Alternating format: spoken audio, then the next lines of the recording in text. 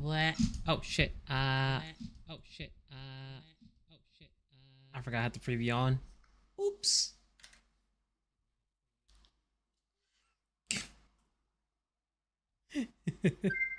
Oh yeah, look what I can do. I forgot to put the speech bot. I always forget a single thing. That is the single thing I forgot this time.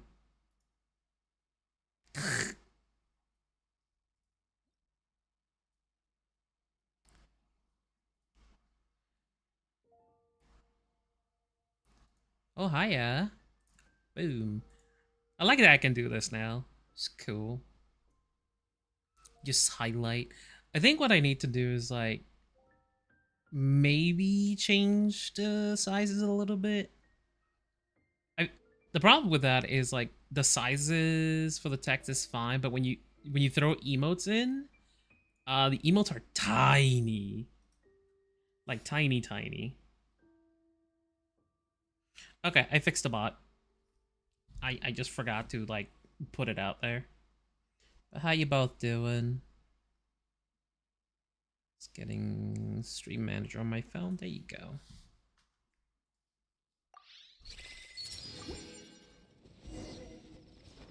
The prophecy in Fontaine. Oh, Did you no, hear what's about happening the prophecy now? in Fontaine? I'm all right. How are you today? I'm good. I'm good. Also, these guys always she always answers him before he even asks the question. Why? It's always he How always about does you? that.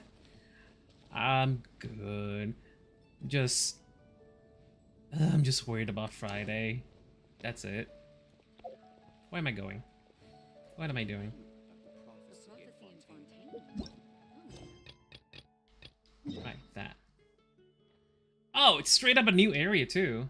Can I just teleport there? No.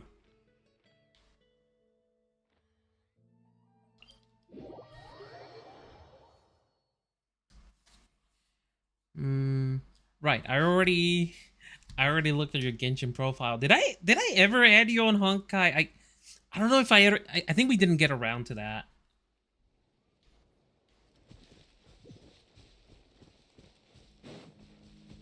No, we did not. Okay. Like next time I'm playing Honkai, if you show up, we can change the codes.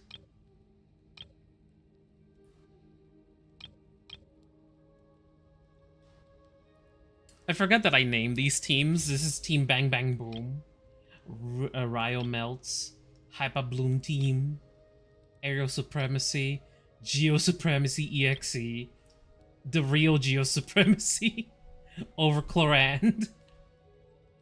Because Overload. All right. Ironically, Overload was actually decent.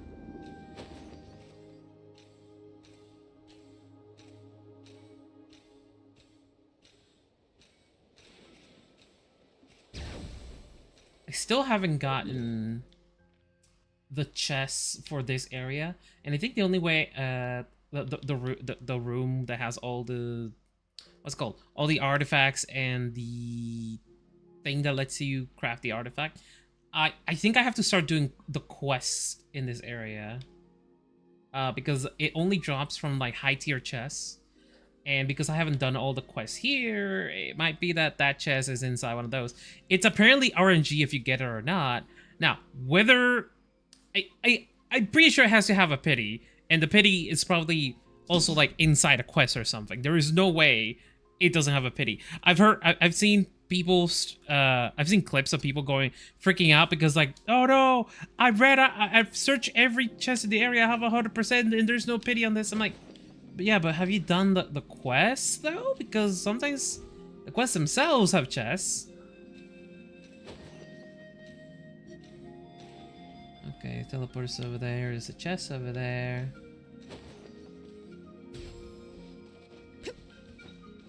That is very true.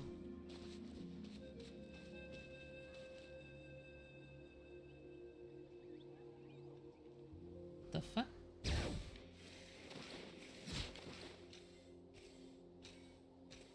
Okay, what is going on here? Potato. Potato.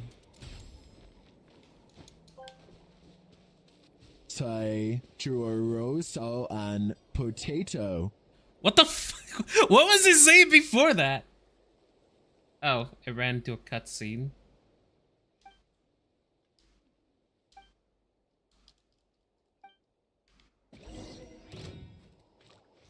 Temperamental Caucasaurus. Could someone have stolen their snacks? Can I just... If I transform into them, I could just win, right? Quiver! Loaded.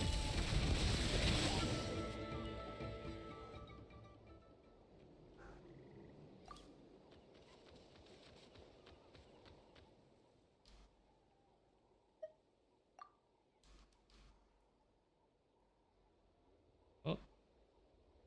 Oh, pfft. Eucusaurus or Caucasaurus. I don't know.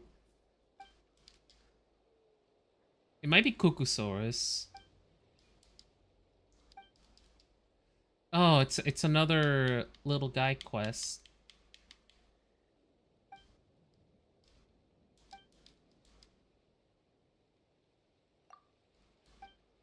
I have not done all of his quests yet.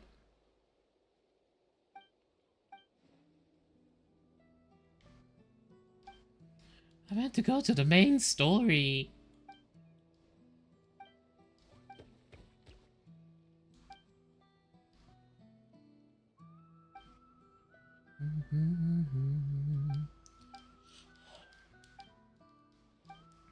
I didn't want to join this quest.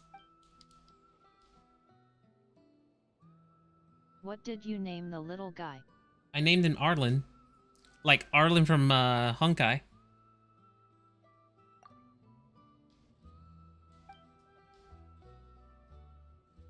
You see? Leave this to Arlen.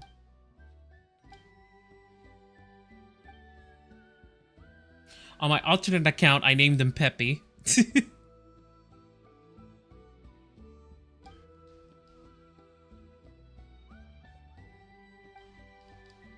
Perfect. Right.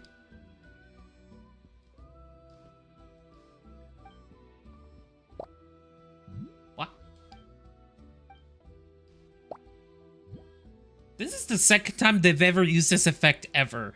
The first time they ever did this effect was in the summer event.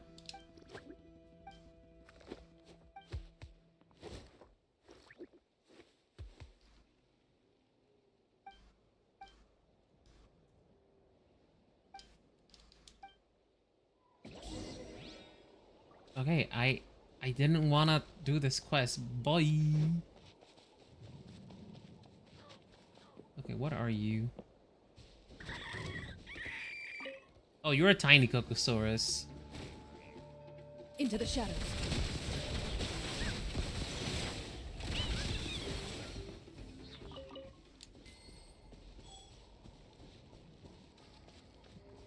What's going on here? What are you looking at?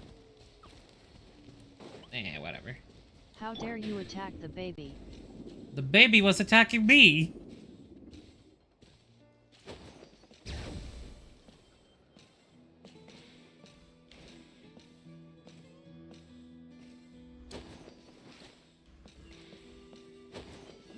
You stole its food. This is Baldur's Gate 3 all over again, huh?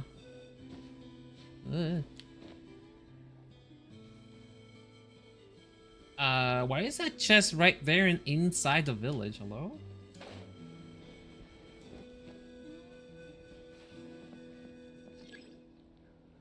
Oh, there you go. Now I can teleport here. Wrongfully killed that owlbear SMH. No one told me anything about it!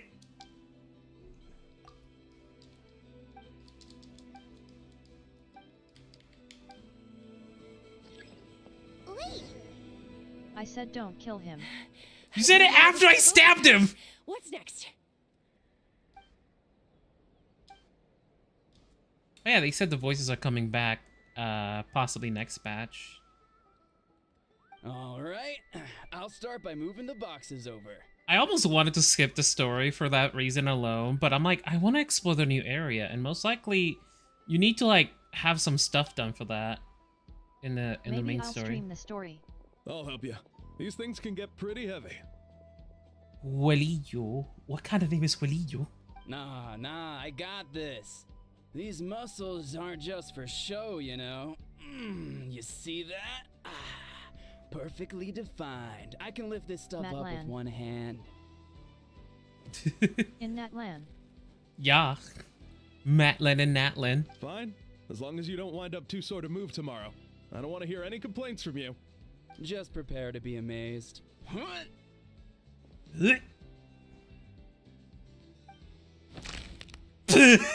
back.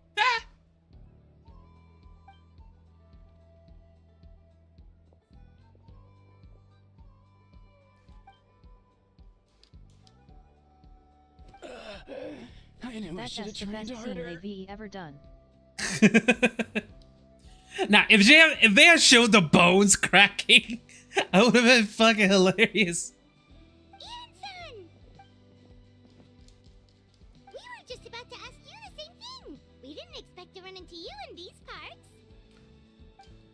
Also, Jensen is Electro, right?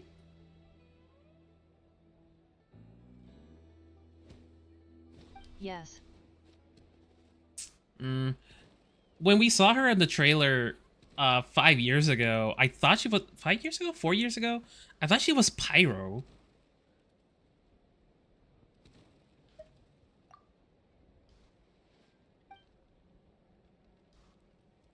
Like if you know what? I'm gonna pull it up. Hold on.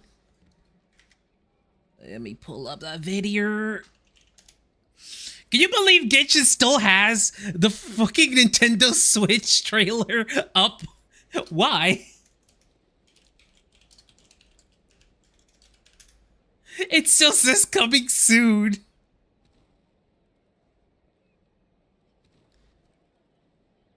Wait, that S still there. Yeah, okay. Okay, hold on. Yeah, see. Genshin Impact, right? All this. Coming soon to Nintendo Switch. It's still there. Oh yay. Where was the video that shows you like chapter preview? I think that's what it was called. Oh yeah, 4 back years ago I was hoping for it. right. Back when they actually posted the video, the music here. Where is it? It's somewhere around here.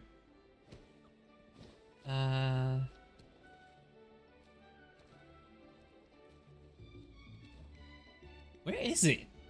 Found it.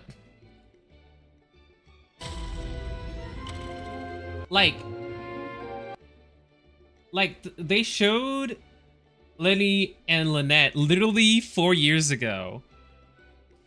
And everyone thought it was gonna be a character that was two characters in one. Okay, why is my PNG being weird again? Oh, I think the reason it's being weird is because I have Arctics running at the Okay, but background. can we talk about how it's called the Tivat chapter? I mean that was always implied.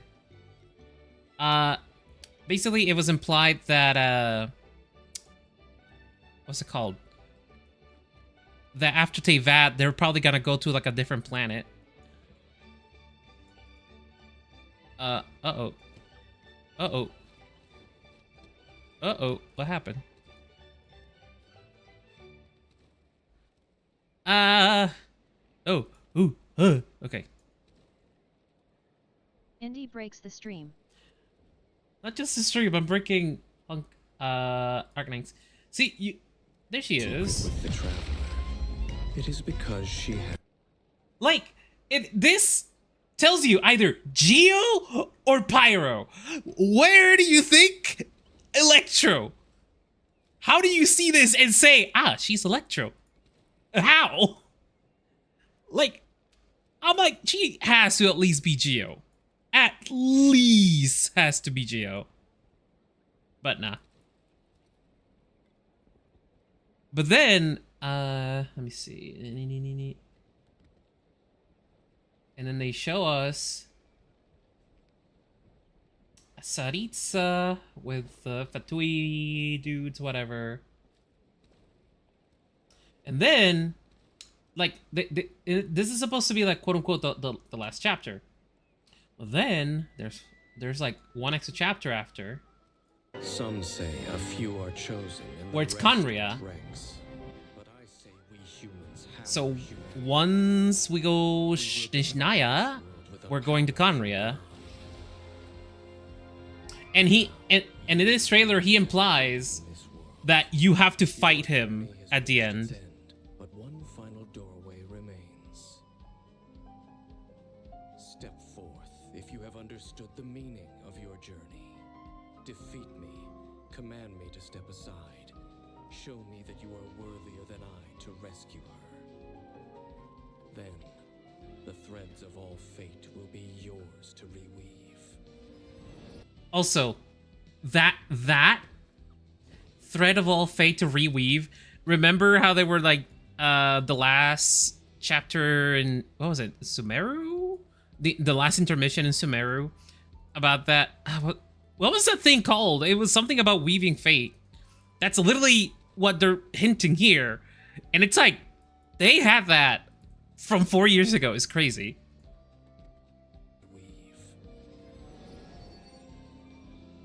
And the thing is, that's just chapter 1. Like you said, after that. My memory has all but faded completely. But I will always remember how much she too loved these flowers. Also, him saying that is the other reason why people go like, no, fuck it, what was his name? Ether is the main character, Lumine is like the alternate main character, and it's like, and it's because of this video right here. This video is the reason everyone says that. And not just that, literally, even when you look at the other trailers, they always position it that way. They never position the other way. Like, they could alternate, but they never alternate. Outlanders do not belong in this. Yeah, this is just Lumine from her perspective as the princess. And apparently this is either Conria or this is supposed to be... Huh? Not Irminsul. It was supposed to be something... Damn it. Oh, hold on. I'm looking it up. Where's Google? Oh, wait. This is Google. I'll borrow this. Oh, that's why I don't hear it. This crashed. So I wasn't wrong. It did straight up crash. Okay, let me close this and hopefully it'll start working. The reason that happened, the reason that happens, I think it's because I had Arknights running in the background. The problem is, if I close Arknights, it crashes my audio if it doesn't close right. Okay, there we go. It should have been, what is it called? Teyvat intermission? Let's go Archon Quest. It was a very important thing, and it's bothering me that I don't remember what it's called. Interlude, there we go. Interlude of Genesis, Inversion of Genesis.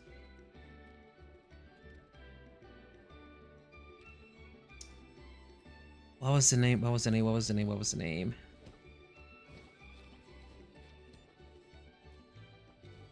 Wait, is this not the... Wait, this is the wrong chapter. What?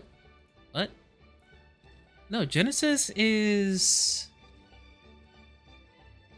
That's Wanderer's story.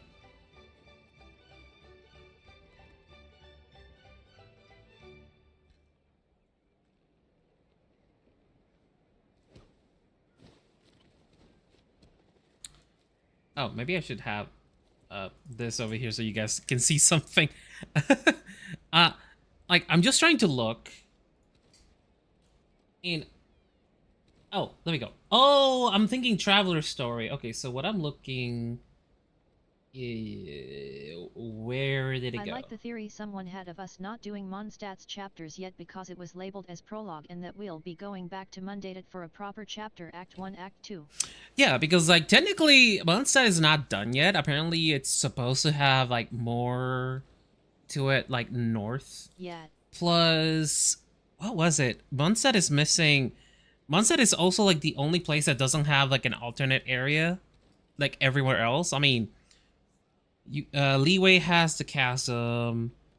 Fontaine has that underwater area. Inazuma has that other underground area.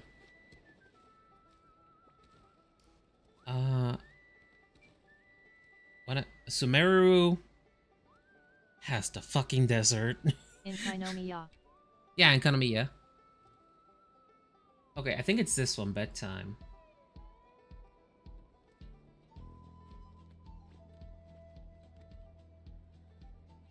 Like, hopefully the summary here. Loom of Fate, there you go. That was the thing. Because he specifically says you can reweave fate. And then they have the Loom of Fate. Like, if that's not a hint, I don't know what that is. I don't know what is, dude.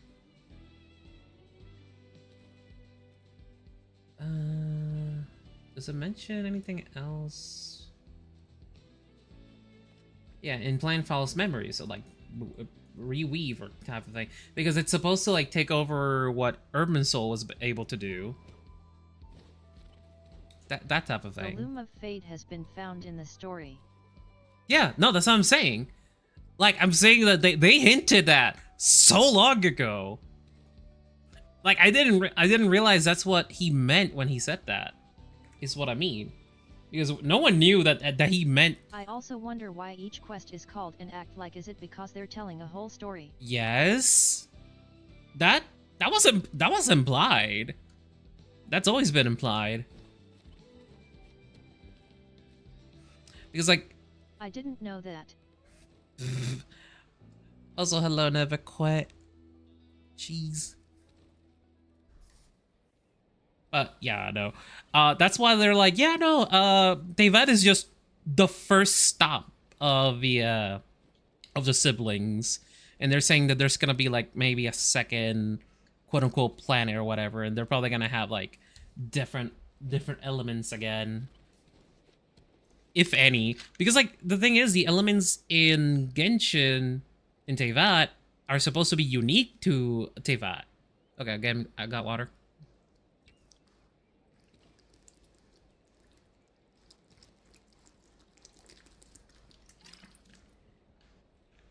Ay.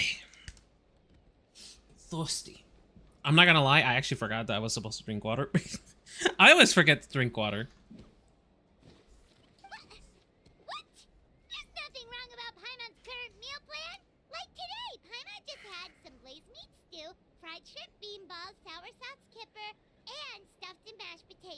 Same bro, same. Yeah, it's actually why I actually make it redeems so you guys can help me out. And the thing is, what I do at the end of the stream, I'll actually refund the points for the hydrate. I always refund them. I don't know if anyone's noticed that I always refund them. Kale juice? Wait, isn't that your favorite drink, Traveler? If Eon-san's going to make some for free, Paimon would feel terrible if you won't get to try it. Ian Zandozen T have a VA nu. Yeah. They're supposed to possibly get their voices back next patch. I think they said they're signing with like a different voice acting company or something like that. Of course, we're also here to help. Let's go see the chief. About time. I might be wrong, okay? I don't have the details. I just heard word here and there, but I haven't heard seen like confirmation. Real. It's probably why they haven't been making Genshin streamer events either. Maybe once that is solved, they'll let people Oh, this is fast. What the hell? They'll do that event again. That way people can stream it with the voices. And honestly, let's be honest. That's probably the best idea. Just do the story when the voices are back. That way everyone can rewatch what they missed in the story, but have it Chapter voiced. V interlude has now begun. Oh yeah, wait, is this interlude? No, hold on. Oh my god, it is! Oh! I didn't even realize it was an interlude! Also, I see you down there. Let's see, what new emotes do we got?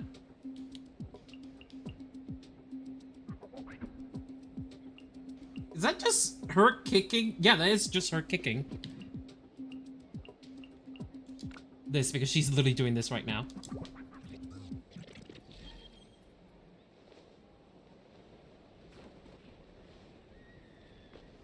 Okay, so we're gonna explain what the hell's happening here.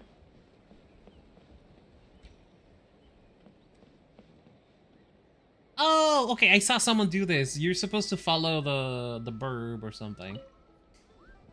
And you get the chest.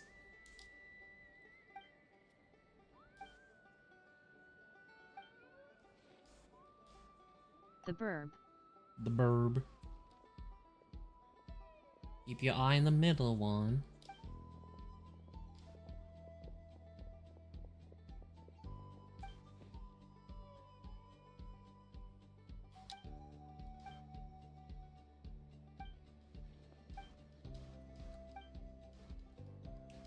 I swear, if I get nothing from that chest. Oh, and I just hit the target? I hit the target!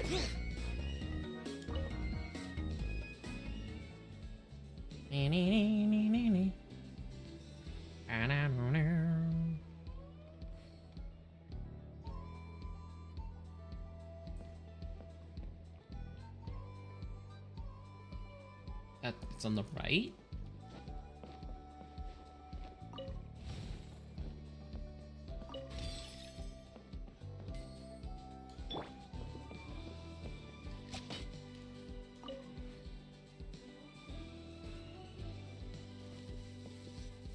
Apparently what people were doing is they were just flying around and following the birds themselves. Because apparently the game lets you.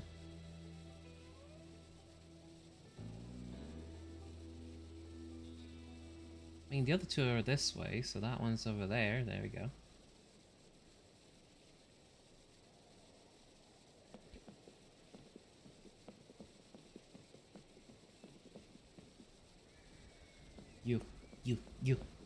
You.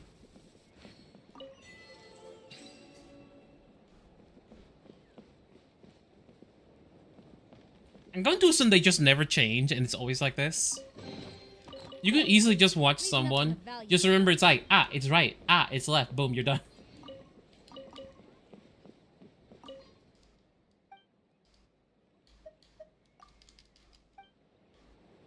Also, why did they make it so this spins, but it's not what starts the challenge? Why even make it spin if it doesn't start the challenge?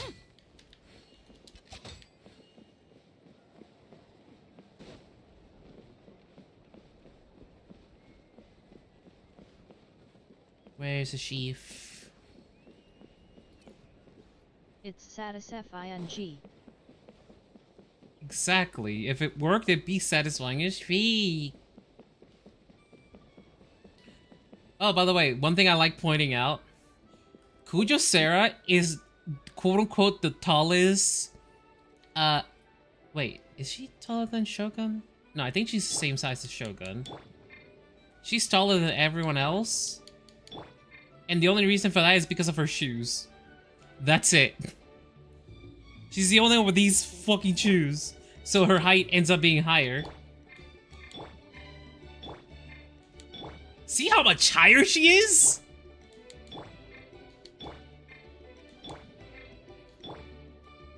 Like, goddamn.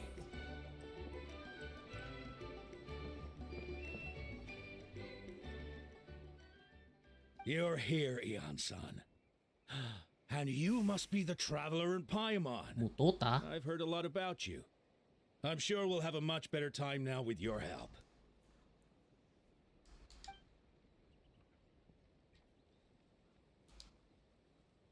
Cold. So cold. Mentally ill person. Are you there? I'm drowning, and there's something in the water. He's on the ground, but it almost looks like he's trying to swim. Why is her name Conchita? No. The abyss. The abyss is coming. There are eyes in my hands, and hands in my stomach, and my stomach is full of teeth. It ate all of you. It's coming for me too. Abyssal trauma. But we haven't been eaten. We're right here. But by the way, hold on, give me a second. POV me after Spiral Abyss.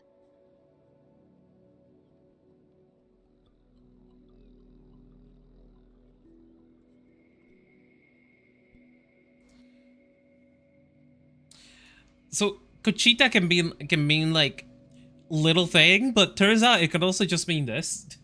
In Spanish, the word Conchita is a diminutive form of cocha. I've never heard of that word before, which can refer to small pig, which is effective to refer to a girl or woman. What? Excuse me? Can also be colloquial in some regions for cute, endearing girl. Which, yeah, I've seen that. I'm pretty sure I've heard this in like Mexican TV when I had a roommate from El Salvador. He was watching shows like that. It's just like, what the fuck? So you can see why I was laughing that her name is just straight up Conchita.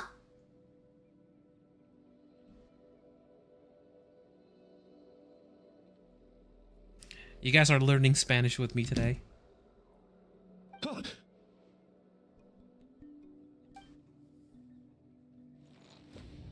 Monstrous beasts! How did you get in here? Why would you leave a mentally ill person with a weapon? Into Good Duolingo. now I don't need to lay for babble. As you can see, their Hey. mental state is quite poor. Again, why does the mentally ill have a weapon? They went missing after the battle. We found them in the wilderness in the days that followed, but the damage had already been done. We found them unconscious in areas corrupted by abyssal tumors, lying next to their deceased comrades. He My only probably guess not is that letting it something go. terrible must have happened during the battle. According to the chief of the Masters Emotional of the Night support Wind, hammer. sudden exposure to a large amount of abyssal power can have mental as well as physical repercussions. We've never seen the effects this heightened before, but maybe Gasoithoth was just too Yeah. powerful. The soy thought? What's that? It's the abyssal monster that appeared in the sky not too long ago. After consulting our ancient legends, we decided to call it Gasoithoth. Reaper. Oh, Oh, that whoops. giant black ball? Didn't we force it to retreat though? True, it poses no threat to us now, but whatever wound it inflicted on these warriors still endures. We scoured all sorts of records for a solution, but nothing came of it. There was some mention of a treatment from several hundred years ago, but that knowledge is long gone. Right! You can purify abyssal power! Might as well give it a try!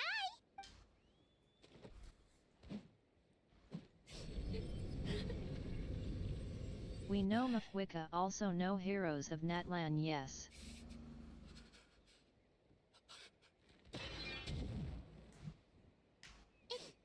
It didn't work? That must mean purifying the abyssal power within them still isn't enough. In any case, thank you for trying. What do you mean? We know Mabuika, also know heroes of Nat. What do you mean by that? So, what can we do now? You don't tell me my friend is just gonna be like this forever? Oh, oops. Come back to me, Gogeta!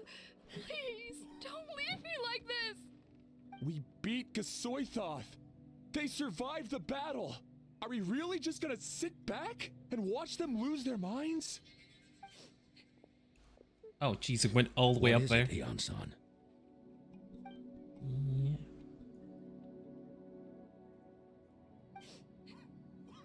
Paimon said we saved Natlan, but technically no. Ah. But, Are you sure about this? Okay, I got it. Because she said we. Got it.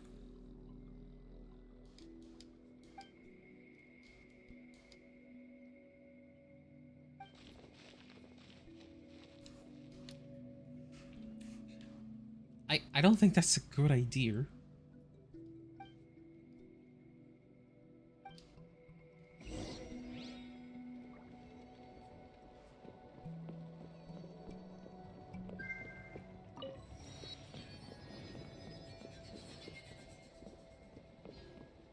This guy's name is Money.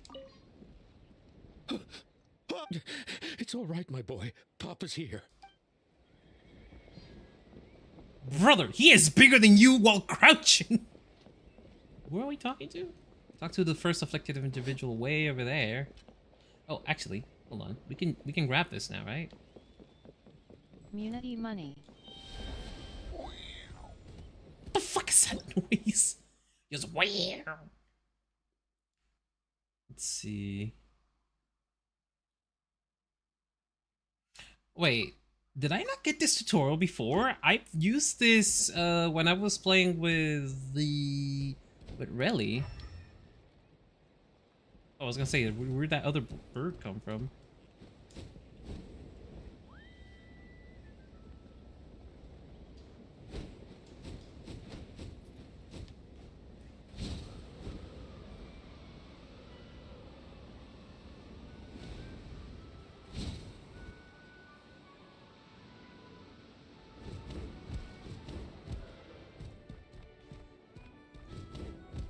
Where are you? I took fall damage as a bird.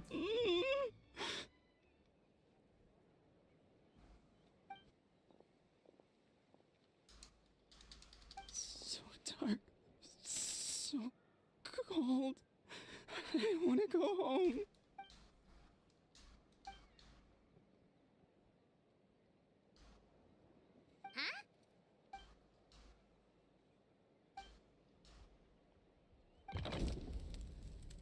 Speaking of cold, eat cold over here. I put the heater on and it's still cold. Light. Underwater. Where is it coming from? It's working! Is someone there? Please save me. No, wait. You have to leave this place. The water's too deep. You won't make it.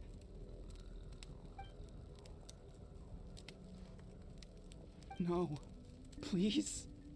Just leave me, Duarte. Oh no, it's not working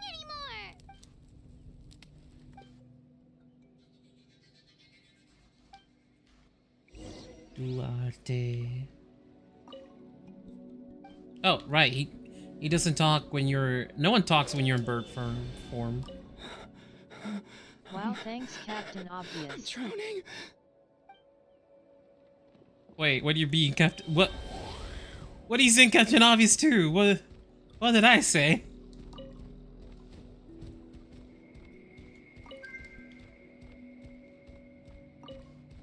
You can talk to other burbs in burb form. Yeah, aminals can talk to aminals.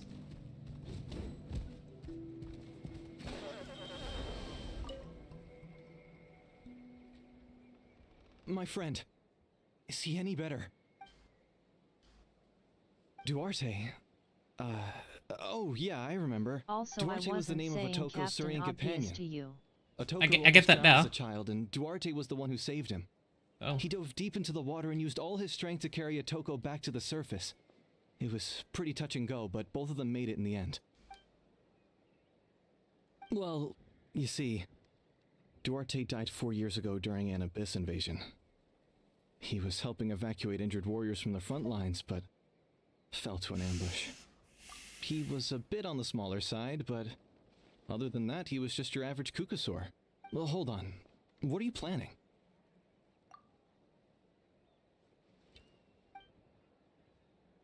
No problem. Thank you for looking out for him. Kukusoul.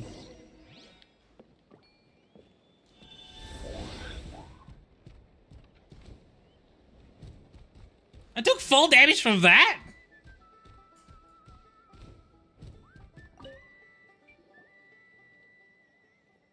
We're back. How are you feeling? How is no one questioning this? Duarte? Wait, but you a burb. How did you get here? Are you here to save me? How are they not questioning that the traveler became a bird?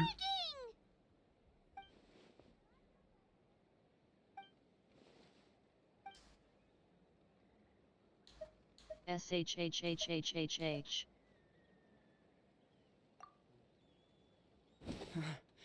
You're gonna carry me out of here just like last time.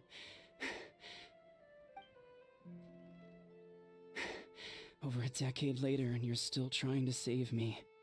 I can't believe you made it this deep underwater, but I'm so glad you found me. Once we're out of here, let's split a How huge did I portion make of it Blaze meat SHH stew, last time? just like old times. I owe you for this. We're almost at the surface. I think it was like you were dead, you know? 7 As H's. if I'd let that happen. I promised to protect you. There's no way. No way.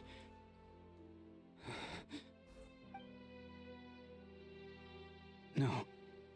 Wait. I failed.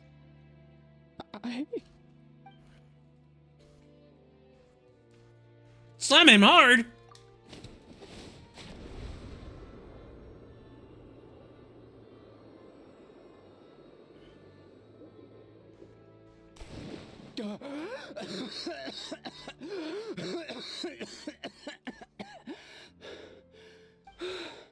Duarte? Wait. You're not Duarte. How did I get here? Who are you people? Toko! Beating the trauma out of him. He's Kaylee. What's going on? All I remember is the battle against the Abyss, and then I was drowning. Is he and a still saurian that crazy? looked like Duarte saved me. How Really did I not? get here?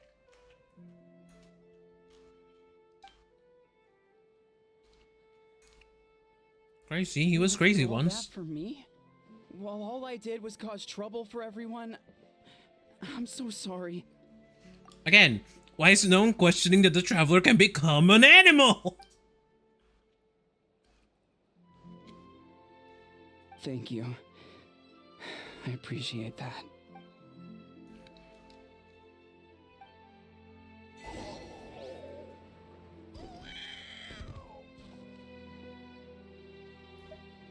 Wait, the battle.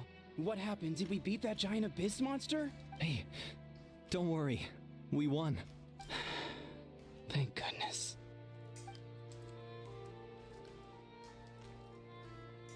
Crazy, I was crazy once. Tay locked me in a room, a rubber room filled with rats. The rats drove me crazy.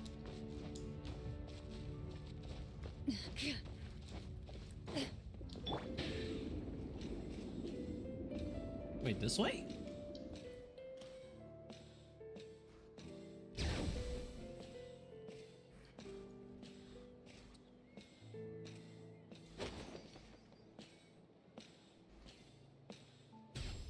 Bruh, the mobility once we get Mabuika.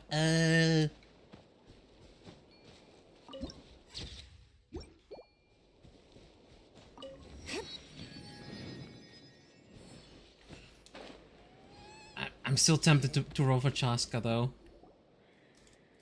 I'm so tempted. It's coming for me. It's gonna eat me. It's no use. It'll just come back. Nothing can stop it. Nothing can stop the abyss. No savior It will guaranteed, devour bruv. Everyone. One day, we'll all be reunited in the pit of its stomach. Maybe it's just Paimon, but she seems to be in even worse shape than Atoko.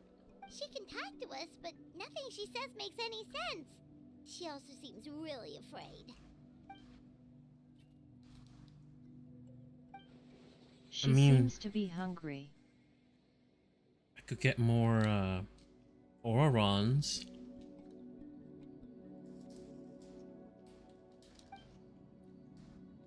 Ion-san, I heard you cured Atoko? I'm so relieved. Is there anything I can do to help? If you need extra hands, I can...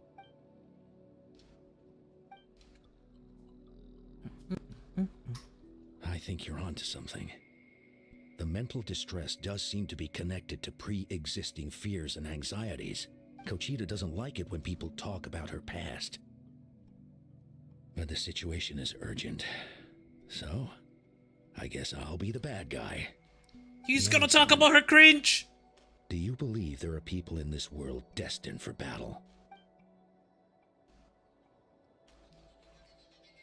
Then, what about people destined to be unfit for battle? When Kochita was little, her parents died fighting the Abyss. She was only 11 or 12 at the time, and her brother, even younger still.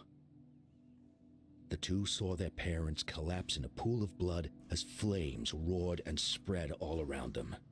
Kochita trained hard to become a warrior, but still found fighting Abyss monsters too difficult to handle. She and her brother were left with severe trauma after the incident. Pain and fear that they could not get over no matter what. But isn't Kochita one of the warriors who fought the Abyss? Didn't you find her unconscious out on the field? Yes, we did. You see, something changed within her several years ago when the Abyss attacked our tribe and broke into her home. By the time the guards rushed to the scene, they found her standing there, weapon outstretched, hands trembling. Her brother huddling behind her for safety, and the Abyss monster dead at her feet. She didn't even look at it, and just kept repeating the same thing over and over. You're the only family I have left. I won't let anything happen to you. She became a completely different person after that. She earned a reputation as a very capable warrior and fought countless battles against the Abyss. We all thought she overcame the trauma, and we were so happy for her. But now it seems like even if she buried it deep within herself, the fear still never left her.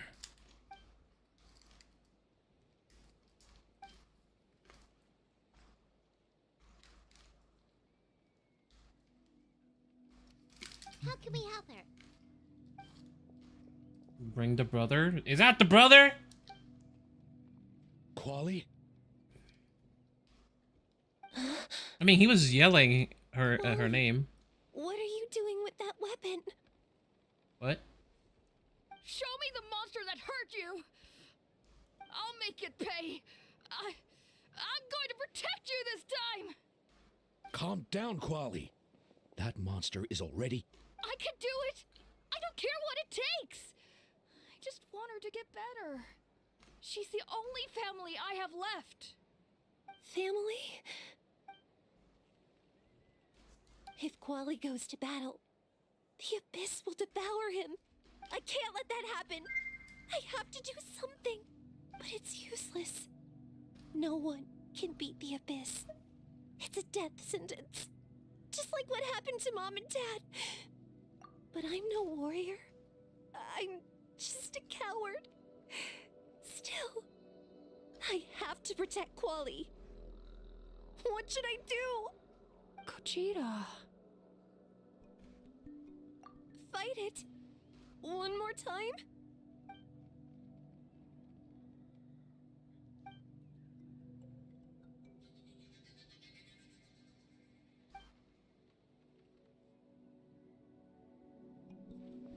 Try checking the mountains to the north.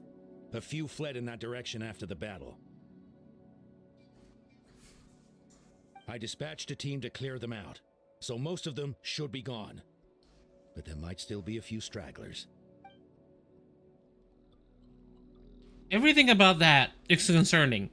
one, you knew where they were going. Two, you sent a team and then said that team might have left some alive. How is that not concerning? There's no turning back. I have to face it, even if it will devour me whole. I'm coming too! I'm not letting my sister face this alone! Not anymore!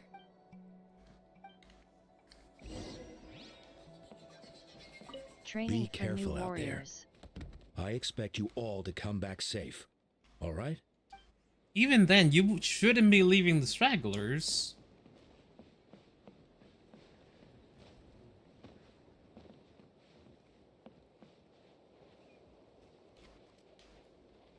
Is there no Kukusor here?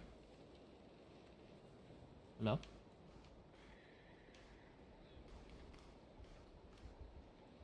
Oh.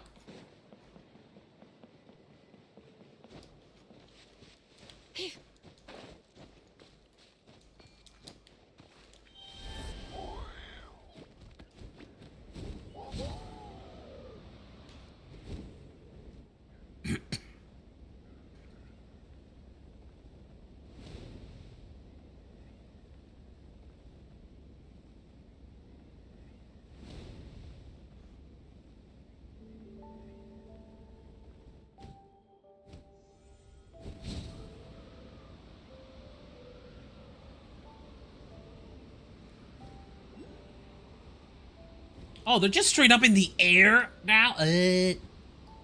Not a fan. Oh, here?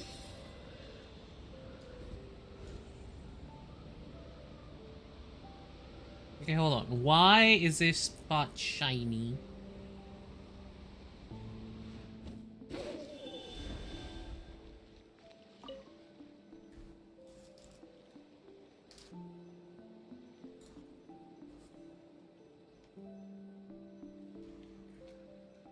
Okay.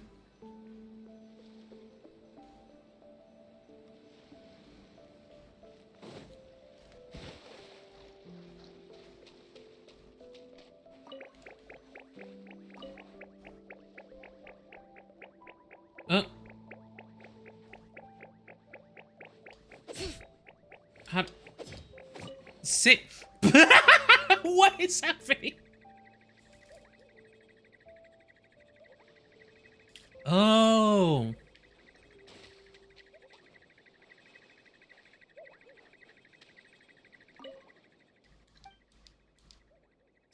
Bing bong ding dong.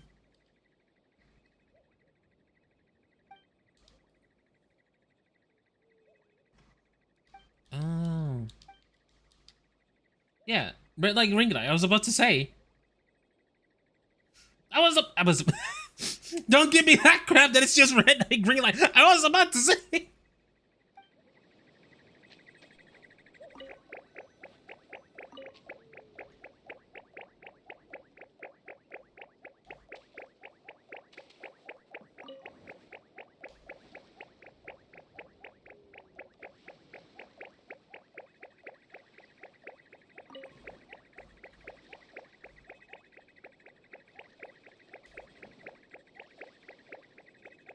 Oh, they give you a lot of time for the ding.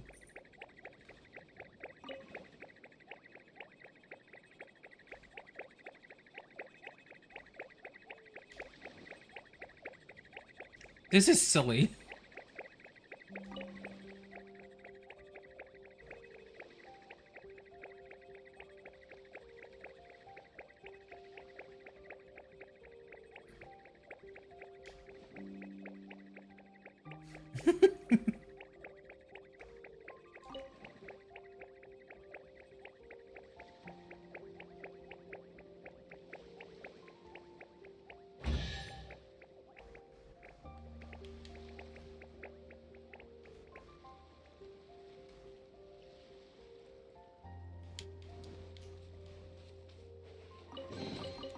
There's a lot of good stuff in here. Want to split it? Just kidding. You can take it.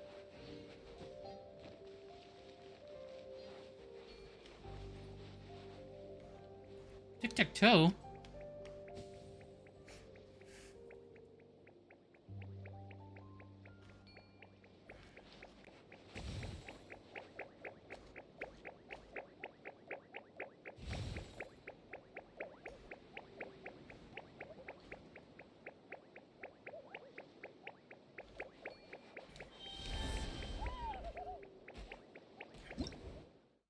Again, I played with this before.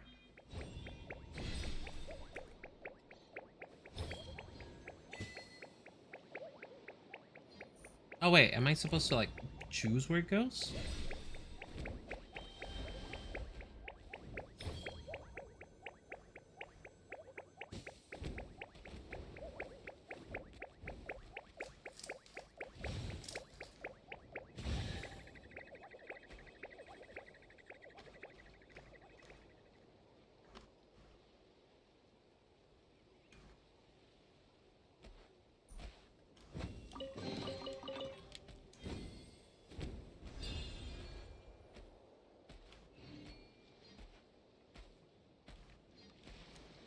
Such a weird running animation.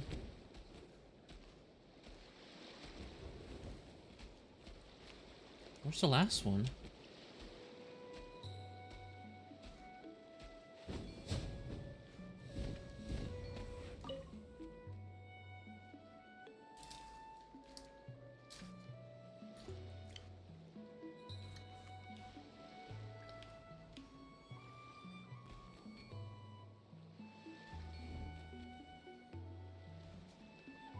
Oh, there they are.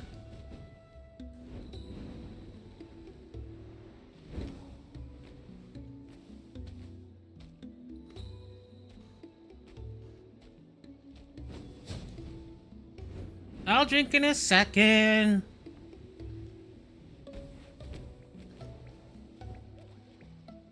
Also, these are not sillies, they're just called Montus.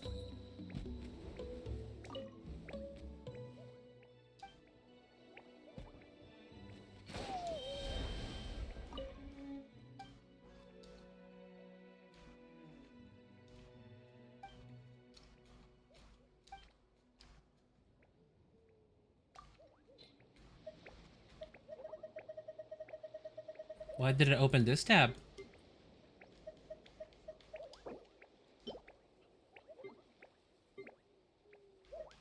I think I have enough berries, but you know what? Let's give him one of these instead.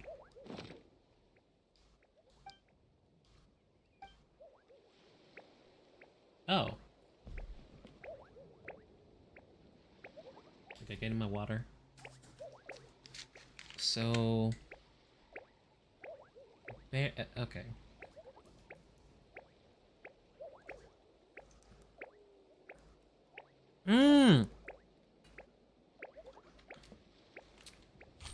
Okay, I think I get it. Or not? Wait. Wait. Because this is just standard stuff. This is leeway flowers. But this is also leeway flowers. Because that's a glace lily. That's a conch. But then those are wolf hooks from Mondstadt. I don't know anymore. Because, let's see. That's okay, that's from Leeway, and that one is from Mondstadt. You know, you are just generic fruits. Oh, they're going by color. Okay, I get it.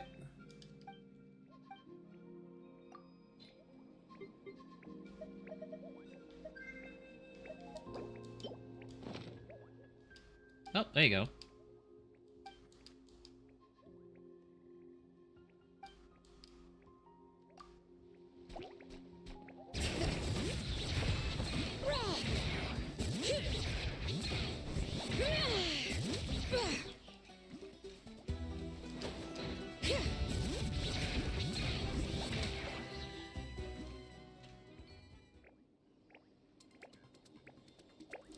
Can I have your stuff?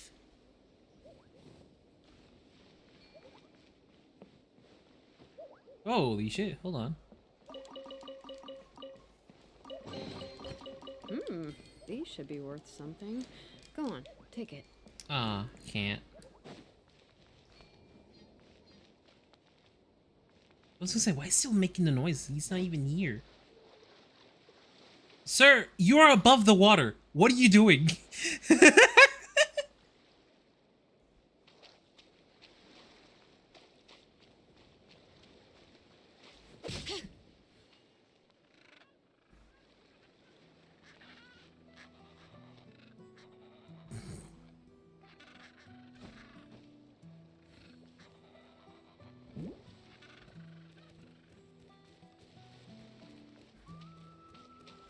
Does that just happen if you just push him?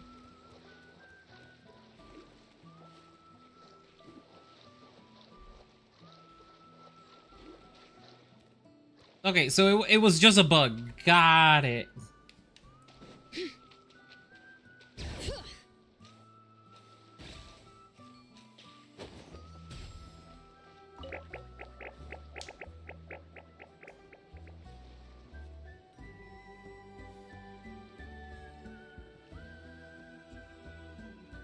Remember how we were supposed to be helping a mentally ill person? Take a break after all. Me neither. Around. Yeah, let's rest here for a bit. These should be worth something. Go on, take it.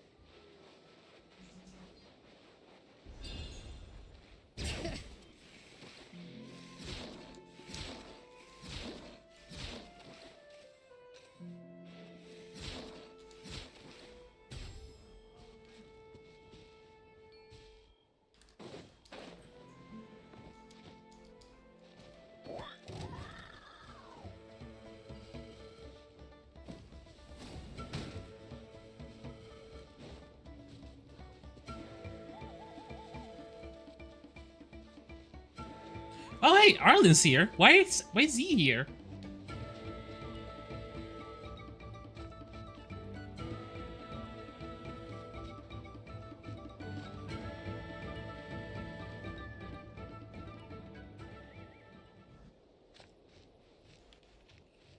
Oh wait, is this just like a... Oh, it's a photo spot. What?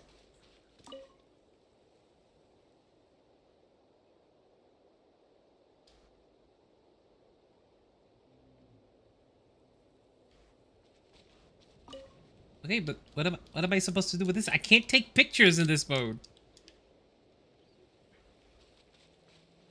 Okay, so I need the owl thing. Oh, I have to straight up make this recipe? Saurius crackers. Did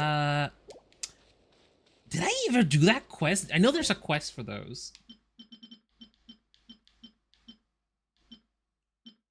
Let's see. What? Huh? What do these do? What does this mean? Hold on. Signs of the canopy, people of the springs should... When did we get these? Okay.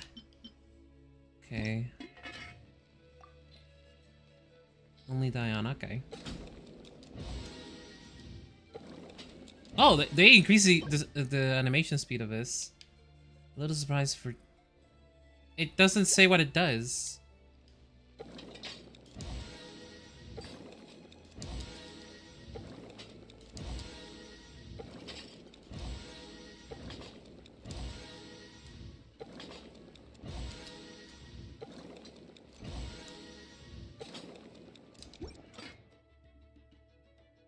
Okay, what did that food do? What it do? What it do? Why is holy water now considered this? Also, it doesn't have a description. And Fanta just makes you have bubbles on screen for like a second. That's it. So does the holy water do something? Let me see.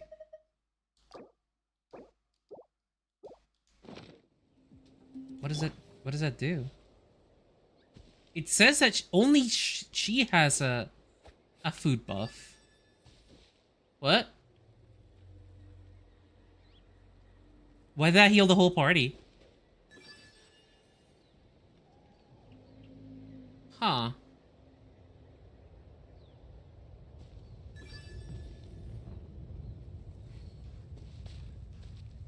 Ah, shit, that mountain's in the way. Apparently, hearing the volcano erupt is rare. So, hold on. Does she have to be on the field for that effect to go off? She does. So if I make the other foods, does that mean there's a different effect on all of them?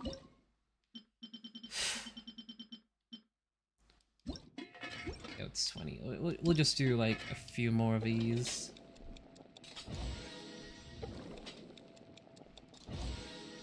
The reason it bothers me is because I don't know what type of buff this is classified, so I don't know which buff it overrides.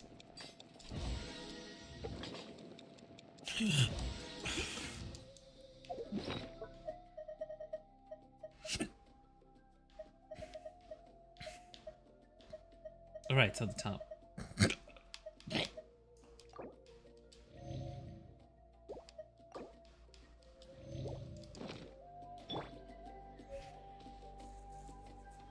Is it the same effect? Okay, it's a different effect.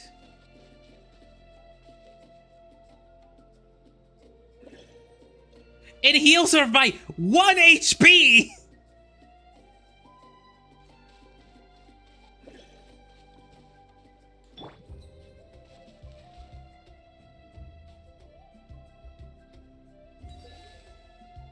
And they just have a different visual, that's it. Now the question is, can you have all of them on one character?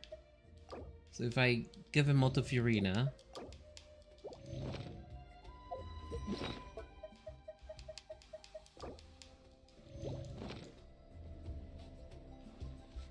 would she have all 3 of them combined?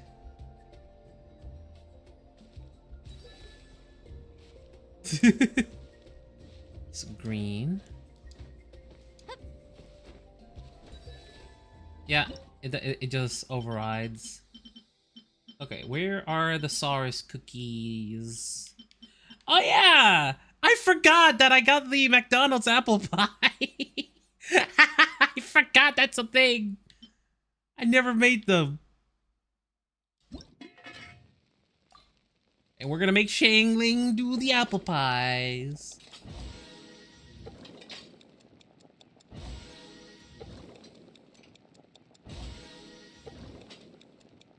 I don't even know why I cook these. Like I never use food buffs. By the way, maybe you should be using food buffs. Oh my god, you should.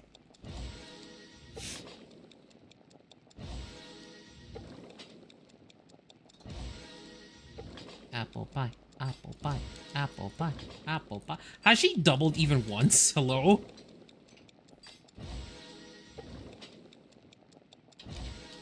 Shangling. There we go.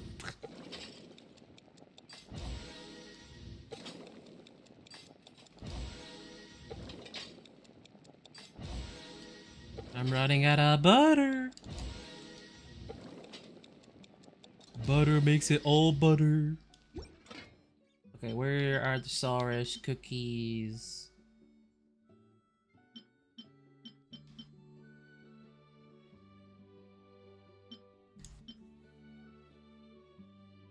Sauron cookies, Sauron cookies, Sauron cookies. Saurish cookies.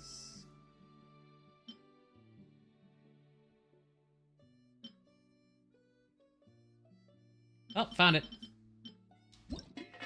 Wait, I have 2 of them. Why did the game say I had none? Does it have to be like delicious quality? That might be it.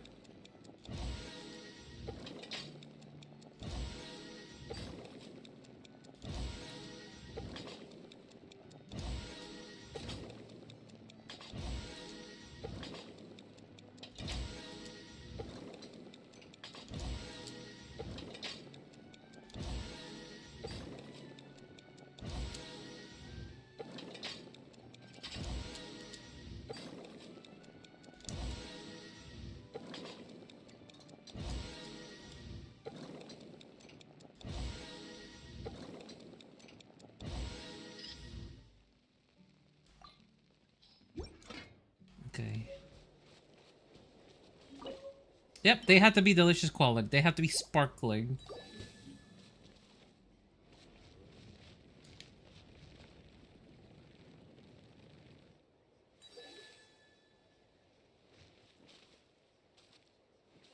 Oh, I guess the goal is to like get all 3 of them. I need... Oh no. That's a boss fight.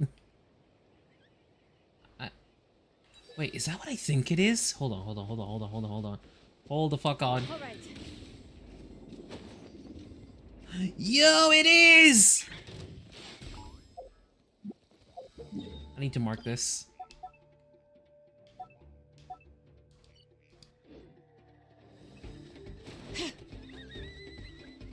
Hold on, I need the owl. Where owl at? Or, I mean the bat, not owl. Is the bat at the bottom the only bat in the area? Hello? Bring it.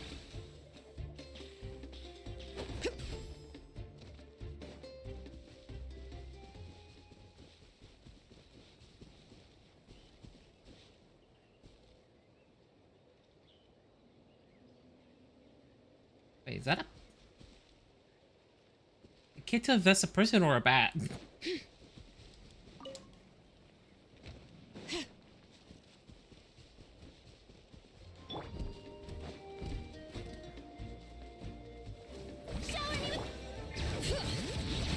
Letting brave names echo. No turning back. Strike.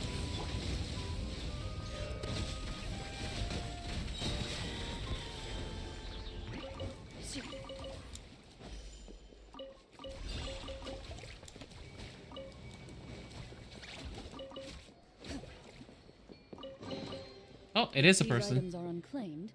We may take them without controversy.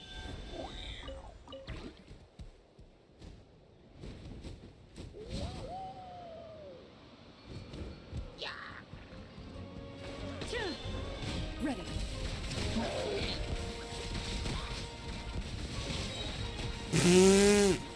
He fell off!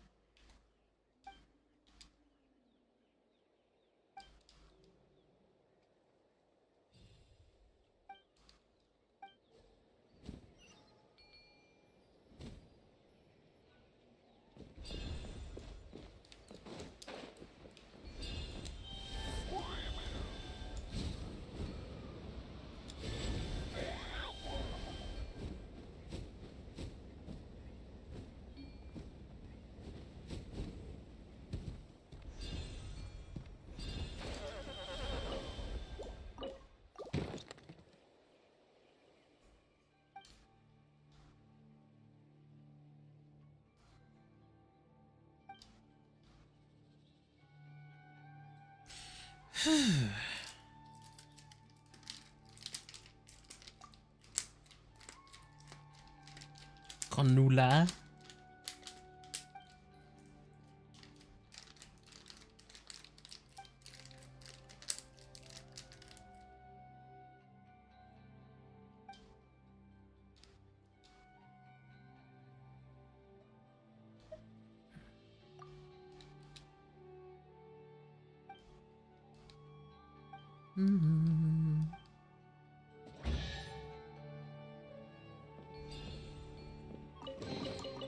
A stroke of good luck, and a very welcome one. Okay, so the bat is down there. So I have to get the bat up there. Wait a minute, I have Auron! I can just use Auron! All right.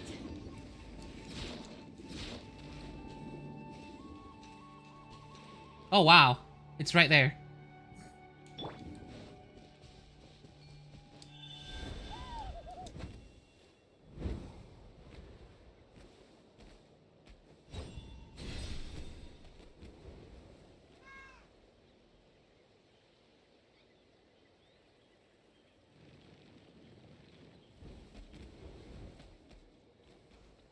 I have to put that here?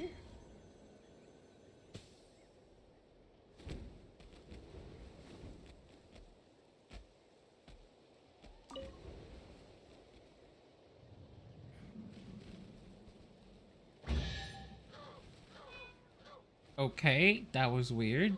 Where's his chest?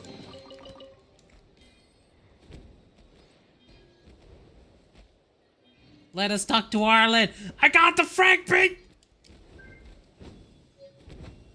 Oh, the rock is for that.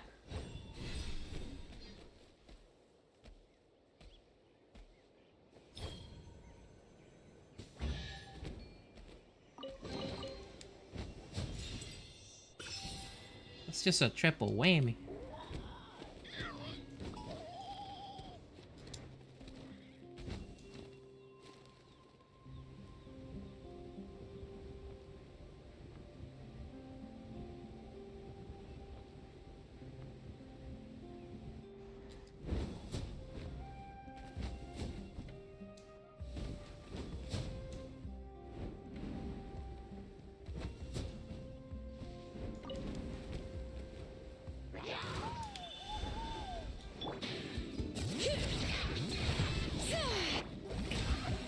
Flash! Loaded.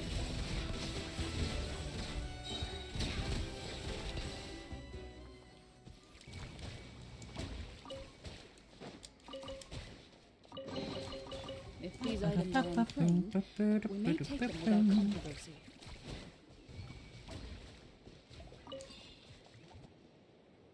Okay, where is... Oh, we're literally right above it. Yeah.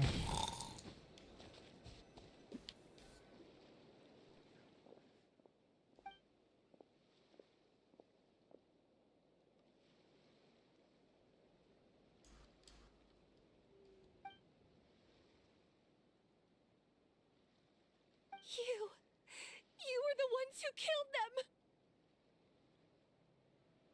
As a kid, I thought my parents were invincible.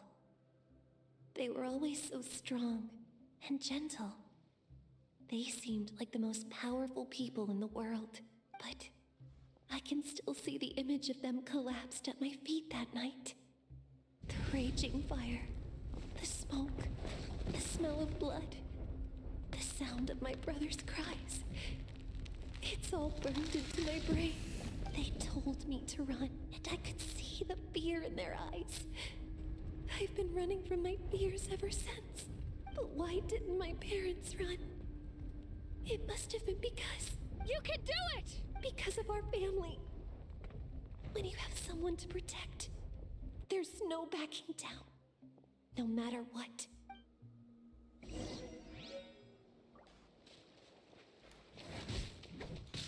Stay away. Let's help her out.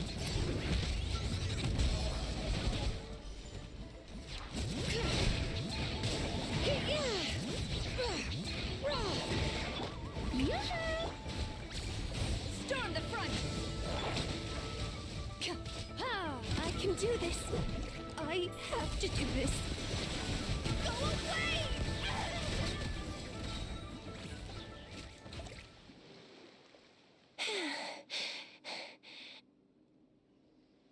Where are the rest? Where are they hiding?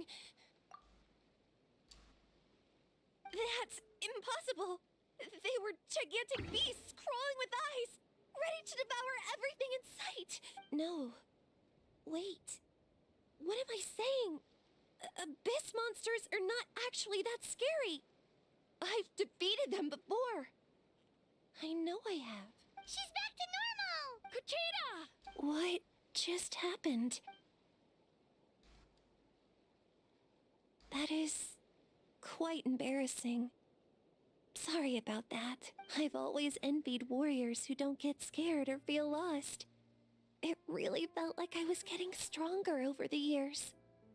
But in the end, maybe I never made any progress at all.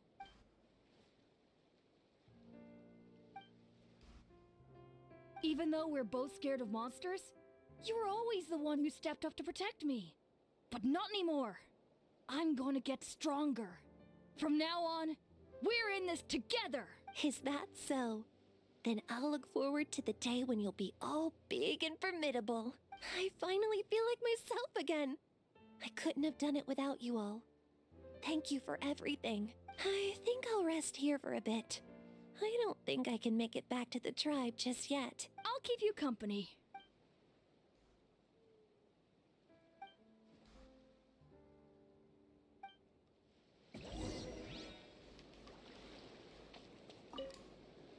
I'll fight by your side until every last monster is gone. Okay, I figure out why his voice bothers me. It sounds like Bennett. That's very brave of you. But you know what would make me looking even it up. happier? if this whole war would end tomorrow, so you would never have to fight at all. Hmm.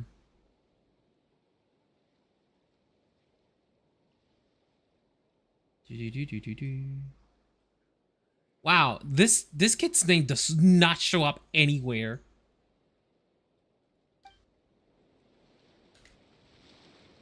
Oh, because I misspelled it.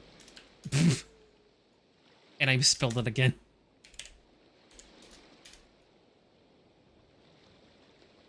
Quali.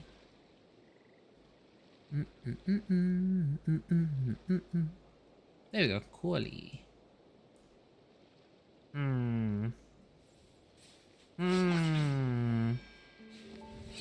Nothing. No info, no comments, no nothing. Bro just sounds like Bennett. And it bothers me. Although, just casually leaving this here. Hello?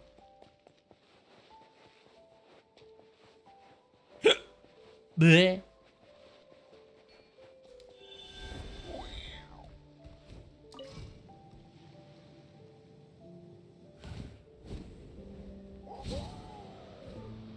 Woohoo! That's the one it sounds like.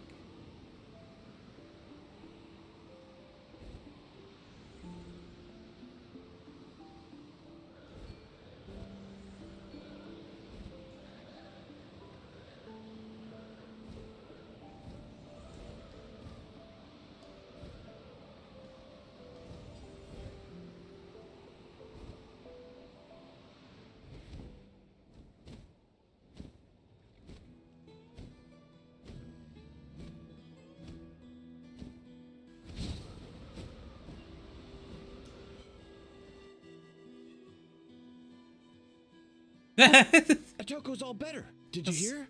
That's not where I landed. Really? Yes, really. It's all thanks to the Traveler and Ian-san. I see. Yeah, I was son. wondering why the Traveler was chosen to accompany the Pyro Archon in the final battle. But I guess he really can do the impossible.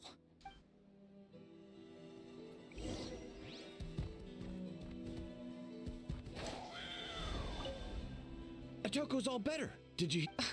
Oh, they're just repeating really. everything. I see. I'm right here.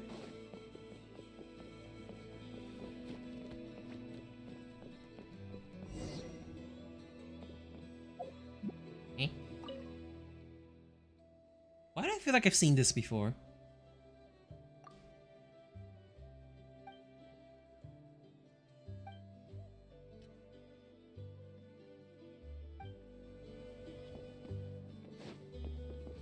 Alright.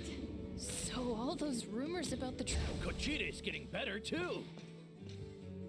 Koichi, give me a hand for a sec. Right. Koichi's not... She's not here anymore.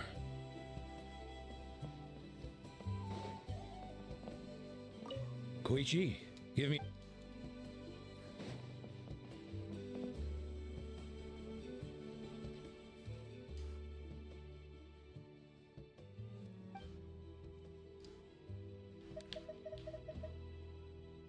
Yeah, honestly, Paimon was at a complete loss when she saw so many sick people on the hot air balloon platform. We only found a solution this time because you kept your cool and took control of the situation.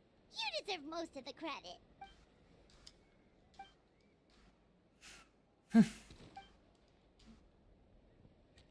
Whoa, you're right. That makes a lot of sense.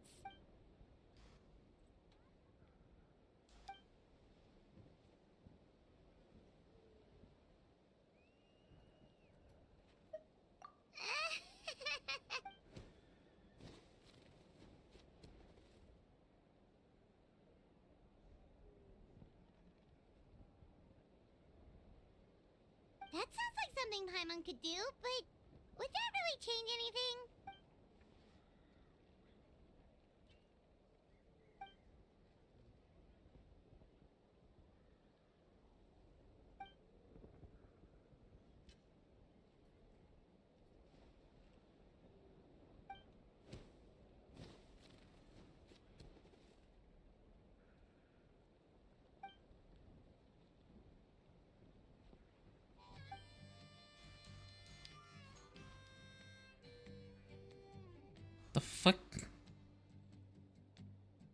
That fucking music. Oh, well, when you put it that way, Paimon's almost encouraged to start drinking kale juice tomorrow. No, today. Paimon will start today.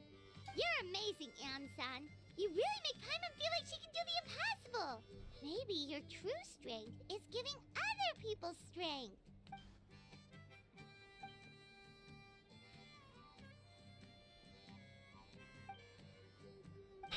Hian-san, bad news. Occult Land is out of control. Ah, yes, Hammer Boy.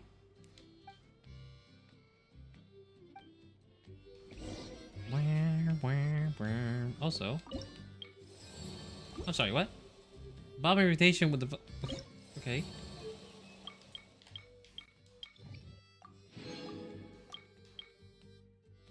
I hate that you can't do these two until you do like some of this. I mean, I get it. I still hate it.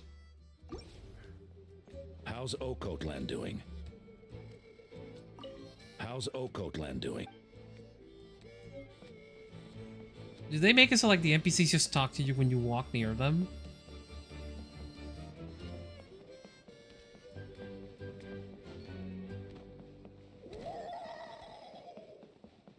Kochita is getting better too.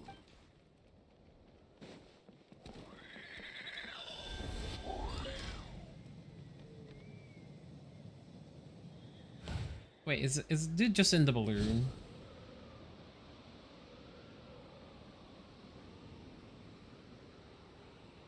The answer might surprise you.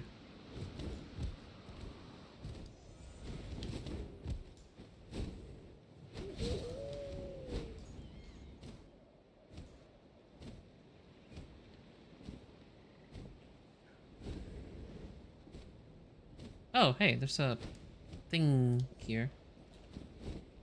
No!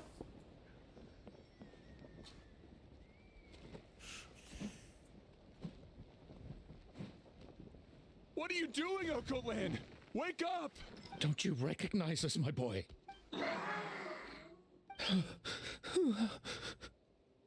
The Abyss monsters are everywhere. Everywhere. They've taken over the tribe. No corner is safe. Did we lose the battle? No. It's pointless to think about that now. A warrior only has one job. Fight until the very end. Careful! He's not himself! Occult Land!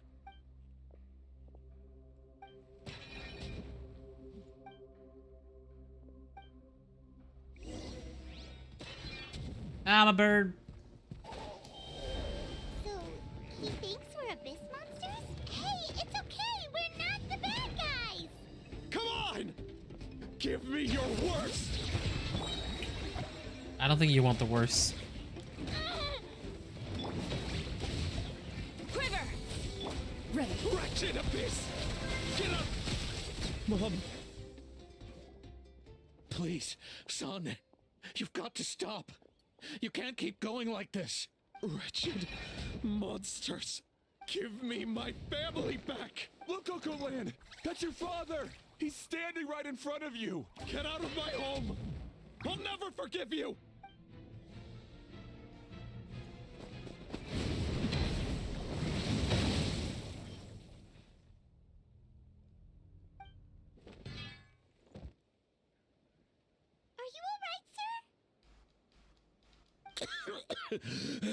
I'm fine. Please, don't hurt my son. He's just trying to protect his home. But what should we do now?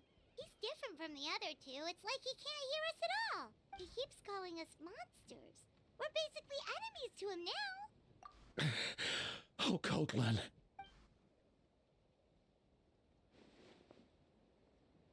Abyssal corrosion syndrome. 500 Wait, years later, that's... and it's resurfaced Yeah, again. Capitan.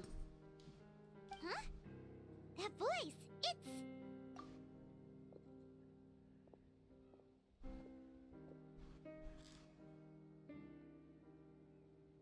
Direct contact with high concentrations of abyssal power causes irreversible mental trauma in most people. The exact presentation will vary according to trauma level. Some will suffer from superficial hallucinations, and maintain the capacity to perceive the outside world. In such cases, verbal and physical interaction can be used to break through the hallucination. However, there are also those who are so far gone, entrenched in hallucinations so deep, that medical intervention is the only option. That's why we developed the Drought of Lucidity. The draft of lucidity? It's a kind of medicine that can dispel the psychological impact of the abyss. The treatment comes with severe side effects, including chronic migraines for the rest of the patient's life. So, it's reserved for the worst cases. This man is a devoted warrior, one not easily swayed from battle. That is precisely why it's so difficult to pull him out of this hallucination. If you trust me to be true to my word, give him this. Wretched monsters! Setting up an ambush! Give me your worst. It's either your end or mine! Hurry! He's awake! Please, give him the draft. My son thinks he's alone in this world. In his mind, all his family and comrades are gone, and only enemies remain. There's nothing more painful for a warrior than losing everything you fought so hard to protect.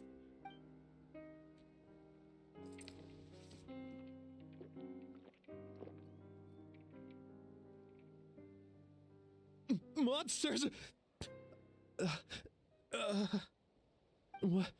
What's going on? Dad? What are you doing here? My head hurts. I just had the strangest dream. I dreamt the Abyss took over the tribe. It's all right, my boy. It was just a nightmare. Let's go home. You need a good night's sleep. But first, I want to thank you for saving my son. May I ask your name? Just Capitano is fine. I owe you more than words can say, Mr. Capitano. My name is Mune. You're welcome in my home anytime. I don't remember. Did they ever call him Capitano anywhere else other than the trailers? Is he calling himself Capitano because Capitano just means captain in Spanish? Time to go, son. Can you stand?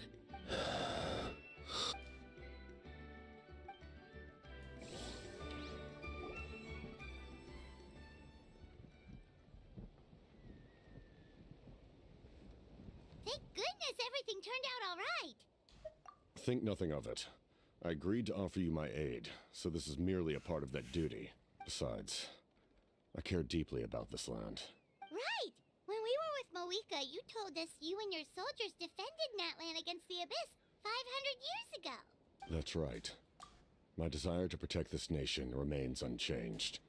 When my platoon arrived in Natlan 500 years ago, like you, we were true Outlanders.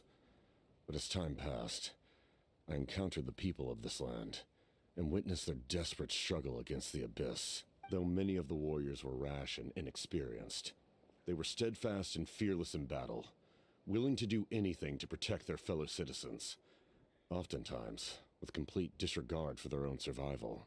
Just as I fought for the glory of Conria, they fought for the survival of their nation. We happened to share a common enemy, so I decided to offer my aid. We fought side by side to the very end. I traveled to many places after that, but I never forgot this land. Even now, my work in Natlan remains unfinished.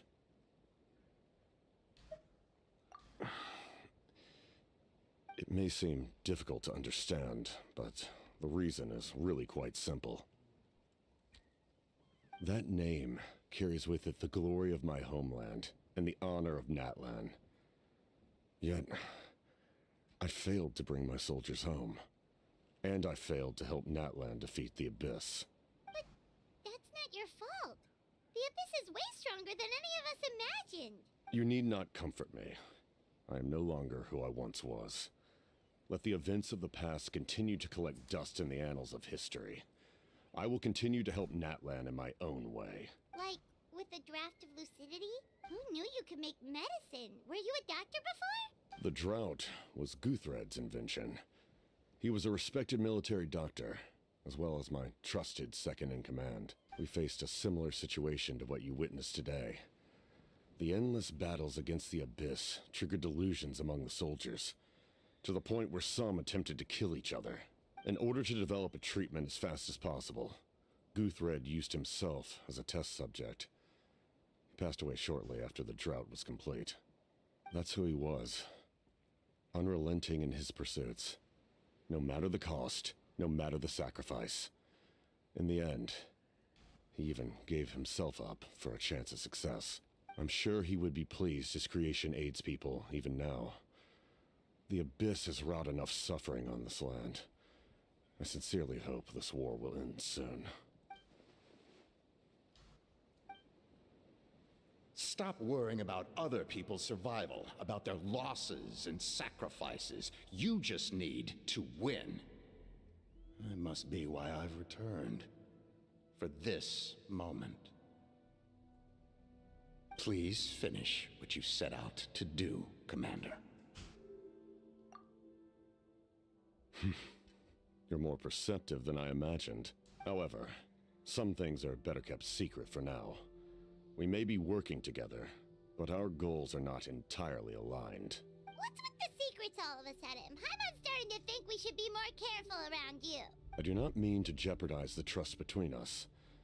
I simply prefer to keep this to myself, because it's a personal matter. All I can tell you is this. Natlan may have survived the worst of the crisis, but the souls of this land are still not at peace, and that is why my work is not yet done. Well, if it's personal, then we'll just have to trust you. If you have other questions, I'm willing to answer them. Wait, like anything? Paimon wants to know how you eat with the mask. Anything you want to ask, Traveler? Natlan must pay the price for Mawika's use of the Ruler of Death's power. That price is death. And only Mawika's death can clear the debt. Even now that the war's over and the threat to Natlan is gone, it looks like that death is still set in stone.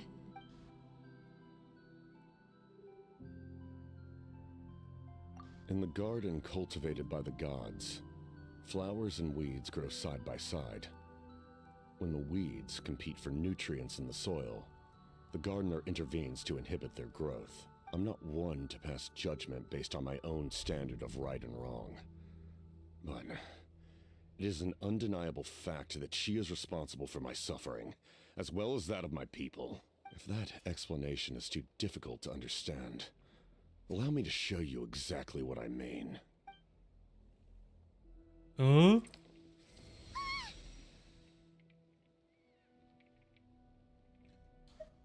The ruler of death can freely define the form of death, or grant immortality to anyone she desires. Her power is a rule in and of itself.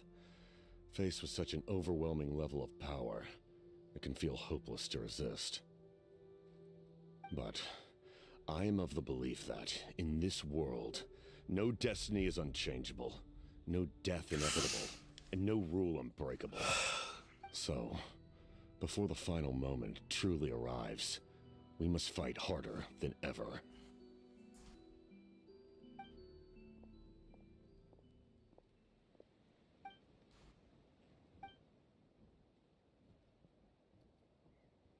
Oh, did something happen?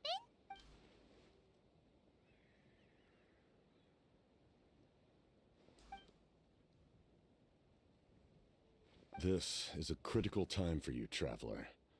It's best not to delay, so let us end our conversation for now. Best of luck to you all. Goodbye.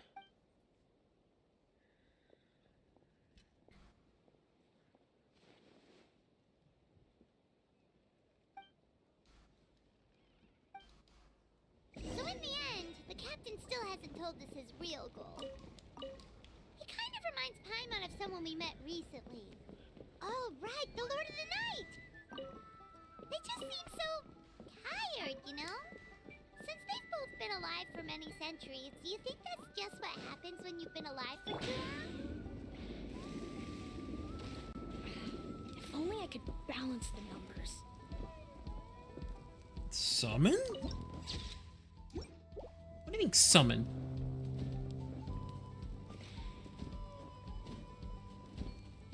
Oh.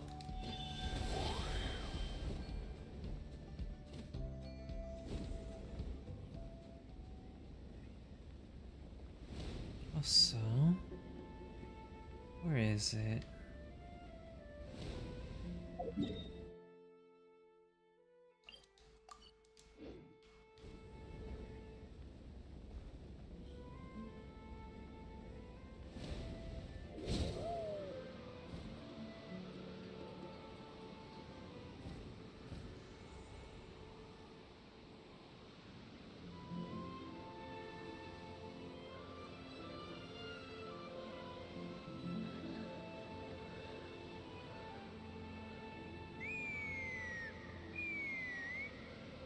Huh? Huh? What's that sound? Seems like it's coming from that bridge.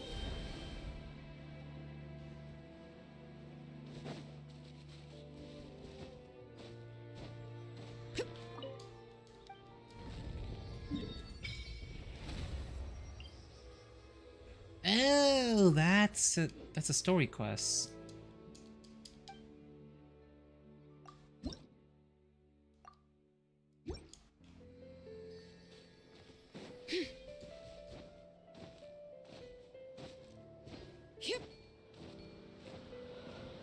Okay, I'm gonna turn on the heater and do a few things, so I'll be right back. We're gonna go be here. You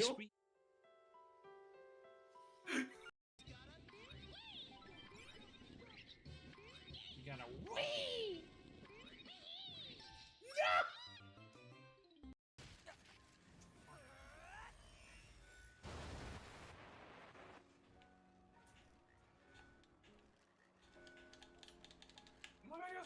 Yeah, it was glorious. I laughed so hard.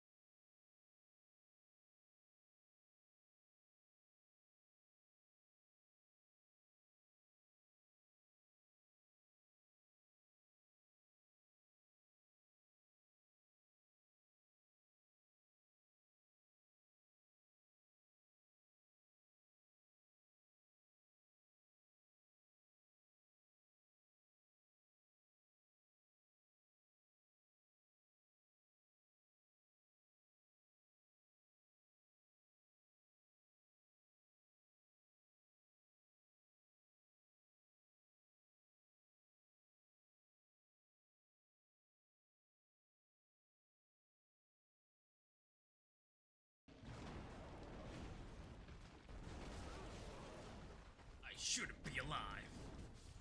No, really, I shouldn't be alive. That's you got this. You got this.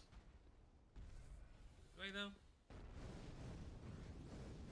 I took like 60 to 70% of its health, probably 60. It still can one-shot me though. Yeah, but bullshit is your specialty. Skelly boy, no! Tickle his butthole. Just don't get hit by head. The Skelly took so much damage, the poor lad. The skeleton killed it! What the fuck? What? The Skelly boy came back from the fucking dead!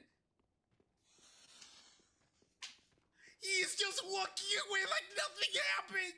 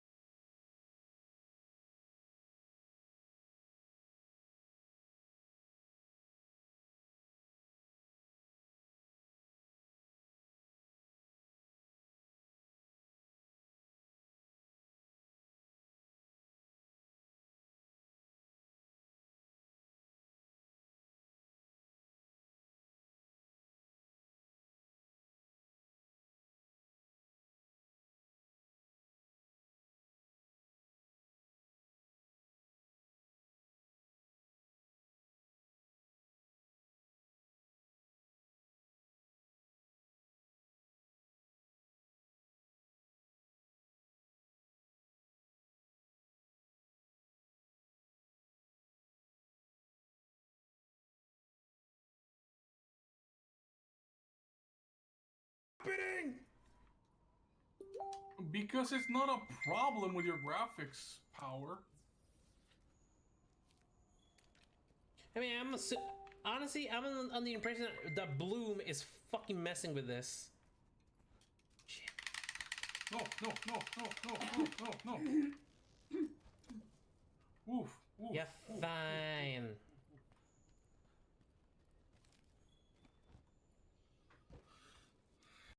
Somebody please help me! Oh my gosh! It's Man Ray! I mean Mario!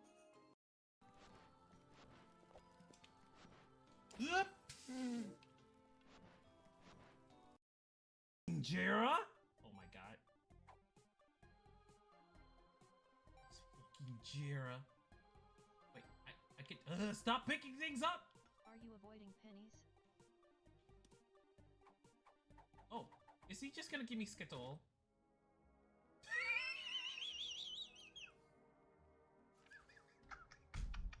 The fucking music! The fucking music got me! Yeah. Oh yeah, Rico's a thing! Hey, we're back.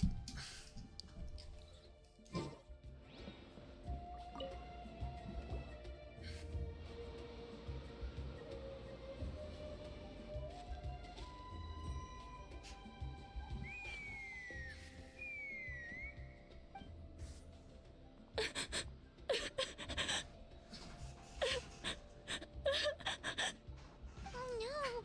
Why is she crying? Should we go check on her? You know, just in case she's thinking of doing something stupid. What? I'd leave her be.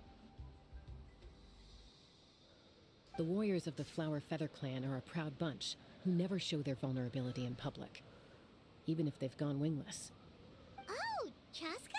Good to see you again, Traveler and Paimon. Before we carry on, let's get a little further away before Koyer notices us.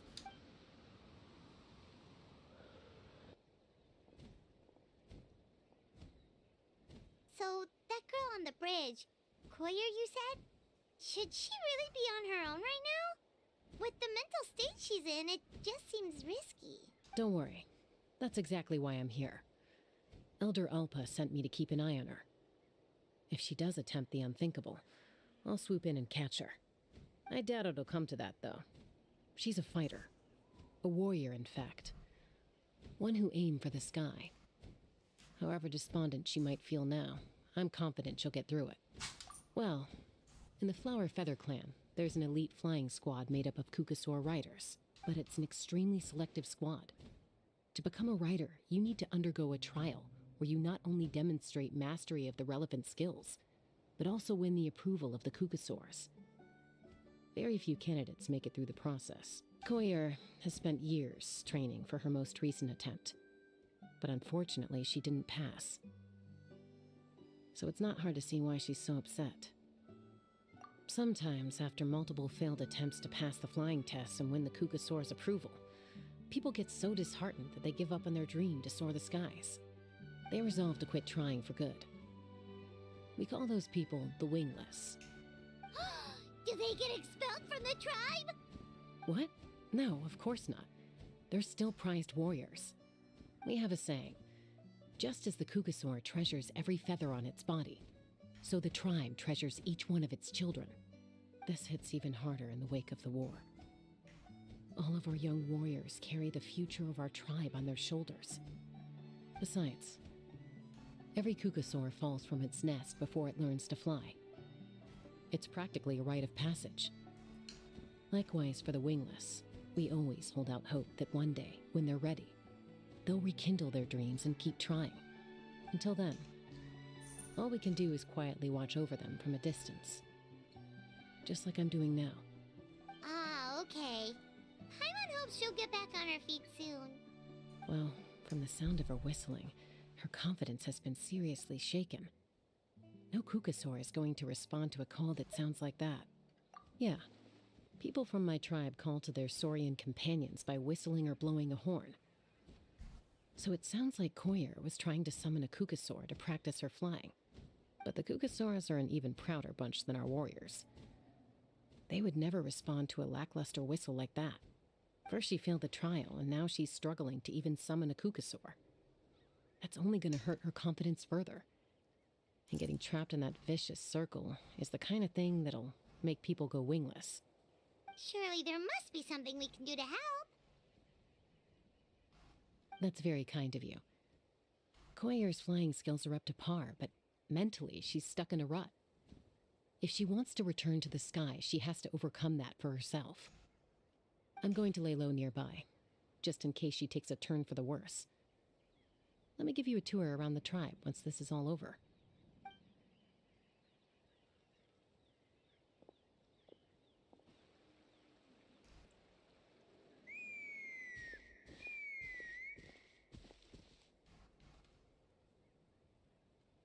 Koyer still isn't giving up. Even though Chaska said that she has to do this by herself, Paimon can't help feeling like maybe we can nudge her in the right direction. What if we could get a Kukusaur to fly up to her? That might give her the confidence boost she needs.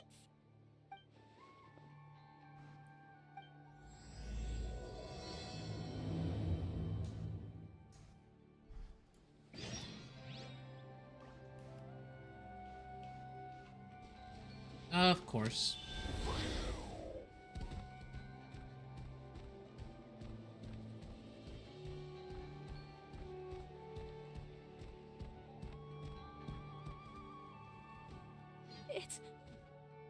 It's a Kukasaur. Oh my gosh. Is this really happening? I did it. I summoned one. I was beginning to think you'd all given up on me completely. Thank you. Oh, thank you. Excuse me? Would you mind if we did some flying practice together? I think I know where I went wrong in the test now. I need to maintain a higher speed on my turns. So, I just gotta practice my bell tail slides and split S maneuvers. Also, I really want to try some stall turns and cobra maneuvers. Crikey! Huh?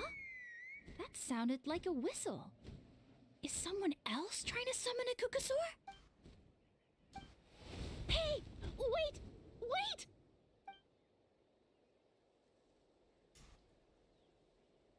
Do you think Koyer's feeling better now? Let's go back to that bridge and check.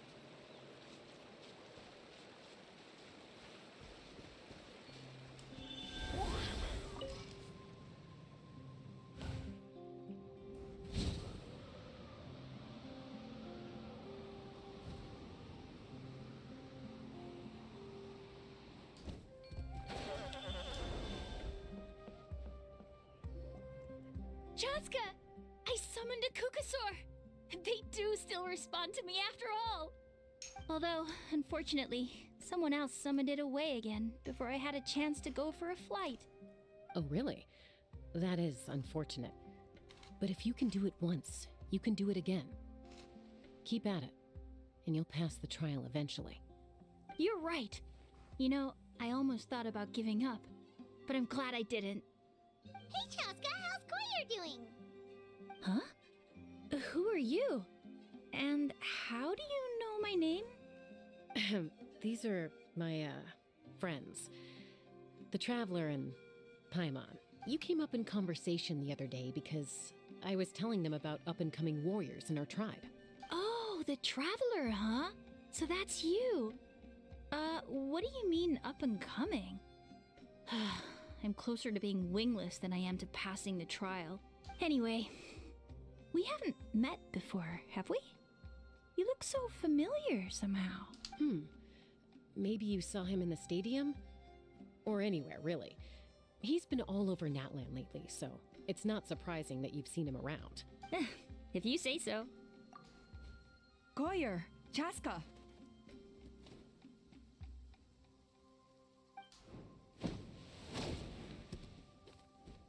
Here you are. I've been looking everywhere for you two. Oh, Elder Alpa! What's the matter? I thought I should tell you myself. We're going to redo the flying trials. Redo them? How come? This is so unexpected. And I can't believe you came out here just to tell us that in person. It's embarrassing to admit, but due to time constraints, we didn't do a proper inspection of the arena before the last round of trials began. Then we started to notice many candidates performing worse than expected. So we redid the inspection afterwards and found a number of issues which likely impacted candidate performance. This was entirely our mistake, and I apologize unreservedly. I know it doesn't make up for it, but I thought bringing you this message in person was the least I could do. Oh, okay.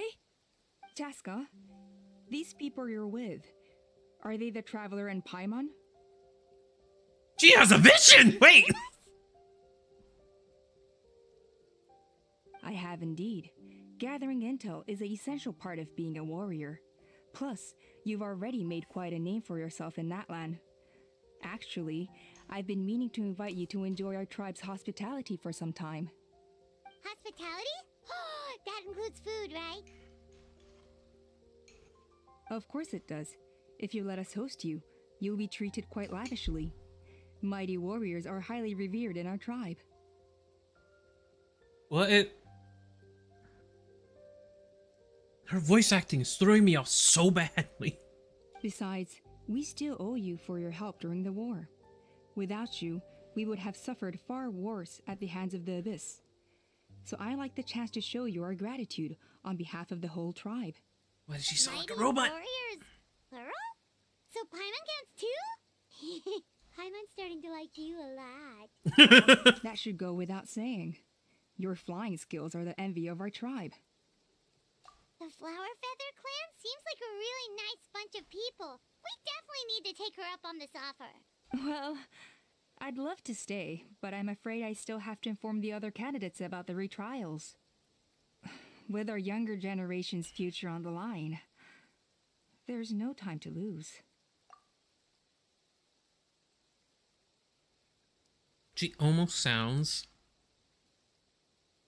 like she originally speaks either... Actually, yeah, like maybe originally spoke Chinese and learned English. Because that's what her voice sounds like. Wait, Elder Alpa, let me help. The sooner everyone gets the news, the better. Very well. In that case, Chaska, could I leave you to entertain our guests? Sure thing. Okay, let's meet by the Obsidian Totem Pole later. Koyer, let's get going. Okay.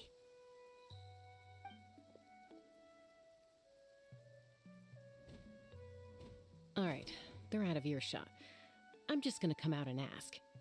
That Kukasaur who responded to Koyer's call, that was your doing, wasn't it? I grew up with these creatures. I could tell something was off the second I saw it. His whole demeanor seemed less like a Kukasaur and more like, well, you. So I figure you must have been pulling the strings somehow. He looked very flustered when Koyer asked for a ride, so I whistled to give him a chance to escape. And judging by the look on your face, that was a welcome intervention, huh? It's alright. If you'd rather your hidden talents remain hidden, I respect that. I won't press you for answers, and I'll keep my speculations to myself. You're the kind of person I'd still trust even if you had superpowers. I know you'd use them for good. I think the ends justify the means in this case. She just lacked confidence, and you helped her resolve her internal conflict. If you hadn't intervened, I likely would have gotten my mom to help out instead. Although, having said that, there's a small chance she might have recognized her and seen through the whole thing. That would have done more harm than good. Right, she was raised by birds. Yeah. Anyway, if you're free now, how about I give you that tour I promised? Also, I like that she's the only one who actually questions it.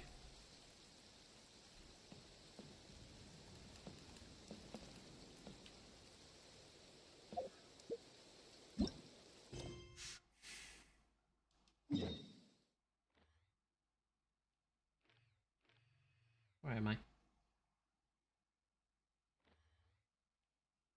How did I end up over there? I was flying here. How did I... Wait. How? Oh, so this kind of bothers me because, like, does completing the thing early change the cutscene here?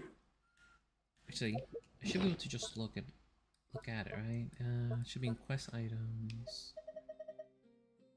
Where is it?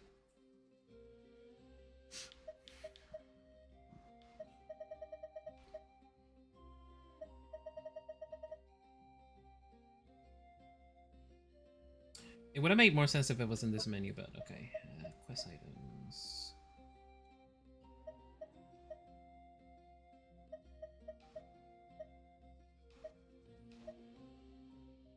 This thing. Yeah, because you get these as you complete quests. Now, I've not been doing that.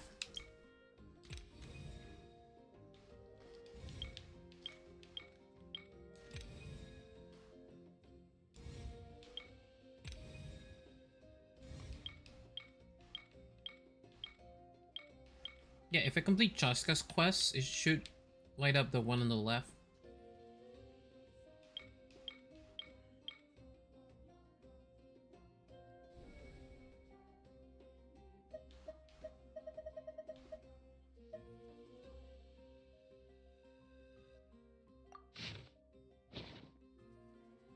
You know what?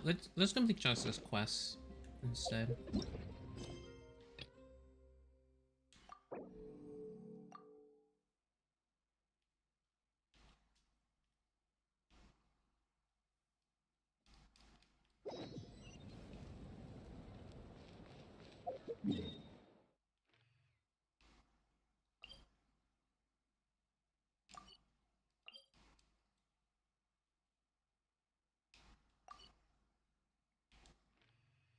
Wait, is there two tribes? Oh. Oh.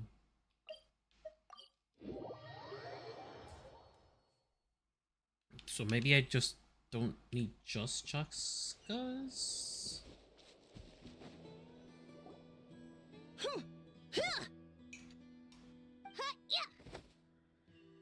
Ready? I'm gonna get you! Uh-oh. Are they fighting? Should we try and break them up?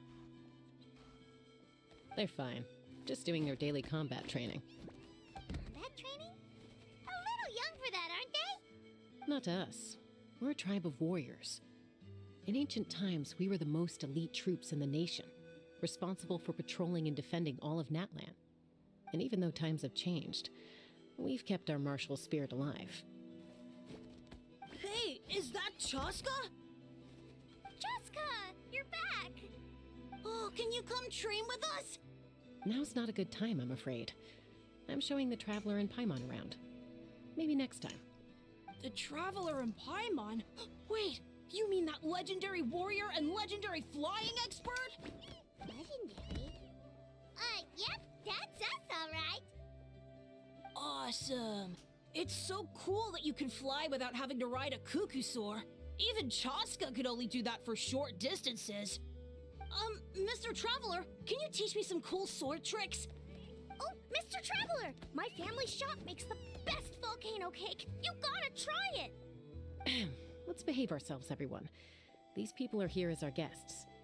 They're going to meet Elder Alpa in a few minutes anyway. Kotini, instead of being jealous of other people's talents, why not work on developing your own? Kapak, there's no point in trying any cool sword tricks until you've mastered the basics.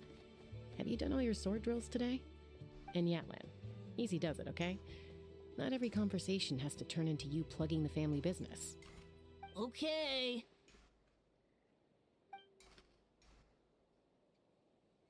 Sorry about those kids. They just got overexcited when they heard your name. Hope it didn't bother you too much. This is a volcano cake that Yatlan forced into my hands. She said to think of it as an apology gift. Whoa, it smells amazing! Traveler, you want some? That's good. Yatlan will be thrilled. By the way, Chaska, those kids really adore you. You're way better with them than Paimon expected. Paimon figured you'd be more... aloof, maybe? Aloof, huh? Well, to be fair, there was a period when I was like that. Around the time when I first joined the tribe. But it's a terrible attitude to have as a peacemaker. It tends to turn situations that could have had a peaceful resolution into a stalemate that can only be resolved by force. Yep, exactly. As long as other options are available, I try to avoid that at all costs. Someone once told me that peace imposed by force will crumble in a matter of days. But peace achieved through genuine dialogue actually benefits both sides, even if sometimes the parties are only willing to negotiate because they're both armed to the teeth. That's true. Hey, Chaska! Uncle Cusco knows you're back, and he's coming to get you. Oh, thanks. Traveler, Paimon, got a dash. I'll meet you at the totem pole up ahead. You can't miss it. It sticks out like a sore thumb. Wait, are you running away? First rule of conflict resolution? Grab the fan and run before the you-know-what hits. Trust Chaska to make even running away sound cool. Sorry about this. Just stall him for me, okay? I'll explain everything later.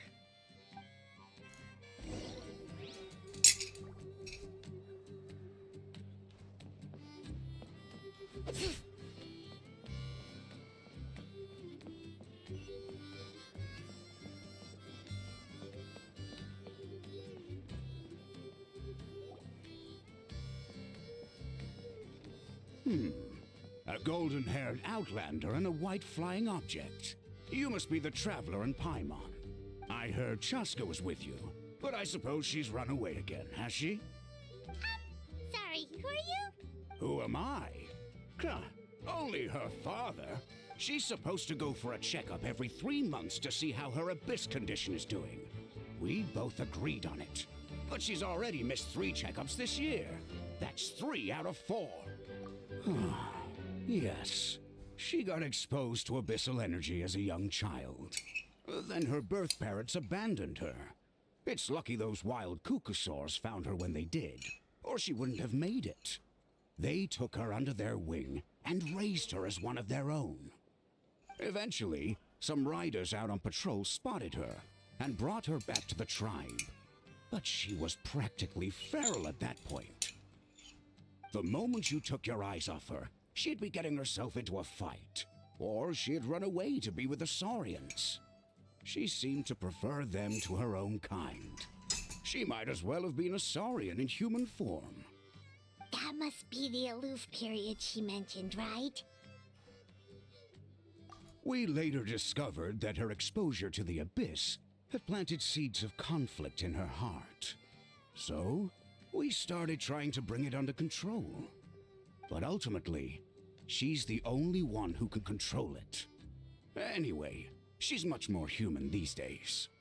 Yeah, don't worry about her. She seems pretty stable to Paimon. She's probably only avoiding the checkups because she thinks it'll stop you guys from worrying about her. Yes, I'm well aware of that. She knows she needs to be careful. If her condition ever took a turn for the worse, she wouldn't be brushing it aside like this. It's just, every checkup she's been to, they find new cuts and bruises. Nothing to do with the abyss, of course. Oh no, that's all fine. The problem with her is, she's her own worst enemy. She's been living dangerously again, I'm sure of it. That's why she's avoiding the checkups. She wants to hide it from us. Yeah, Paimon can see her doing that. Oh. In the past, she always had Koichi to keep an eye on her. Now Koichi's gone, and I don't want to lose another daughter. Chaska's been increasingly reckless since Koichi passed. It's like she's trying to make up for it somehow. Next time you see her, please tell her to be careful for me. Even if she doesn't want to hear it. If she doesn't want to do these checkups anymore, that's fine. I just want her to stop putting herself in harm's way.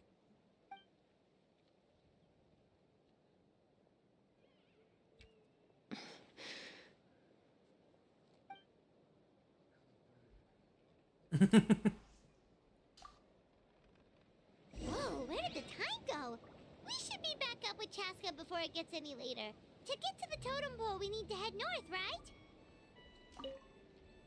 Ah, I'm sorry. I didn't mean to keep you so long. I don't get to talk about my daughters much. Once I got going, I lost track of time. I should be getting back to work now.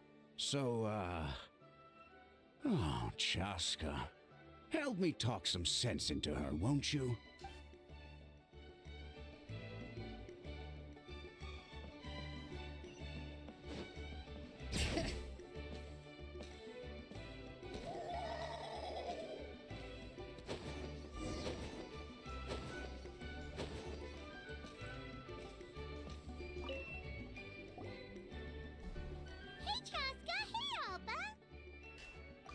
It's alright.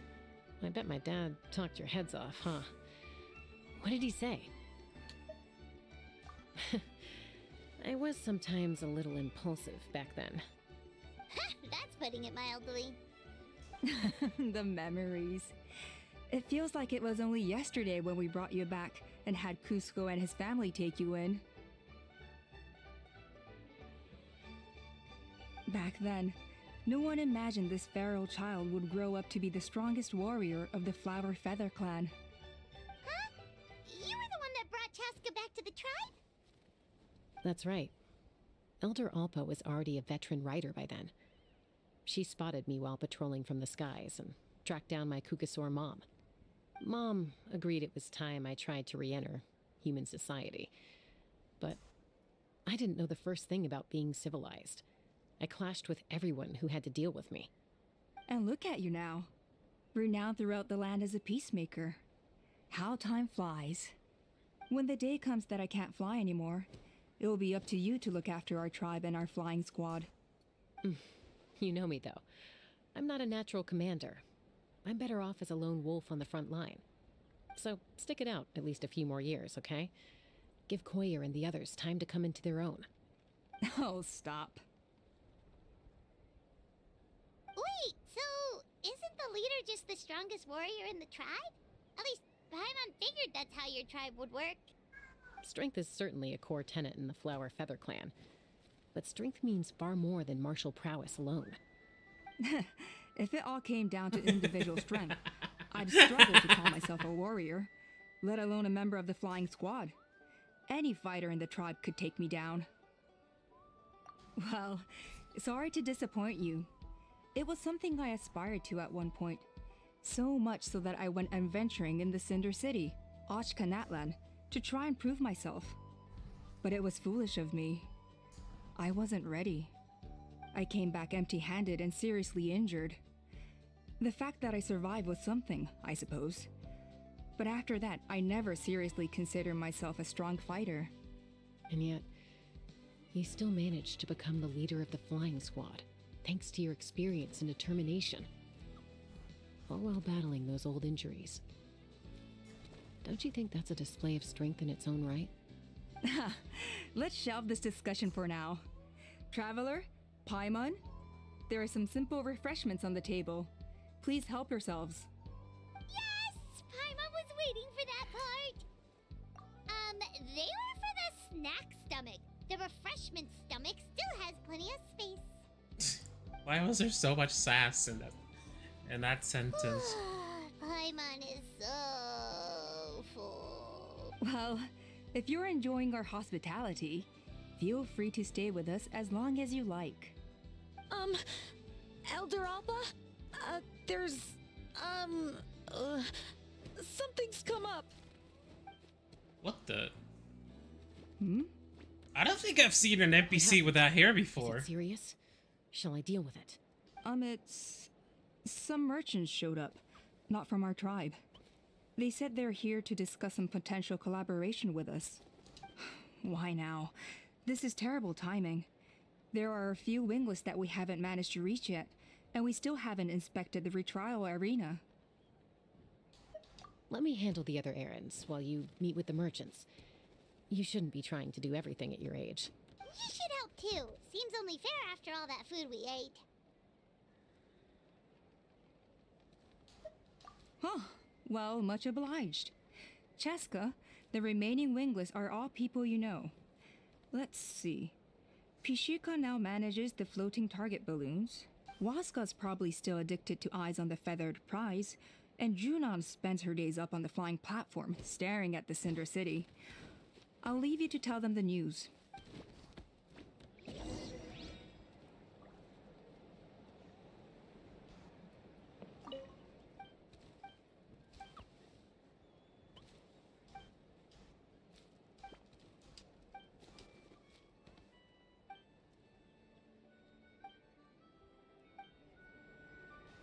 See how many primos do I have?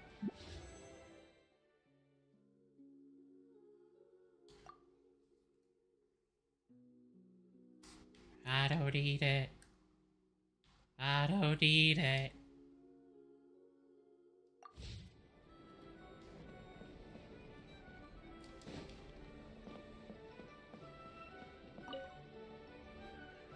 A retrial?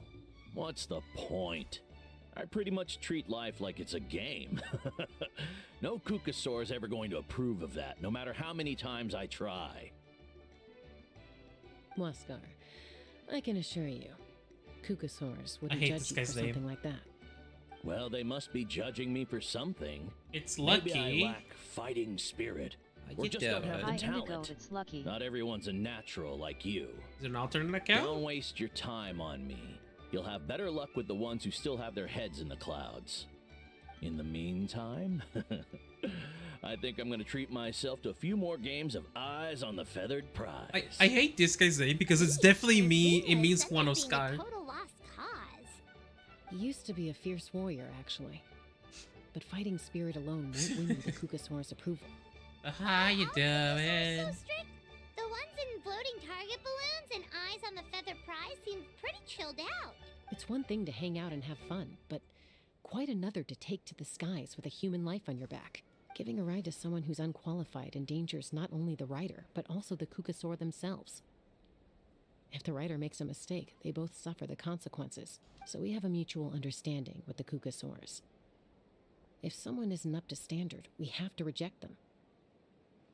Even if it means breaking their hearts. Shout through the heart. I don't know the lyrics. Oh, he actually went to sit down here. The shop isn't even open, my dude. Next time. I'll definitely hit the jackpot next time.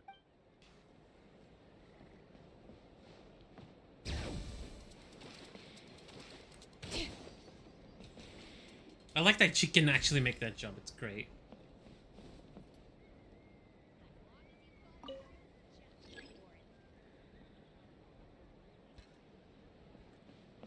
Oh wait, this is a game? Eh. Sure. Let's go! In the Floating Target Balloons Challenge, you basically want to hit as many balloons as possible. But watch out, because it's a little... Ooh, looks like someone's an expert already! Since many of the... Well, you've impressed me, that's for sure. I think you might even have an edge on Mr. Pashika. Oh, I didn't know you could do that!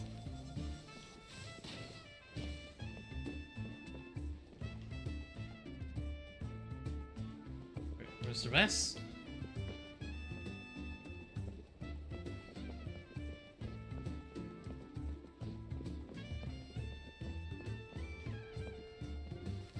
Hey, look over there! Saibo flies by whenever we wave the flag. He really likes hot air balloons, too.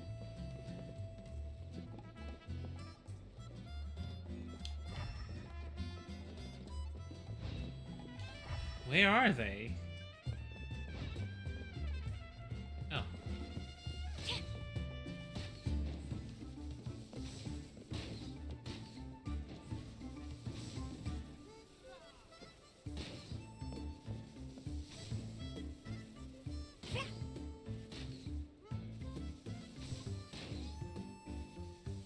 What? It hit Wow, it. that was some excellent shooting. Only the most skilled shooters in the tribe Ooh, looks like someone's an expert already. Since many of the Flower Feather clan have to fight while riding a Kukusaur, they have to be an excellent shot. That's why floating target balloons is so popular with my people. A lot of them use it to practice.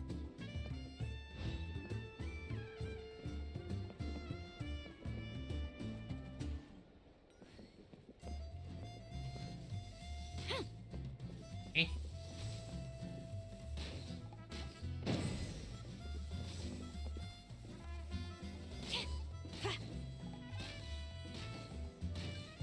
You can do it! The challenge is almost over. Keep going!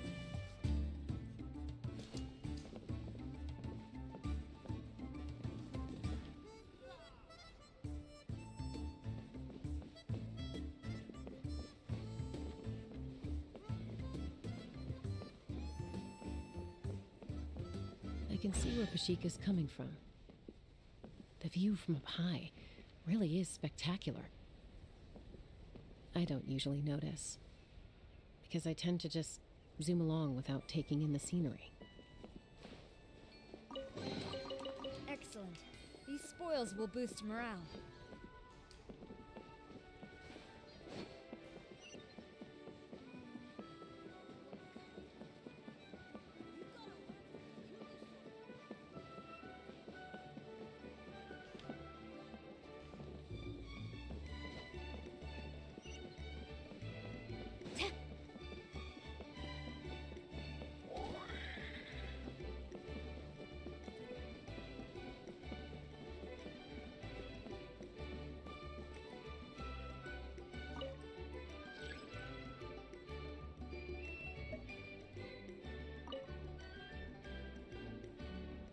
Are you sure you don't want to reconsider, Pashika? I appreciate it, boss. But honestly, I'm pretty happy with my life nowadays. Pashika, they're redoing the flying trials. Huh? Mutoda? Ah, did Alpa send you? I was just telling Pashika the news, actually. The way things are with the tribe these days? I mean, you don't need me to tell you. This here is no future for a seasoned warrior like you. Ah, come on, boss. Do you have any idea how long it's been? I've been wingless for years now. I'm not cut out for that anymore. Of course, I'll do my part if we ever need to defend the tribe. But there's really no point in me trying out for the flying squad now. I've already made my peace with it. Not everyone has what it takes to return to the sky after going wingless. Elder Alpa's perseverance is something else. And it's okay if I'm not destined for greatness. I might not have the Kukasaur's approval, but with my hot air balloons, I can still reach the skies. Handling these balloons every day, seeing how the customers react, the looks on their faces, that's enough for me. Finding something you love doing can be just as hard as passing the flying trial. It's worth holding on to. Fair enough. It's your choice. I won't force you. Oh, by the way, you should try taking a balloon ride if you've got the time. Once you've been up there for yourself, you'll see why I love it so much. No problem. If you ever want to give it a try, you know where to find me.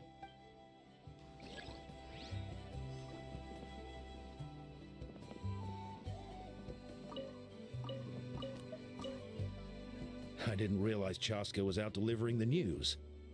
Looks like Alpa's finally learning how to delegate.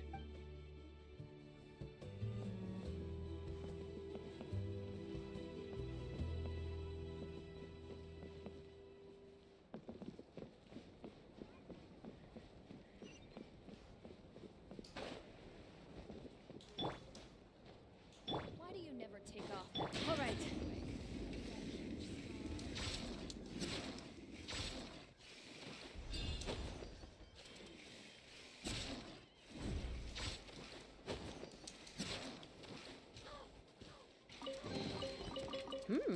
These should be worth something. Go on, take it.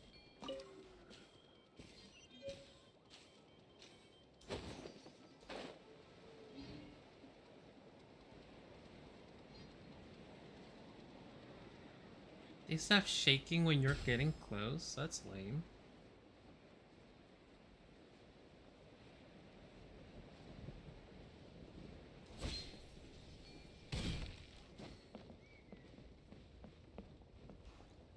Evi Bashinga.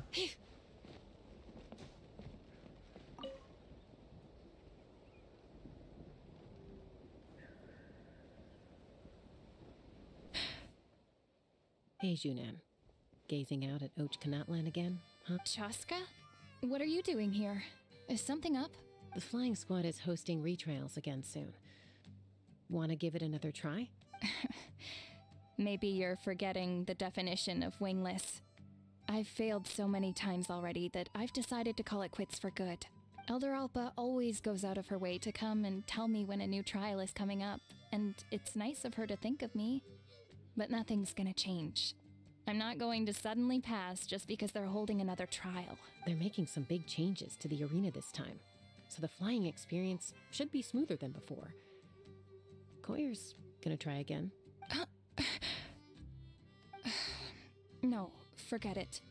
If I was genuinely good enough to make the squad, the location shouldn't affect my chances. A true rider can fly confidently whatever the conditions, like you and Elder Alpa. Junan! They're redoing the... Huh?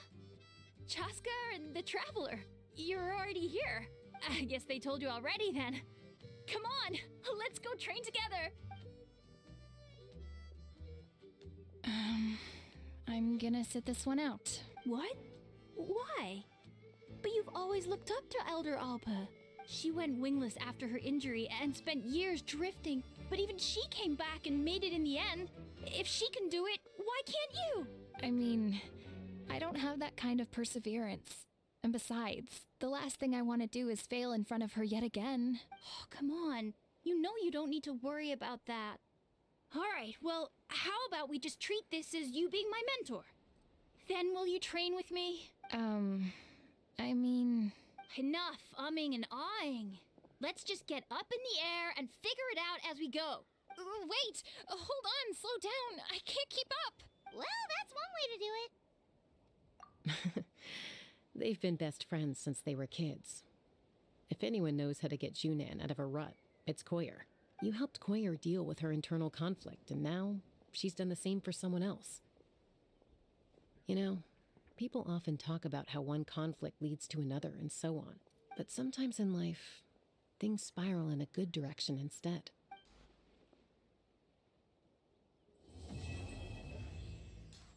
What? We've notified all the wingless on the list now, right? Where to next? The trial arena. It's not far from the tribe.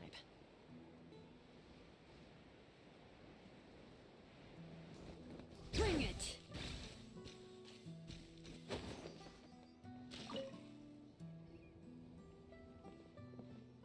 Oh, hey there, Chaska. Did Elder Alpa send you? Yeah, she's got other things on her plate right now. How are things looking here? Well, the inspection revealed numerous blockages all over the trial arena. It looks like they're the result of ley line disorders caused by repeat abyss invasions. Theoretically, we just need to clear those obstacles, and the arena will fill up with gaseous phlogiston again. But that's proving difficult to achieve in practice, for all sorts of reasons. Why don't you head on down and check things out for yourself? Feel free to ask the staff for more details.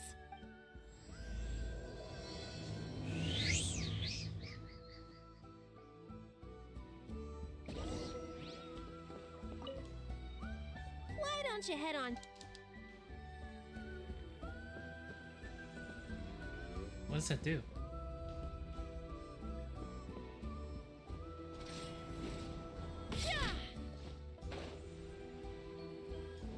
Wait, why am I Chaska? I think it should be possible to clear this spot with just a few hard hits, but there are signs of strange life in here. Meddling with it might be dangerous. How does Chaska work on a team of 5? Well, I have a G on the party.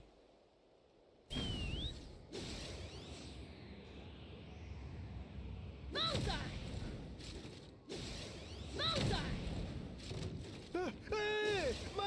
this? Wait a minute, this is... Oh yeah, that's C3. I keep forgetting they give you C3 on these.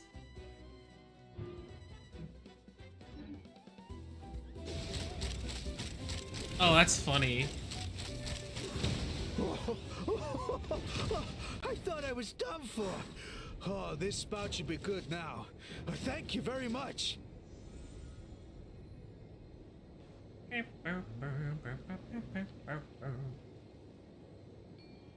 I like how they give you C3 just to make it look like she got bullets for everyone in the party.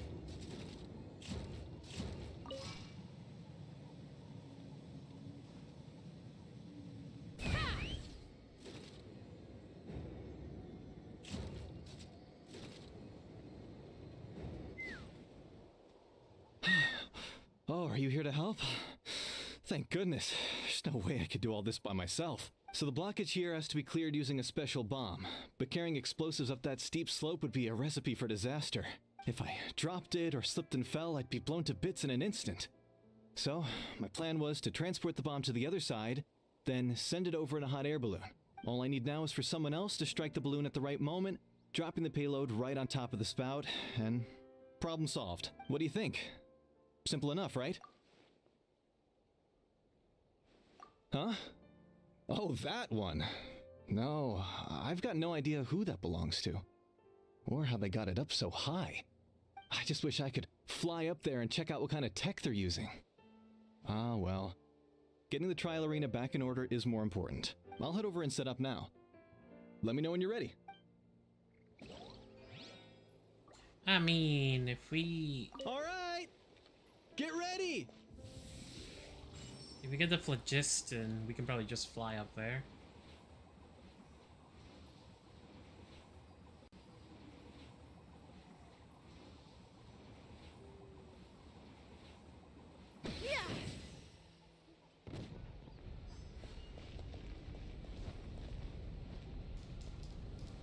Let's fly.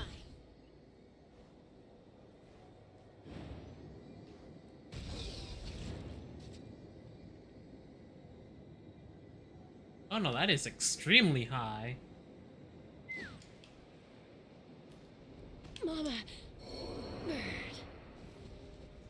Oops.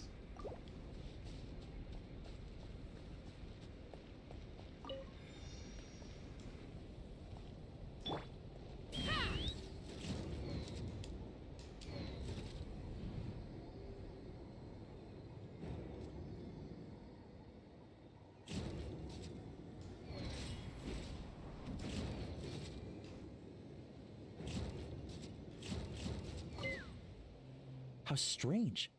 Why is there so much solid phlogiston here? Well, could be from the Children of Echoes. Maybe it got swept up here due to the ley line disturbances? And I did see those strange markings on the cliff. I can't think of a way to resolve this. Short of going all the way to the Children of Echoes to borrow it to Petlisaur.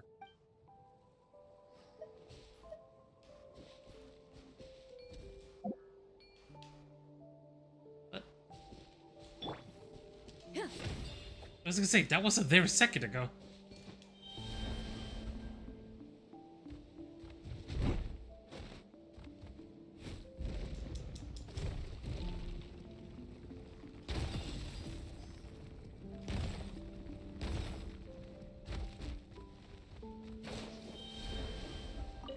Whoa! Did you see that? A Petlisaur just showed up out of nowhere. How did it get here? Just passing by, or... Huh. Well, I'm not gonna argue with a good thing. It's her with the weird hair. Take me up.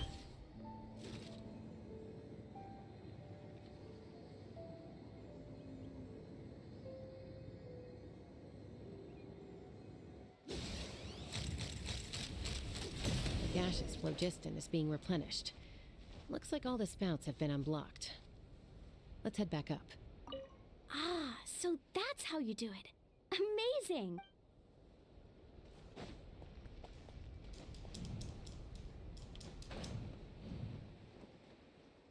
Wait, it does damage? What?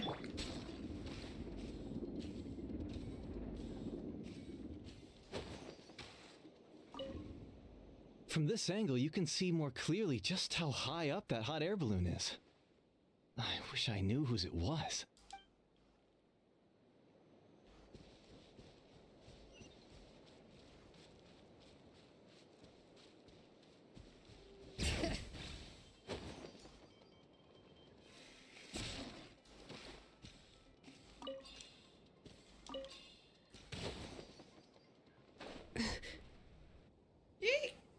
Wow, you took care of everything in no time at all. Incredible work. Now we just have to wait until the gaseous phlogiston is fully replenished. Then we can kick off the retrials. Actually, Inkanak, I'd like to do a test flight first, just to make sure we're not missing anything. Could you arrange that for me? Huh? But you only just finished getting the arena ready. There could still be other hazards we're unaware of. All the more reason to have me test it out. Think of it as another inspection. I guess you're right. With your flying skills, you won't be in any serious danger, even if there are hazards we overlooked. The conditions in this area seem a little unstable, but a test flight is the only way to catch any lingering issues. All right, I'll get things set up for you. Just let me know when you're ready. Are you ready? Wait, this where's should be a Cal? piece of cake What? for Chaska. But still, Oh. try to be careful. Oh, you. All right, then spread your wings and fly. Let's fly. Giddy up.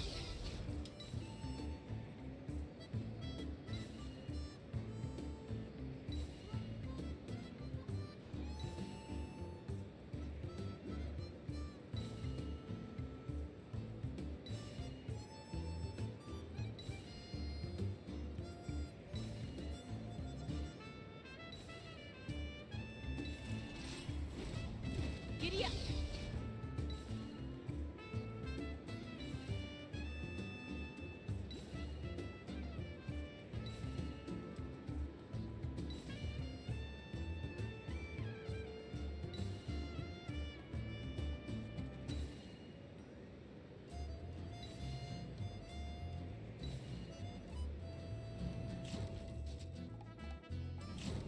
Yeah. That was amazing. Paimon couldn't take her eyes off you. No, nothing major. Give it a few days, and we should be able to conduct the trials. Help! Help me! You're from the Flower Feather clan, right? Please, come quick, you've got to help us! Catch your breath first. What's the situation? We got attacked by a Kukasaur. My friends are still stranded in the middle of the road with the goods we were transporting. Please, I'm begging you, save them! Huh? Are Kukusaurs really that aggressive? Do they usually attack groups of people unprovoked? Not in my experience, but there are exceptions to every rule. Let's go check it out.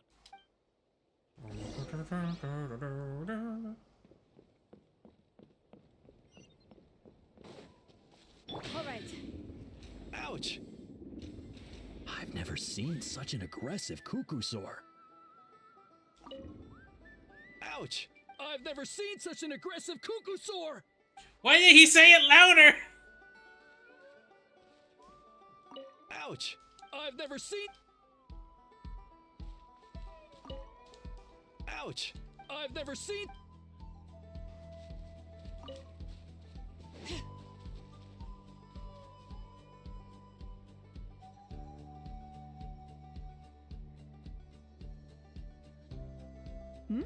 Chaska? Traveler? This is a surprise. Elder Alpa? Huh. So, where's this aggressive Kukusaur we've heard about? Already flew away. Looks like it backed off once it realized that reinforcements were coming. So why do you think it attacked these people in the first place? Was it after the food? No. These merchants are even transporting food. Ah! Thank goodness! The phlogiston wings are intact! Phlogiston wings. Thank you so much for coming to our rescue. These phlogiston wings are our most prized goods. If anything happened to them, it would ruin us. Wait a minute. Are you the merchants that were looking to collaborate with us? Wormy told me about you. Yeah, that's us. So I take it you're Elder Ulpa? I am. You must be exhausted from your journey, not to mention shaking up from the attack. Let me bring you back to our tribe to rest. We can talk business after you've recovered. But Elder Alba, what about the Kukasaur attack? Well, our guests here weren't seriously injured, and their goods are intact. Perhaps that Kukasaur was just having a bad day. There are so many of them around here. You'd expect something like this every once in a while. I don't think we need to pursue it any further. More importantly, how are the preparations for the flying trials going? Is everything in order over at the arena? Huh? Did you say flying trials? What a coincidence! Sounds like a perfect use case for our phlogiston wings. You'll be pleasantly surprised by what they can do. Oh, really? Now I'm intrigued. Well then, let's forget all about this Kukasaur attack for now. We have some serious business to discuss.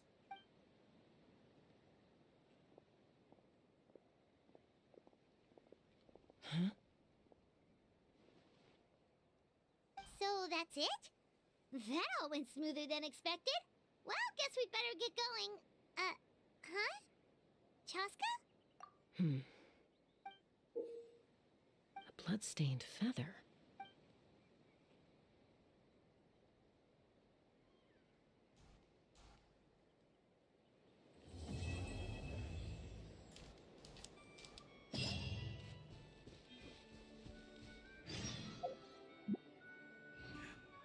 Wait, are they jetpacks?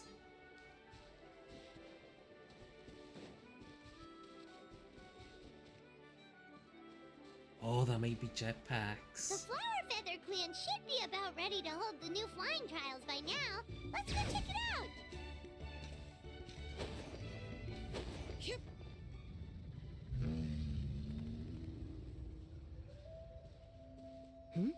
Ah, Traveler and Paimon. You came. Yep, and it looks like we made it just in time.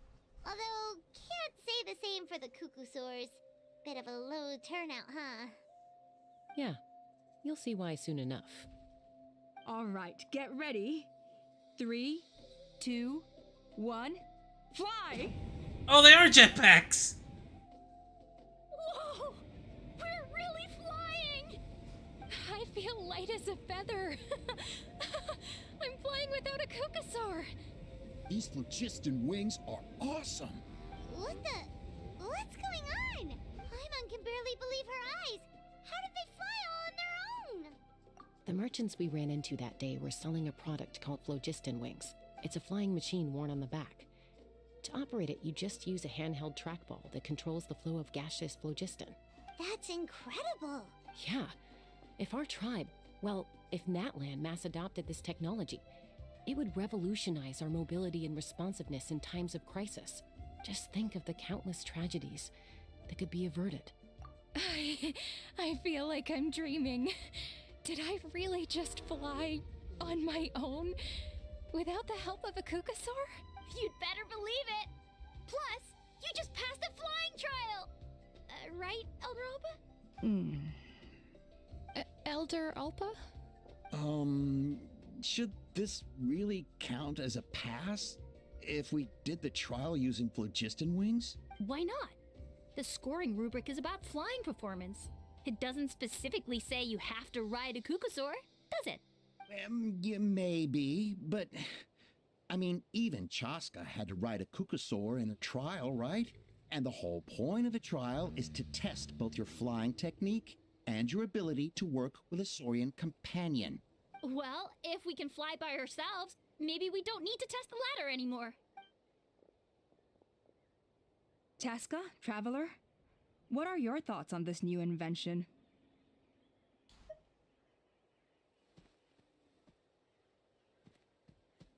Right? That's what I think too. I agree that they have strategic value, but I don't think it makes any sense to evaluate candidates by the current testing standards if they're using phlogiston wings. Why? Shunan finally mustered the courage to go through with this.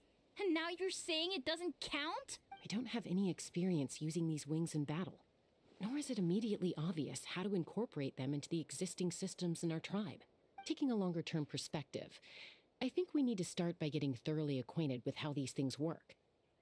Then we can develop a new trial format with new assessment criteria, tailored to candidates using the phlogiston wings. You all raise valid points. But Chaska, while your proposal sounds perfectly reasonable, it would probably take years to put it into practice. We lost so many people in that war. These phlogiston wings could be exactly what we need to strengthen our forces and boost morale in this trying time. And as for real-world battle experience, there will be plenty of opportunities to gain that. I have high hopes for you, Junon. Huh? Hey, stop staring into space! Say thank you! Thank you. Thank you, Elder Alpa. You have nothing to thank me for. Remember, the way you got your wings back was by relying on yourself. Oh, Elder Alpa! Bad news! Kukasaurs are attacking the merchants again! Again? Okay, everyone, stay put while I... Huh? Chaska? Guidance! Why did Chaska rush off like that? And then Elder Alpa and the others too? Anyway, let's go see what this is all about.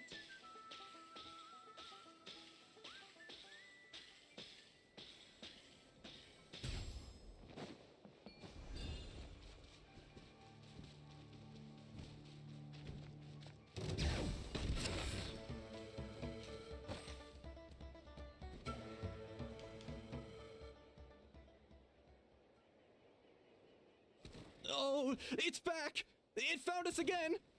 Run! Get out of here! Curses. She's really riled up this time. Hey, stop running! We'll never outrun a creature with wings! Get back here and let's fight!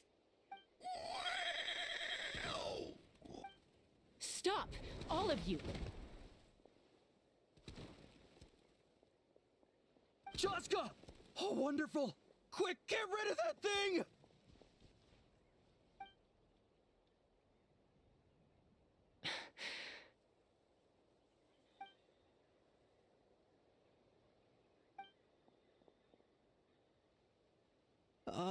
What's going on?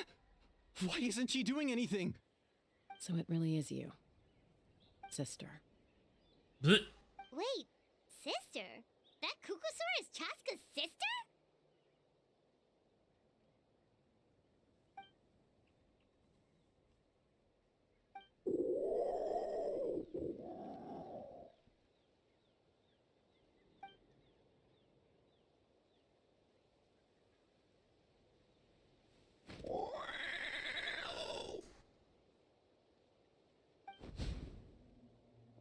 Koya, wait! Is Chaska gonna be okay? Should we go check on her? What was wrong with that Kukusaur? Why was it so aggressive? If we just let it escape back into the wild, who's to say it won't attack again? Is everyone all right? We're okay. No serious injuries. Thank goodness you all got here just in time.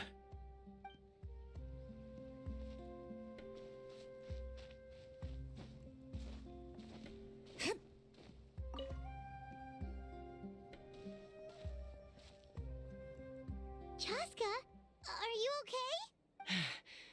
I'm fine. Sorry for making you worry. No point. She's an expert at hiding her tracks. Once she's shaken you off, you'll never catch up to her. At least, I always used to lose to her at hide-and-seek when we were kids. Well, yeah. You know I was raised by Kukasaurs. Anyway, she and I grew up in the nest together, Her name's Koya, and she's my big sister. We played together all the time, chasing each other through treetops or mountaintops. It felt like it would go on that way forever. Until the day I was sent back to live with the humans. Not all Kukasaurs are friendly towards people.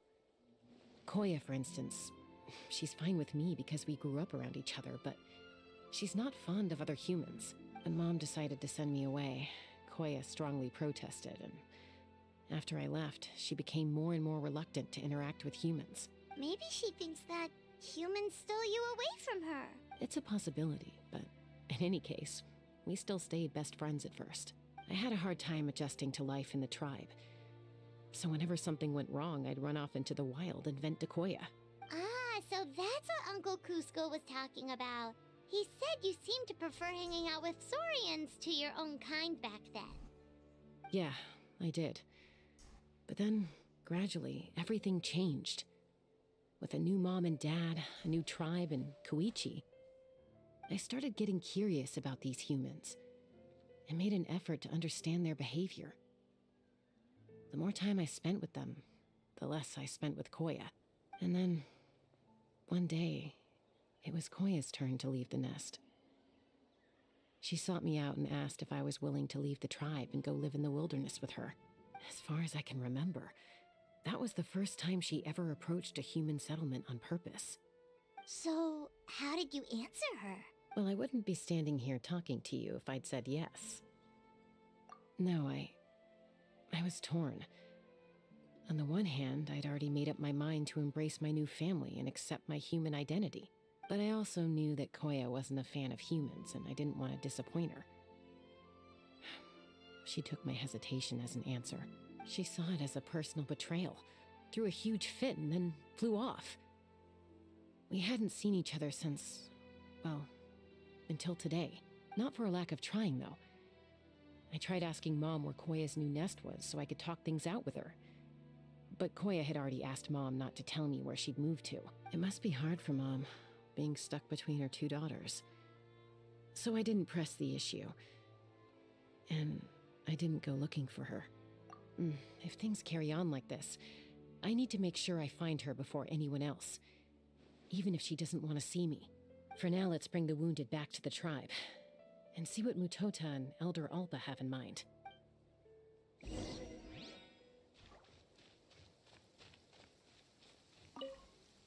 What was wrong with that Kukasaur? If we just let... Why are you two still here?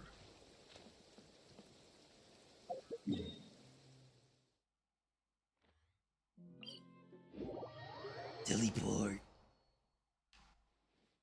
Actually,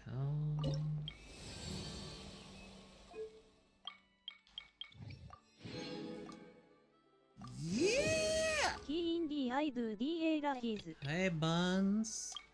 You do the lurkies? Well, thank you for the lurks.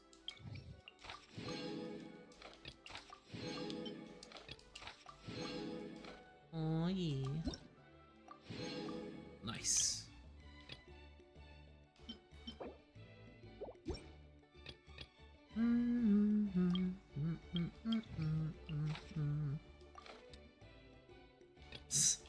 Why on her face? What did she do? She's just a burb girl.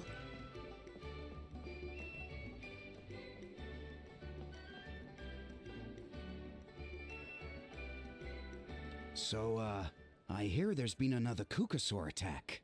Ha! I knew it! They're wild animals, and they can't be trusted. Hey, show a little respect. The Kukasaurs are our partners. Maybe in the flying squad, but they don't give a hoot about the rest of us. Also, this guy's just Huascar. I'm pretty sure it's just play on words for Juan Oscar.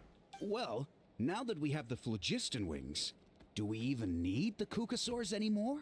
Are you kidding? How are we supposed to protect our tribe without them? I didn't mean it like that. Huh? Protect our tribe? Or are you just scared that your precious flying squad will lose its prestigious position? You take that back! Things are changing so quickly. Teska, there's a conflict emerging there. Aren't you going to nip it in the bud? The whole tribe's talking about this now. Breaking up a single fight won't solve anything. The real source of conflict here is the phlogiston wings, and what happened with Koya. On any other day, people would just brush this attack aside. After all, clashes between wild Kukasaurs and humans are no more common than those between people. But now that the phlogiston wings have entered the equation, it's sparked a debate over whether our tribe needs the Kukasaurs at all. I worry that we risk repeating the mistakes of the Cinder City. Back then, Lord Ochkon's hatred of the Saurians nearly destroyed the peace forged by the Pyro Archon, Chaska. To prevent things from deteriorating further, I'd like to task you with restoring peace to the tribe. I will. But how? Traveler, you've already done so much for Natlan, and the Flower Feather clan has no right to ask more of you. But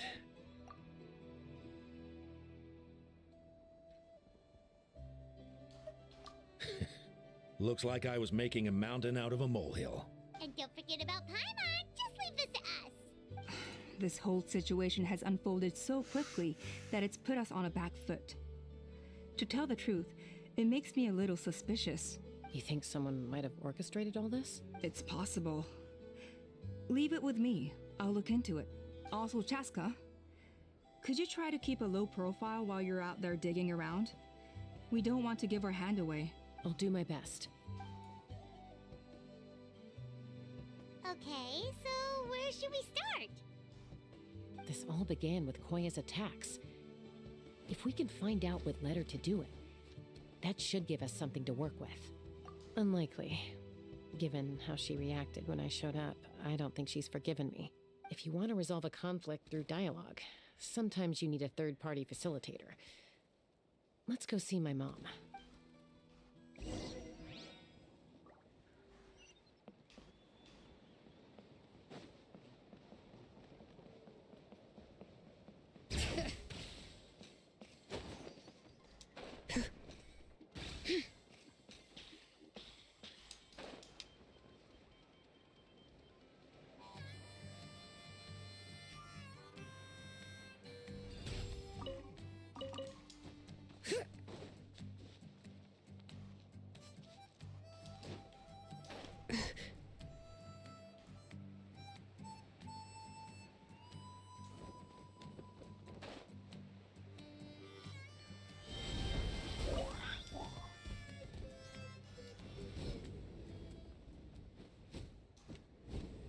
Yeah, we never found out about that balloon.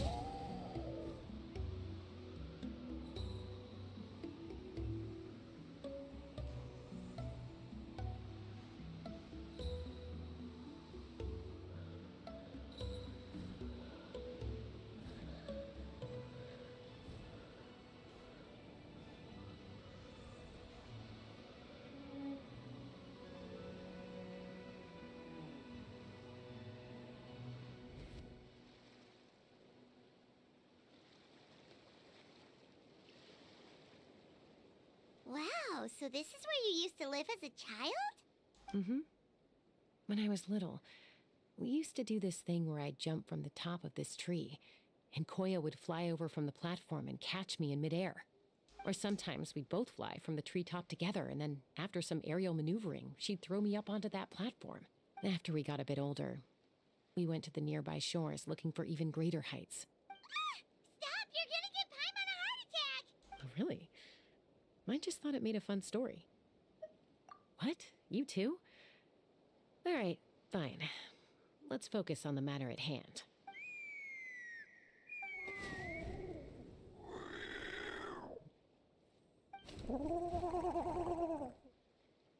Hey, Mama Bird. I'm back. My last visit was only a week ago, wasn't it? See? I visit you more than I visit Papa Cusco. I brought a couple of friends with me. These are the Traveler and Paimon. Traveler, Paimon. This is my mom. Her name is Chimpu. In the human tongue, anyway. Hi! No, not really. I don't speak it as such, but I can sort of get the gist. Although only with Mom and Koya, since I spent my formative years with them. Even then, it's basically a best guess based on their sounds, body language, and expressions. Seems to work about 9 times out of 10, anyway. As for whether Mom understands me, I can't always tell. But somehow we still manage to communicate. Call it the family bond, I guess. Don't worry.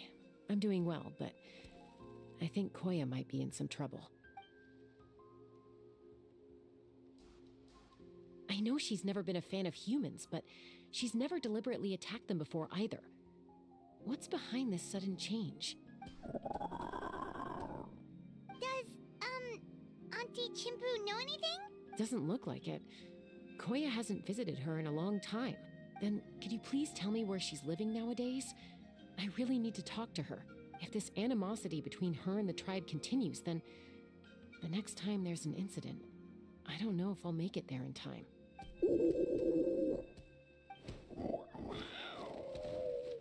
She said she'll take us there. Thank you, Mom.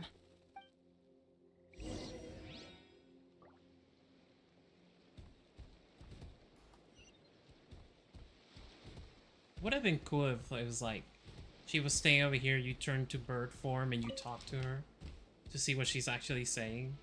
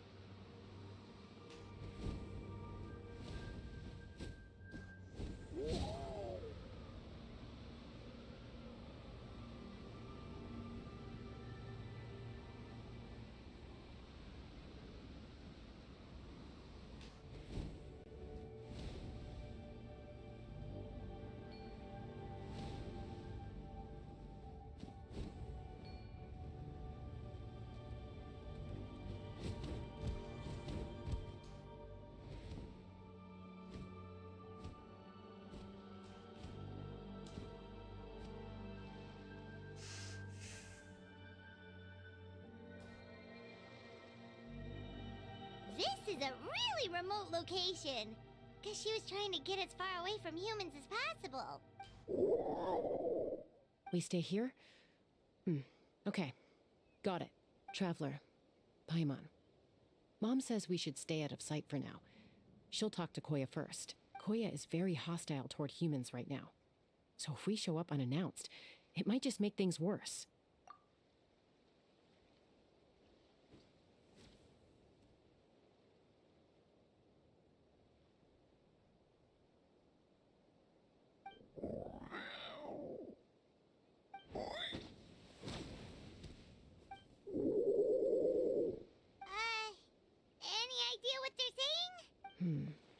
Sounds like things are more complicated than I imagined.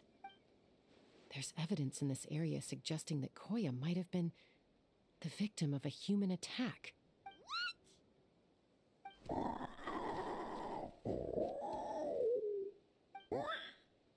No! It's Chime, Koya's child. The attackers kidnapped her. They came over the sea, under the cover of night, and they took Chime. Such a thing! I searched day and night and finally found them.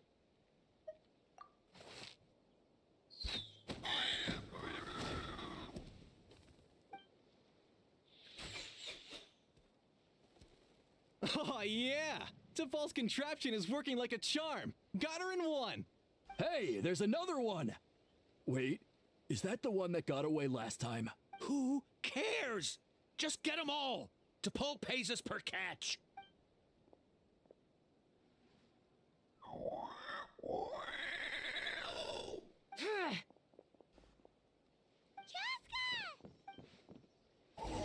Joska?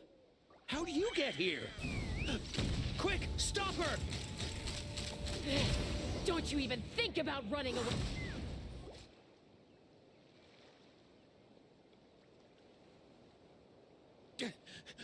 Don't come any closer, or I'll... Go, Phlogiston Wings! Take me out of here!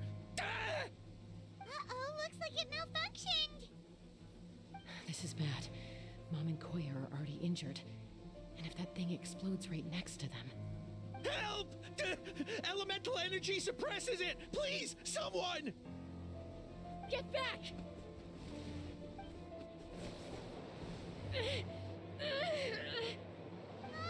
It's still going, and it's getting worse. Guess we need a more permanent solution. All right then.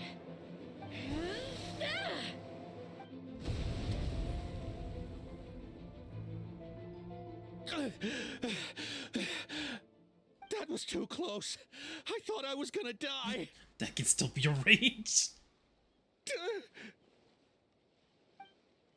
Answer us honestly. Were you the ones who attacked Koya before?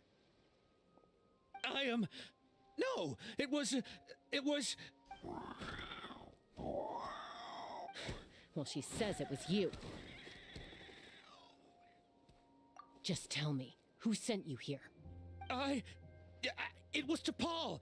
He told us to catch all the wild Kukasaurs we can find. And he also said that this Kukasaur has become a thorn in his side, so he needs dealing with urgently. T'Pol? Huh. Sounds familiar. But where from? Well, he tends to send his orders in writing. He pretty much never communicates with us in person. When he does, he wears a mask to hide his face. And whenever we trade Kukasaurs for Phlogiston Wings, we deal with his henchmen. So you didn't even make those wings? All we did was slap some labels on them and transport them over here, to make them look like they're imported. To make it harder to trace their origins. I don't know, honest! Well, that's mighty convenient, huh? What about if I held a gun to your head? Would that change your answer? No need. I'm sorry. I'll tell you everything I know. T'Pol doesn't tell us much, but he always stresses that he wants them alive. So that gives us some clues. This is just a best guess, of course, but we suspect that the gaseous phlogiston stored in the trackballs is drawn directly from the Kukasaurs. What? Easy now. You're still injured. Hey, keep talking. Yes, ma'am. So, the gaseous phlogiston has to be highly refined in order to power the Phlogiston Wings. The slightest imperfection can have disastrous consequences, as you just witnessed. But the Kukasaurs have a natural ability to process gaseous phlogiston. So, if you use them as an intermediary, then... That's enough. So the Kukasaurs you took, where are they now? T'Pol should have them. But no one knows where he's based, apart from him and his henchmen. We've tried looking for it ourselves, even followed them a few times. But we always end up losing track of them. Random thought. Maybe they're hiding up in the sky? T'Pol. T'Pol. I'm sure I've heard that name. Maybe it was... Jaska, Traveler!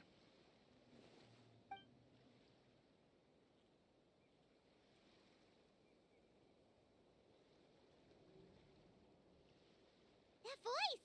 It's Alpa!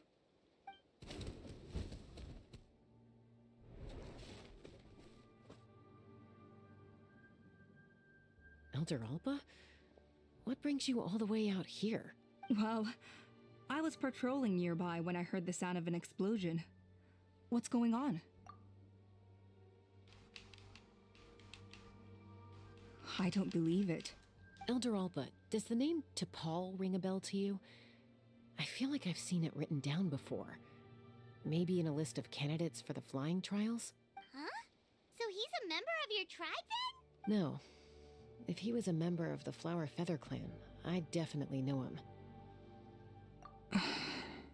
Now that you mention it, I do remember a young man from outside our tribe who came to participate in our flying trials once. You were away on a mission at the time, which is probably why you don't remember him. He was a craftsman from the Children of Echoes, but he'd always dreamed of soaring the skies, so he wanted to join our flying squad. The Children of Echoes? That's rare. But despite his best efforts, he unfortunately failed to pass the trial and gain the Kukusaur's approval. In the end, he went wingless and returned dejected to the Children of Echoes. Wingless, huh? Maybe he invented the phlogiston wings to get revenge on the Kukusaurs. Perhaps. Or maybe it's simply his way of dealing with his regrets over his past flying endeavors. Either way, it doesn't excuse his abuse of the Kukusaurs. I'm gonna take these guys back and expose the truth to the tribe. It's time for this conflict to end. Easy, Chaska.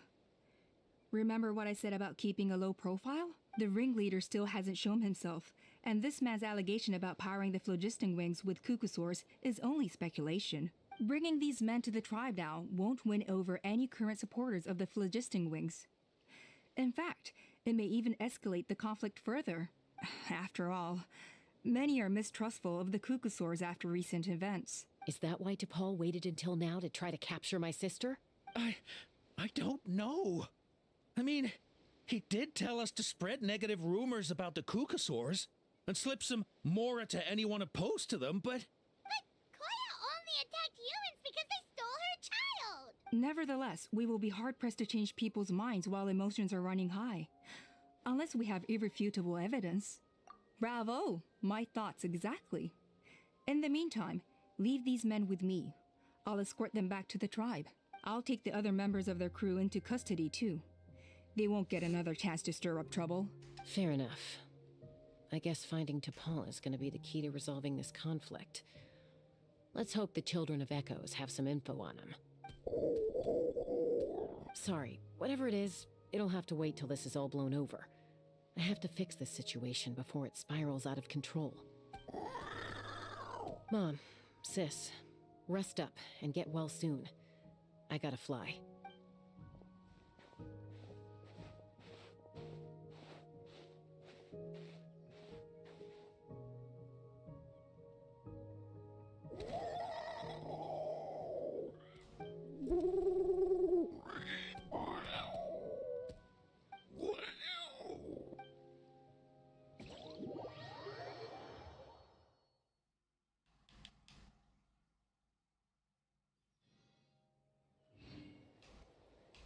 Wait. Yeah, we're the fucking way over here. Jeez.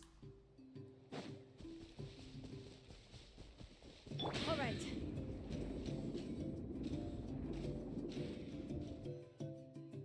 So Alpa says that T'Pol's from the Children of Echoes. But how do we track him down? Just ask around until we find him? Let's start by talking to someone we know. It'll be faster that way.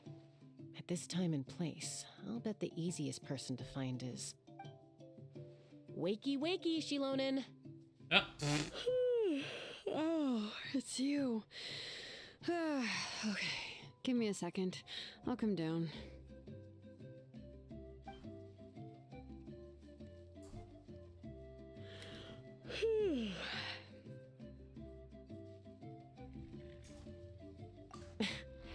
I climb trees to fly further and see farther. I don't usually stop for a nap. Well, we're not all like you. Always full of energy, even after flying around all day. Yeah. So, you've come all this way and interrupted my precious nap time. Might I inquire as to, why? Oh. I'm sorry, Shilonen, but it couldn't wait. Does the name T'Pol mean anything to you? He's a craftsman, apparently. Huh. To Paul. Yeah, that rings a bell. I think that's Puma's child. Nope, I'm afraid you're a few years too late. Why are you looking for him? Yeah. Huh, phlogiston wings. Wow, okay. The kid actually pulled it off. Well, looks like no more rest for me today. Why? Pulled it off? You mean he's tried making something like this before? Yeah, he started trying to build a flying machine right after he got back from the Flower Feather clan. So right after he went wingless, then. Was this flying machine anything like the gun you made me? You mean your gun that's harder to tame than the proudest Kukasaur? No, he wanted to build something that allows anyone to fly freely, even if they're not naturally gifted. But he never got very far back then, though. Blew up his workshop a few times and barely made it out alive. I never really kept up with him after that. His parents traveled a lot in their youth and only returned to the tribe after he was born. But they settled in a remote area and don't interact with other people much. Which means most people in the tribe don't know them very well. Your best bet is to chat to his direct family. I'll go get Puma. Wait for me in front of the workshop. I won't be long.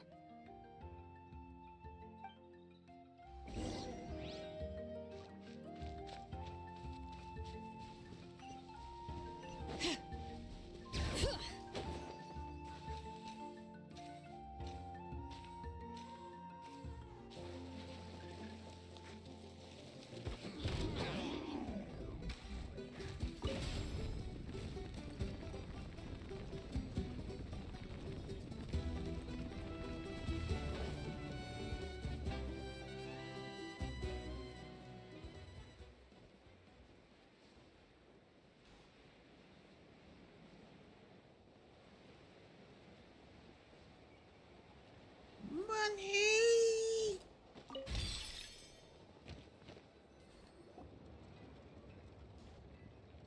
I'm back. Allow me to introduce to Paul's mother, Puma.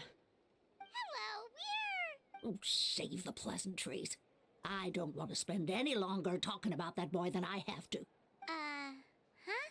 I disowned him long ago. He is no child of mine. All he cared about was his pipe dream of reaching the sky. Oh, we tried to talk sense into him, but he was obsessed. And then when he left us, he spouted some nonsense about building a workshop in the sky to avoid the constant criticism of us ground dwellers.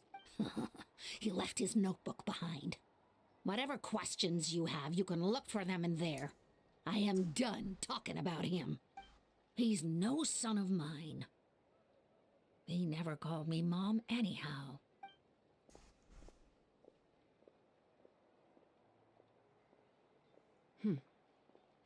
Wow, they've really fallen out. Paimon sure wasn't expecting that. Her husband, T'Pol's father, he passed away recently, and T'Pol didn't even bother to show his face at the funeral. If you ask me, that was probably the final straw for Puma. I'll go keep her company. If there's anything else you need, just come and find me. Thank you. The money's still Okay, flying. so this notebook is the only lead we've got now, right? What's in there?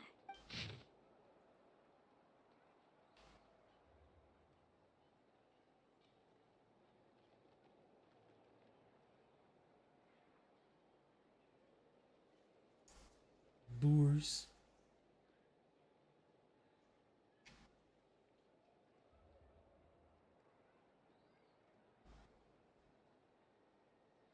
Oh wow, he actually never called him. Wow.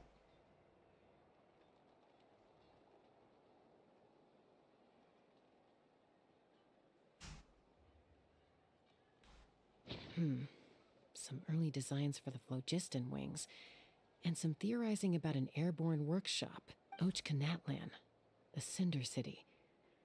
Looks like that's where he got his technological inspiration from. So, was he serious about the workshop in the sky? But that's such a big project for one person. Do we think he actually pulled it off? Oh, yes. The one from the trial arena that was super high up! That balloon has been there for a while, and everyone's been wondering how it got up there, but what if that's the wrong question? What if it started off even higher up, above the clouds and out of view, and it only descended to its current height due to some kind of malfunction? Part of T'Pol's workshop? Seems likely. If T'Pol's base had been hiding above the clouds this whole time, that would definitely explain why Isidore couldn't find it. Paimon totally called it! But how do we get up there? Chaska, can you even fly that high? By myself? Possibly. But with a passenger, no chance. I doubt even phlogiston wings could take you up that high. At least, not without that relic T'Pol mentioned in his notebook. Yeah, and he's probably holding on to it. We'll have to find another way. Nope. That's way beyond Paimon's altitude. Also, would you really expect Paimon to go up there and take on T'Pol all by herself? Play over Paimon Let's when. not worry. Just because we can't think of a solution doesn't mean no one else can. I'm not the only flying expert in my tribe, you know. Oh, good point. We should go ask Elder Alpa. And Mutoda. He was quite the flying ace back in the day, too. Let's head back and see what they suggest.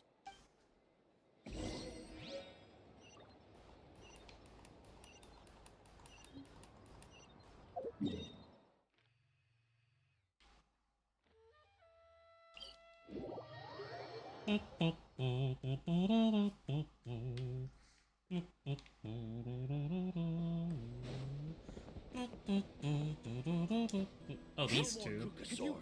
We want phlogiston wings. No more Kukasaurs. We want phlogiston wings. Have you gone mad? The Kukasaurs are our partners.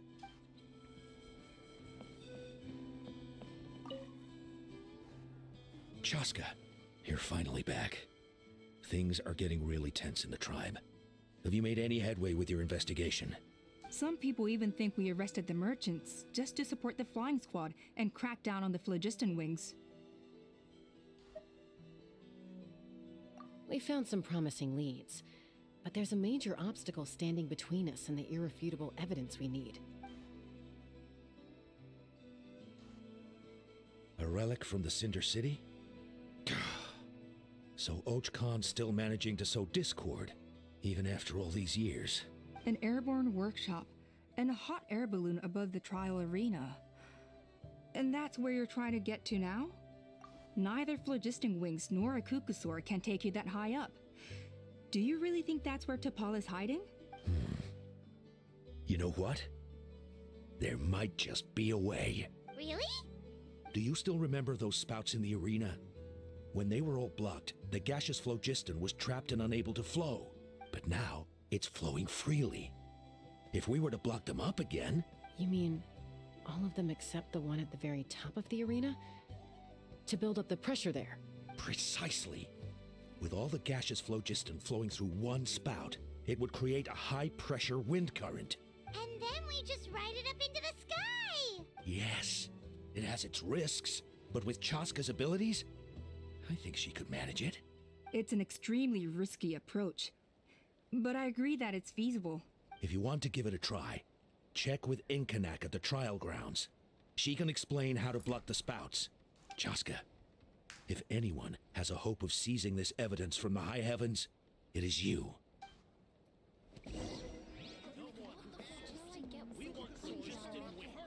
Bad-mouthing the Kukasaurs, going a step too far. Why don't you take off my mask and see for yourself? Although I get where they're coming from, but without the phlogiston wings, I'll never make it. You never take off that mask anyway.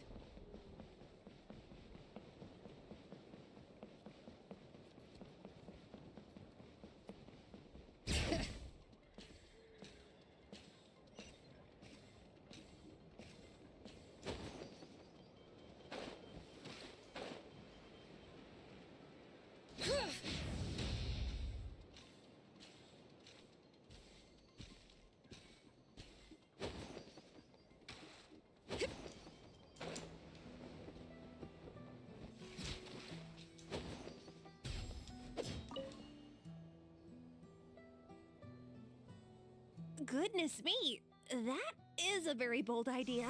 Maybe so, but we have to act fast. What's the quickest way for us to block off the spouts?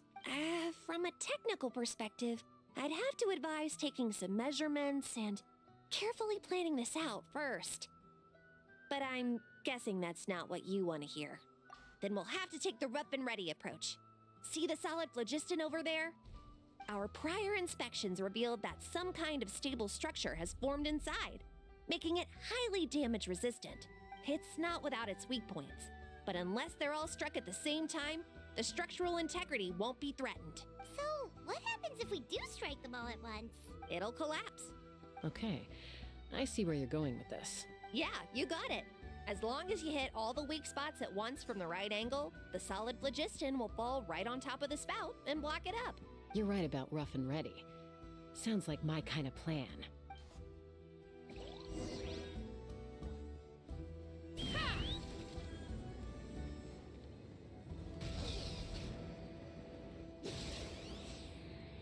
Look!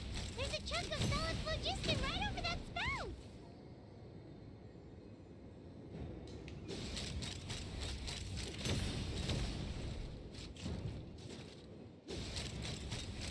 Open fire!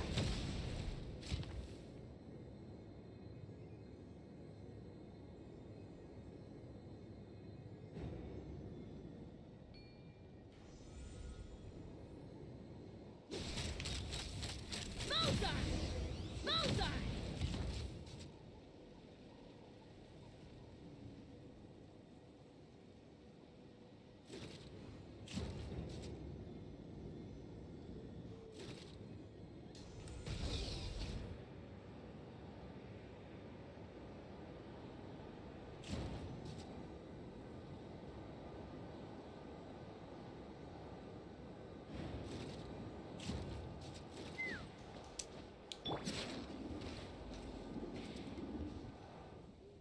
It actually worked!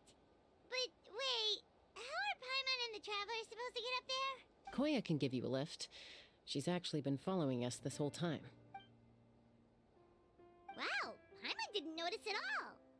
Well, probably because she didn't want to get too close to humans. Or maybe just me. But right now, we need her power. Whoa, you didn't even have to summon her! Yes, up there. That's probably where Chime is. All right, let's go have a little talk with this T'Pol.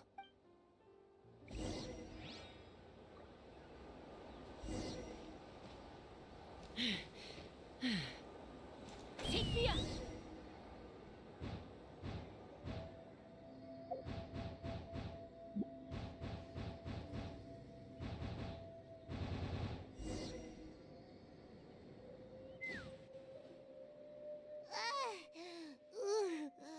Paimon's never flown that fast before.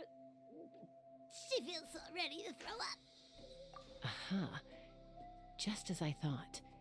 It might look like a regular hot air balloon from the outside, but up close, it's clearly been heavily remodeled. And sure enough, it only descended below the cloud line because the custom-built machinery malfunctioned. I should be able to figure it out with T'Pol's notebook.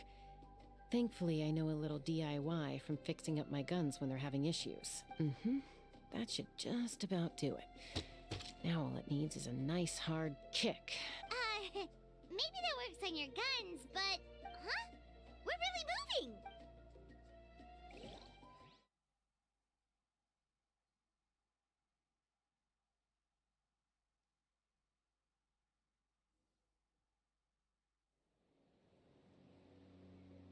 Okay, what? Here it is! The workshop in the sky! Oh, you gotta see it to believe it. Makes you wonder why T'Pol even bothers with phlogiston wings when he has tech like this. Well, according to the notebook, the platform beneath us runs on components from the Cinder City. Those can't be mass-produced. Also, I have some doubts about its mobility after seeing how it moved just now.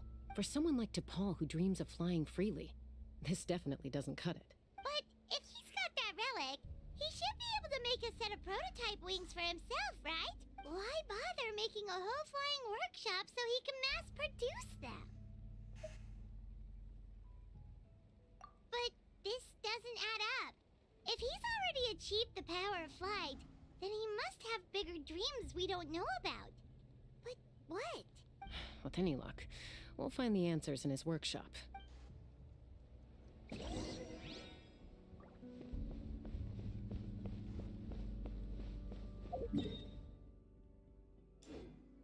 Is this just a domain?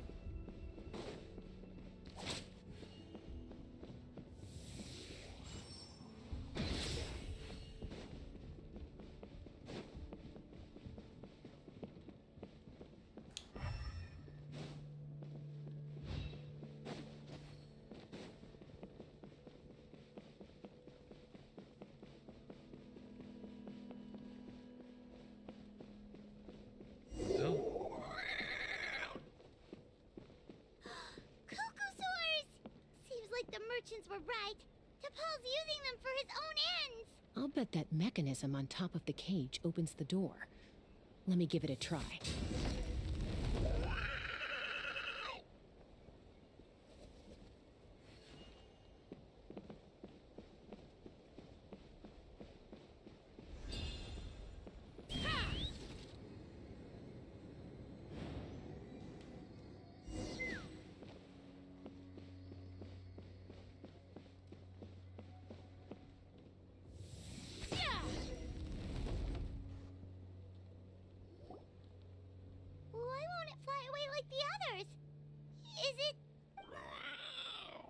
She's still breathing, but barely. By the looks of it, T'Pol was using these cages to extract phlogiston from the Kukasaurs. Once a Kukasaur is drained of phlogiston, it becomes too weak to move. We'll have to come back for these ones after dealing with T'Pol. Let me see. Looks like a record of his phlogiston research. Log number 330. With the support of... I was finally able to launch the airborne workshop. Even though it relies on the relic for 80% of its power supply, I've at least taken the first step. Log number 348. Research on the relic is progressing well. I should be able to replicate the technology and scale up production very soon.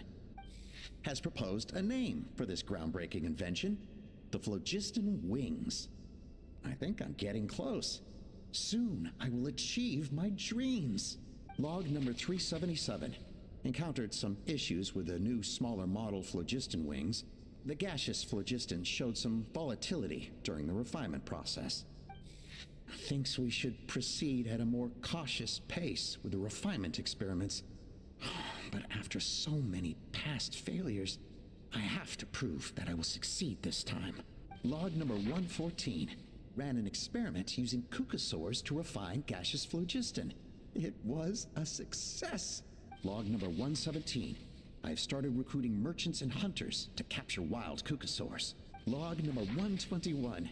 Major breakthrough in the efficiency of phlogiston yield. Huh? So many parts have been crossed out! Yeah, probably the contact he alluded to in his other notebook. Guess he has a benefactor.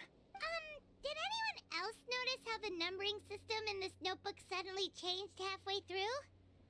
We haven't got time for textual analysis, I'm afraid. Grab the notebook and let's press on.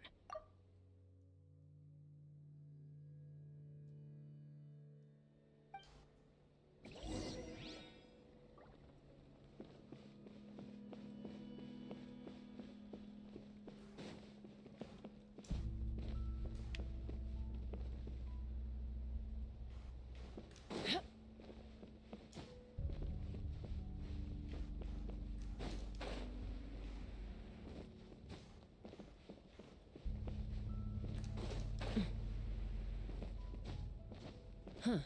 Never seen one of these before. Looks like this was built with the Cinder City components, too. You're not thinking of giving it a nice hard kick, are you?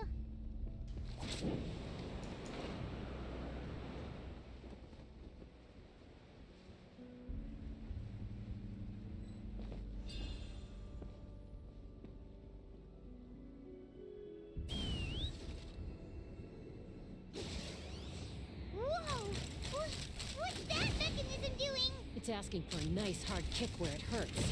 Aim for the weak spot.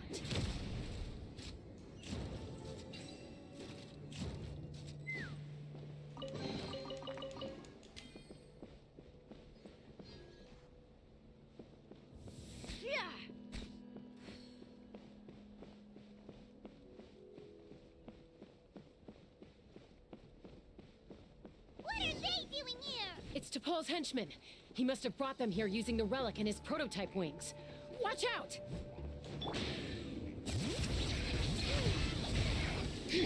Let's fly!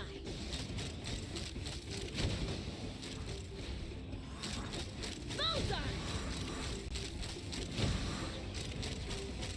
Open fire!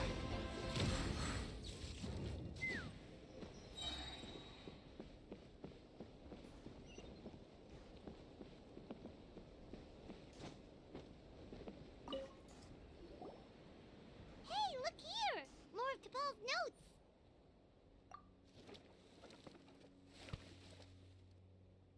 Log number 403.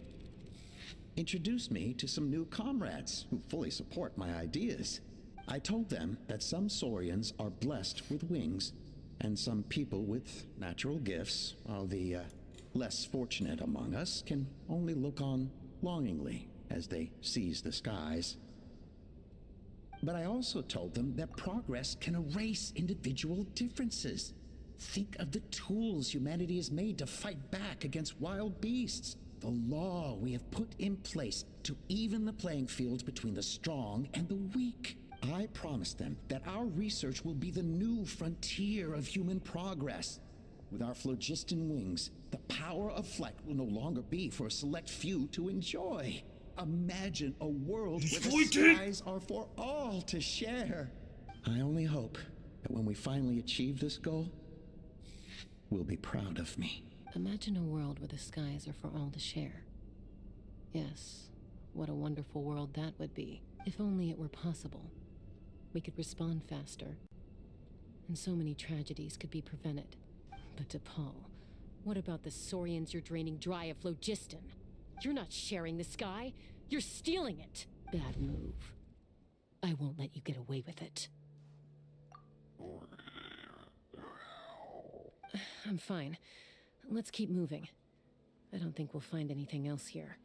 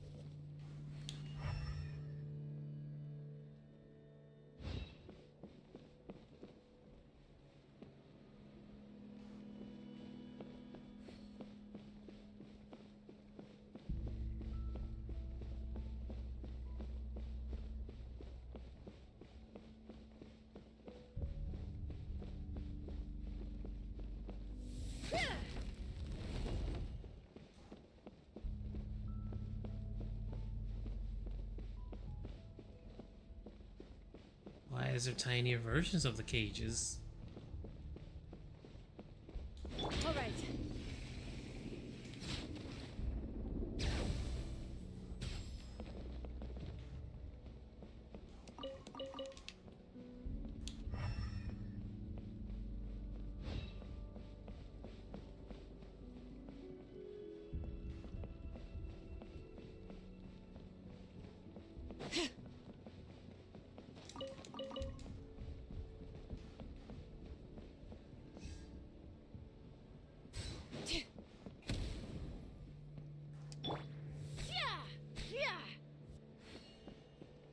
Take me up!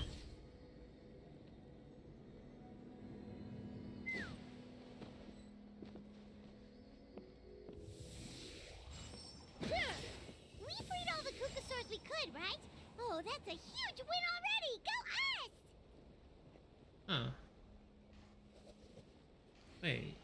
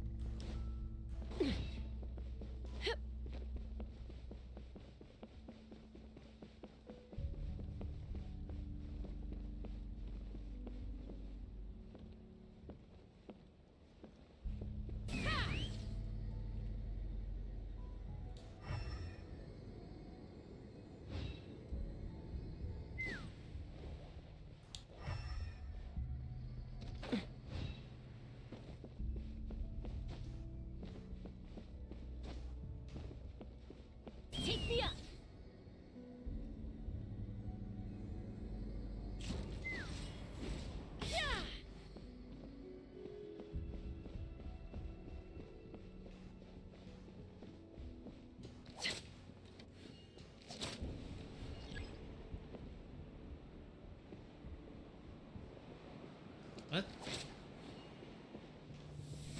What did it say?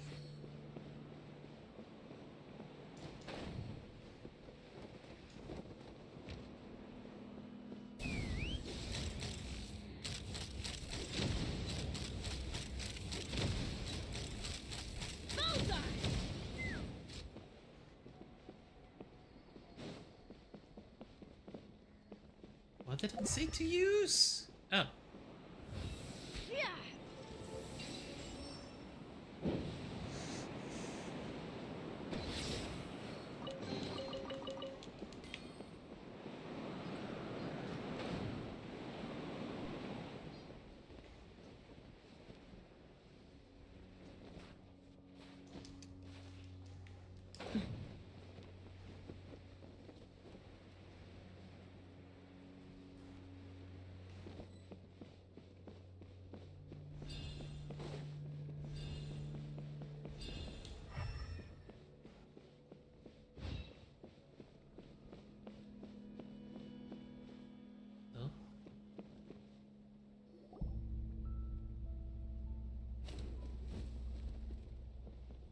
Looks like we've reached the center of the workshop. And still no sign of Koya's baby.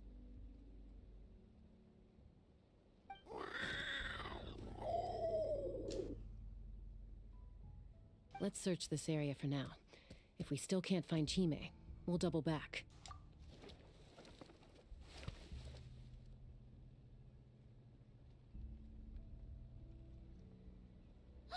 Chaska, Traveler, come quick! What is it? Did you find Chime? Not yet, but look! It's another one of T'Pol's notebooks! All right.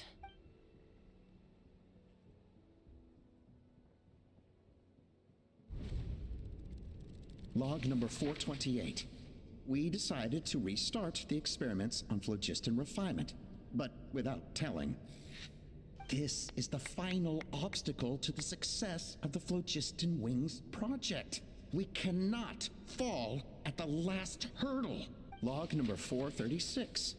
Earlier today, suggested using Kukasaurs as an intermediary to extract refined phlogiston.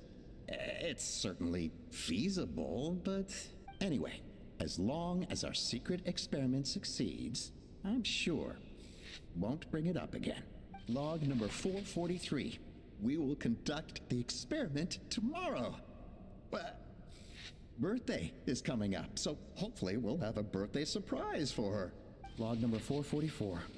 Huh? Why is this log empty? I guess whoever wrote down the log number was prevented from recording the results.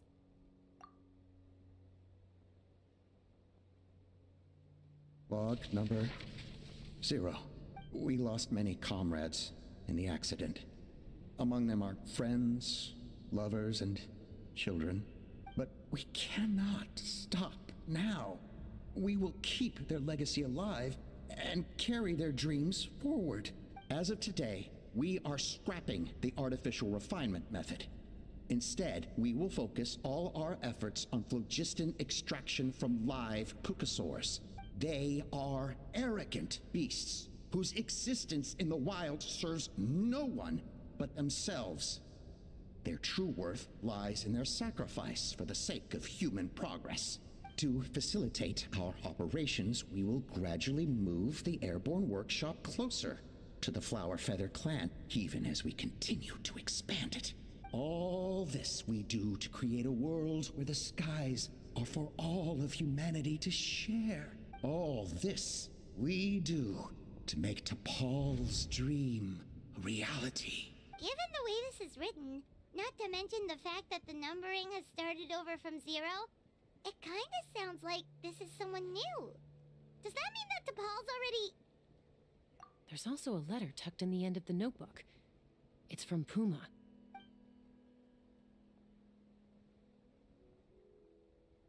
T'Pol, I don't know where you are right now, so I don't know how to reach you. My best bet is to send this letter to the Flower Feather clan. Your father is gravely ill. Oh, I know we've had our differences in the past, but he is still your father. Won't you come and visit him? Please. I know you never liked him and cared even less for me. All you ever yearned for is the sky. And your birth mother. But we'll still be waiting here for you if you do come back.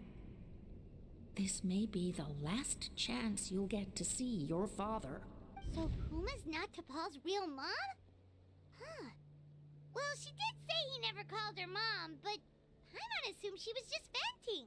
We know that T'Pol's father passed away quite recently, and this letter looks recent. By contrast, the writing in this notebook is old and faded.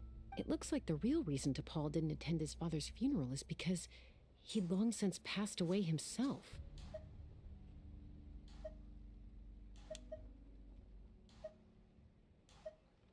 If we ask ourselves why this letter was sent to the Flowerfeather clan, why T'Pol always yearned for the sky, and how he got his hands on a relic from the Cinder City, it all points to one answer. That's right. T'Pol was my child. He was born during my days as a wingless wanderer. His birth gave me new hope. I wanted to become the kind of mother who spent her days as a valiant rider, soaring the skies. Not an aimless, wingless nobody. But his father wanted to settle down, to give his child a safe, sheltered life in his tribe. We fought about it constantly, until the love we once had for each other was gone. He started a new family, with another traveler who was also looking to return home. And I went back to the Flowerfeather clan, alone. I had no idea that despite being raised among the children of echoes, my child still harbored dreams of the skies. Can you imagine, Chaska? The joy and surprise I felt when he showed up at my door, asking to join the flying trials. Or how proud I was when he said he wanted to prove his own worth, rather than relying on my position as elder. And then the anguish that overcame me when he was rejected by the Kukusaurs and became wingless, just as I had after my injury. You've got a lot of nerve showing your face here. Don't take this the wrong way, Chaska. I'm not here for a fight. I just want to talk. Isn't that your preferred way to resolve things? I trust you've learned of T'Pol's wish on your way here. A world where the skies are for all of humanity to share. If only his dream can be realized, no one will ever have to lose their wings again. Our aerial prowess will be greater than ever before. War will never again come at such a great cost. The loss of Koichi is a tragedy that need never be repeated. So tell me, Chaska, do you really wish to see the phlogiston wings forever grounded and gathering dust? Nothing you've said excuses all the conflict you've caused. You mean the argument back at the tribe? It was a necessary measure. Sometimes this is the only way to accelerate the pace of progress. Is a mother harming her children when she coaxes them into swallowing a bitter pill? Of course not. It is a brief moment of suffering for the greater good, and the child would come to understand this in due course. The phlogiston wings are that bitter pill. We will never progress as a tribe if we cling to the scraps the Kukusaurs offer us. Once the people have embraced the phlogiston wings, they will never look back.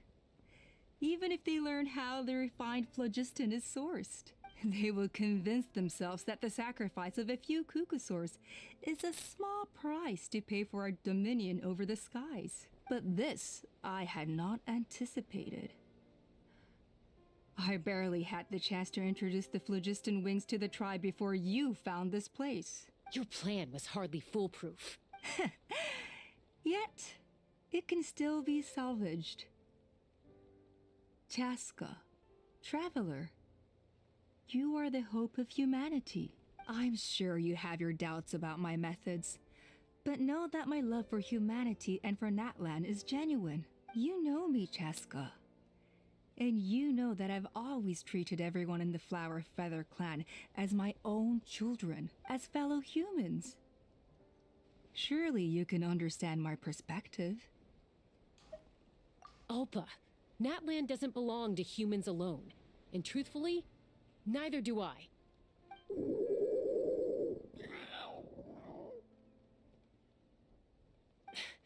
How many times has the Abyss invaded Natlan now? And yet despite how much stronger it is than us, Natlan still stands as a nation of humans and Saurians. Peace imposed by force will crumble in a matter of days, because social bonds are what hold a civilization together. Weren't you the one that taught me that? And yet you would break the bond we share with our Saurian companions to take more power for ourselves? That's as stupid as hacking your own arm off to use it as a club. They are wild beasts, driven purely by instinct. How could they possibly understand human social bonds? Ugh, how did someone like her ever become a writer? Ha! You overestimate them. They bow to the strong and shun the weak. That's all there is to it. They never gave Tepal a second glance when he was at his lowest, nor me when I returned injured from the Cinder City. It's all about survival of the fittest for them. Plain and simple. They obeyed me once I proved myself stronger than them, but the moment it serves them better, they'll abandon me in a heartbeat. You're wrong, Alpa. They only reject the wingless because they don't want to fly anyone to their death. Chaska, I will promise you this. Only the unruliest wild cucosaurs will be used for phlogiston extraction. The ones who have nothing else to offer to humanity. Well, that's too bad, because I know a few unruly wild cucosaurs who don't think that idea is gonna fly. Namely my mom, my sister, and me. And the others? To us, they're friends, family, even children. So if you want to put any of them in one of your cages, you're gonna have to go through us. Is that right? I knew you might be difficult to convince. Maybe this will change your mind.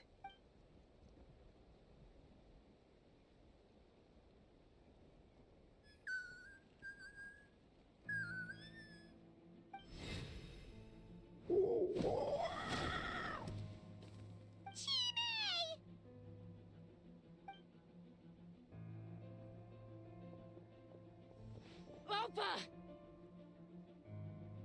Careful! Don't make any rash decisions. Unless you want to see her suffer. Oh no, that's one of the extraction cages! I told my subordinates to take control of the tribe while I was away.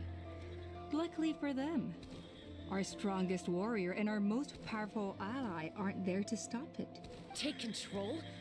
What are you planning to do with Mutota and his supporters? Merely accelerate their inevitable downfall. They cannot stand in the way of progress forever. It is not the move I wish to make, but I'm afraid you and your friends force my hand. And since you insist on imposing me too, I have no choice but to keep you here until the dust has settled. So that's what you meant by I just want to talk. You never intended to negotiate. You just wanted to stall us. No, Chaska. I genuinely hoped I could win you over. You are the strongest warriors we have. Put down your weapons, and I promise you that no harm will come to this young Saurian. I just need you to stay here for the next couple of weeks or so, while my people consolidate their power.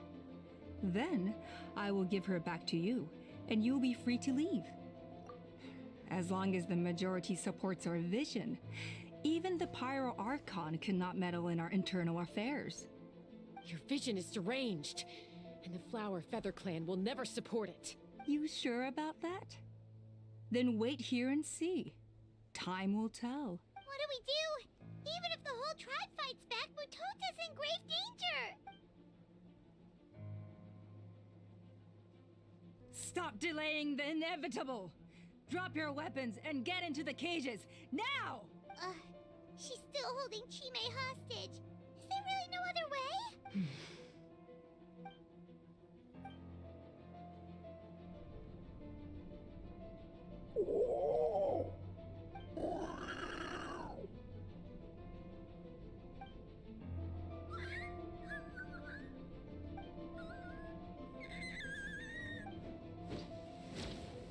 Koya? Huh? What are you yapping about? Stand down. Drop your weapons now!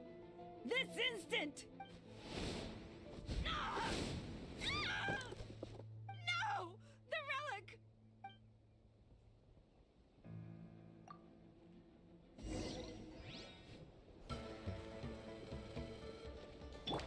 Bring it!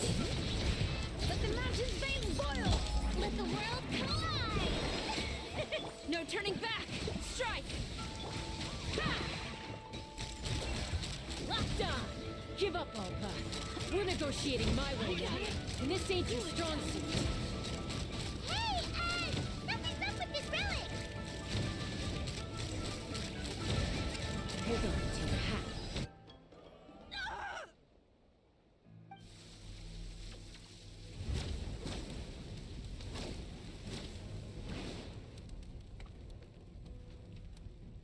No! What is she doing? She'll bring us all down with her! But why? We stabilized the relic! Maybe it got damaged in the fight.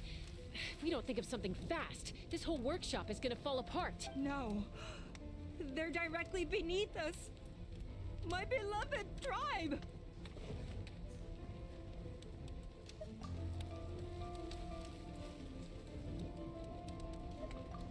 Okay. It's too powerful. This ain't a toy like last time. I don't think I can just throw it aside.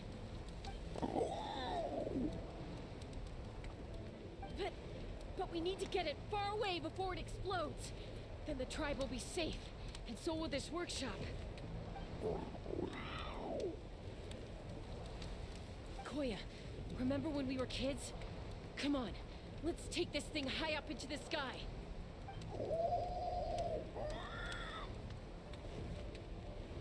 Don't worry, I know I can get rid of it before it explodes. We're talking some surface wounds at most. All I need is for you to catch me at the end, just like old times. I can't hold it back anymore. We have to go. Don't be insane! Alpa, what are you? You're a fool, Jaska! Why would you choose such a risky solution? We cannot entrust the safety of our tribe to this wild Saurian! I'm the fool. Do you really think you can stand a better chance than me? Sure, it may be asking too much for an ex-wingless to escape the blast radius in time, but I can fly it a safe distance away. Even if it's the last thing I do.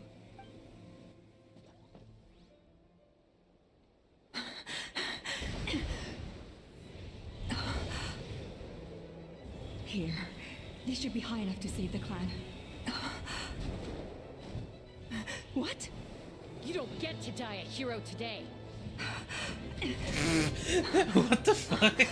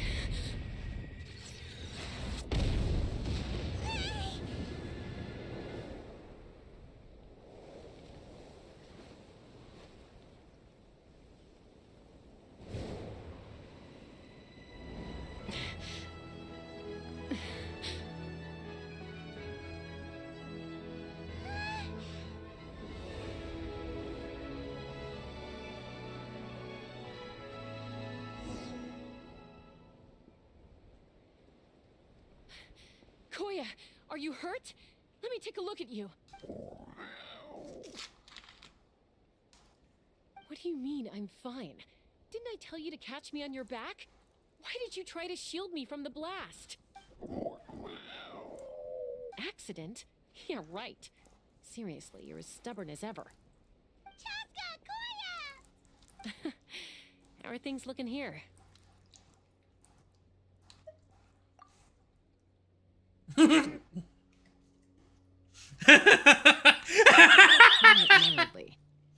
I owe you one. Again.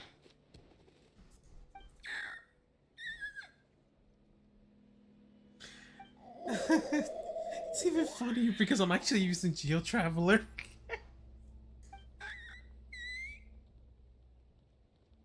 Oh, but be Oh, honest. I almost choked on You still water. think Kukasaurs can't form bonds?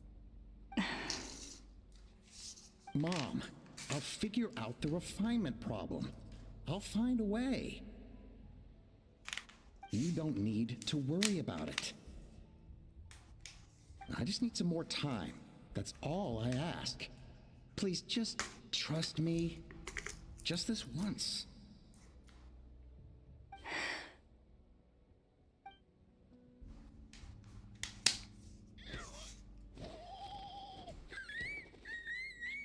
But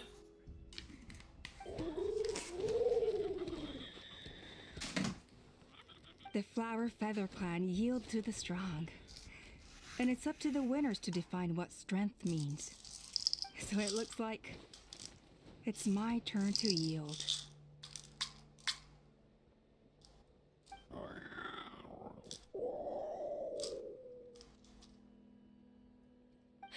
Koya! Koya!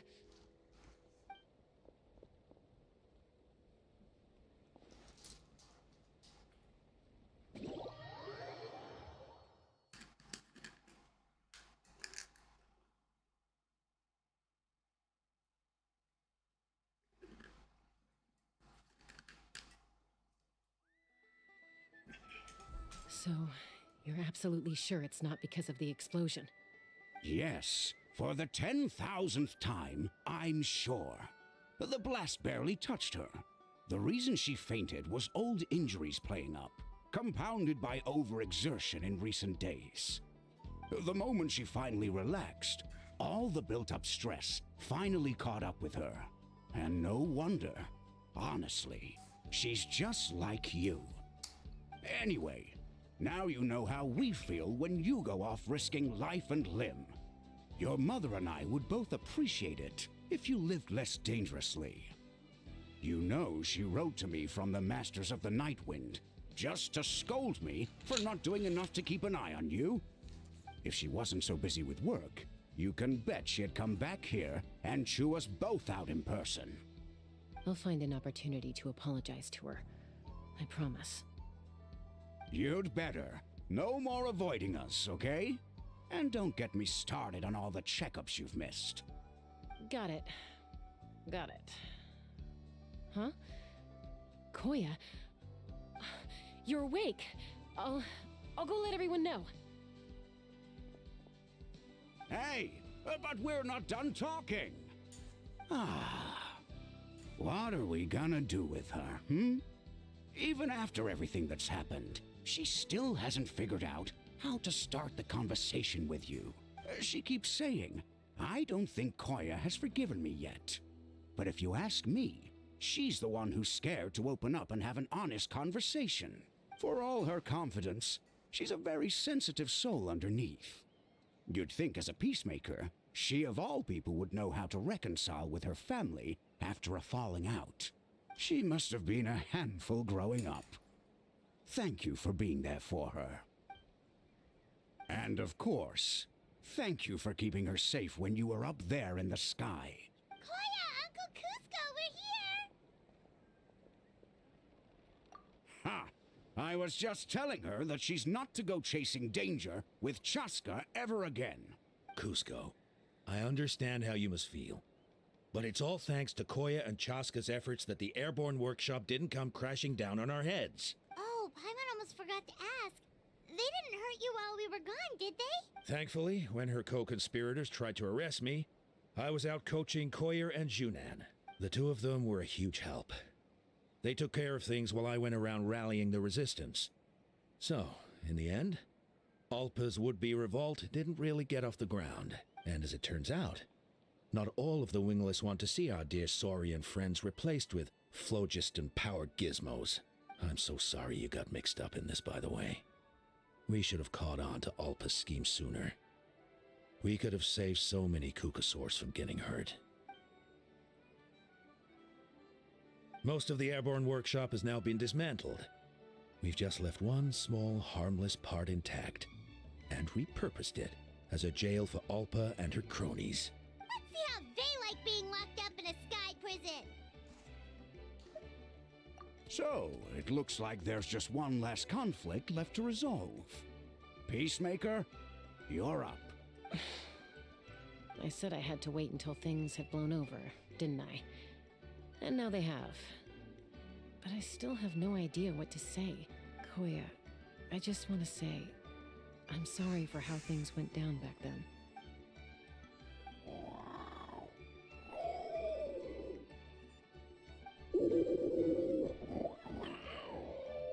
Huh? Does this mean you're not mad at me anymore? There's that family likeness coming through again. But that day, when we ran into each other. Huh? So then, when did you finally make your peace with it? Aw, it's Chime and Chimpu! They're here too!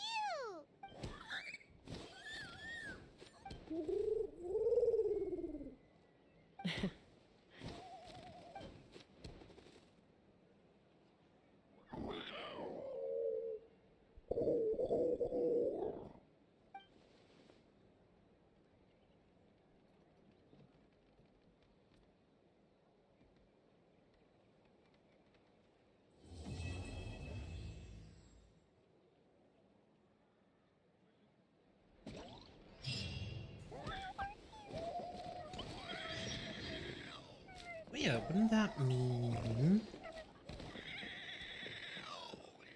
Oh, that's not them. Bro, Sky Workshop would have been like a super cool stage. What do you mean? It was just... Like it should have just been an area, not a domain.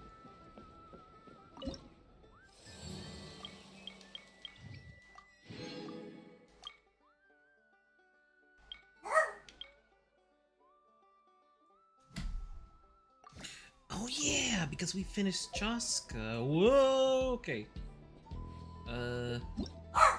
Here. Yeah. Yeah.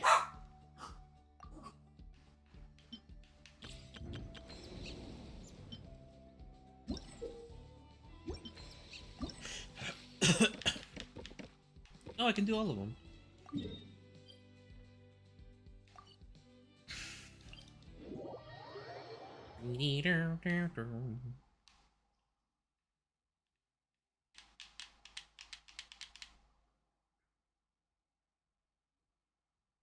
The sound of rain masks the enemy's footsteps. Stay alert.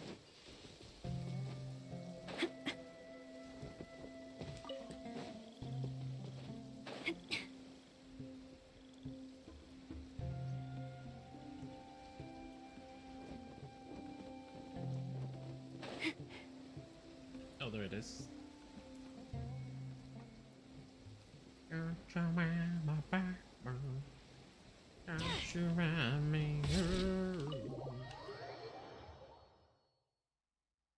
skies are clear, and the sun is bright.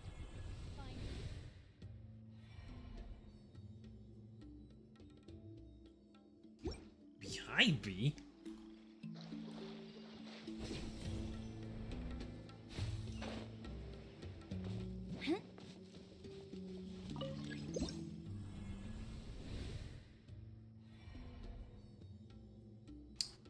What the? It's where I just came from.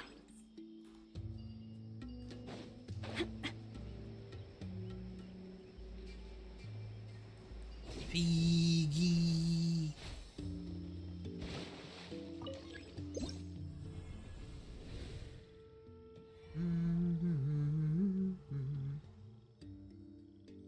I'm sitting right there.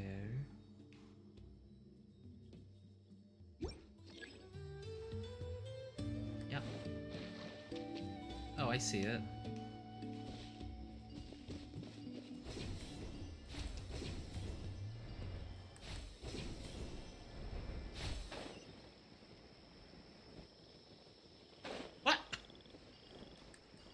missed the floor!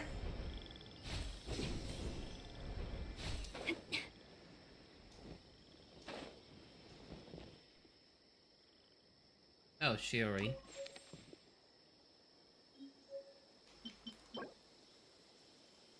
The sound of rain masks the enemy's footsteps. Stay alert. And last but not least... Oh. It's Sino, isn't it? Hold on. Let me look at the names real quick again.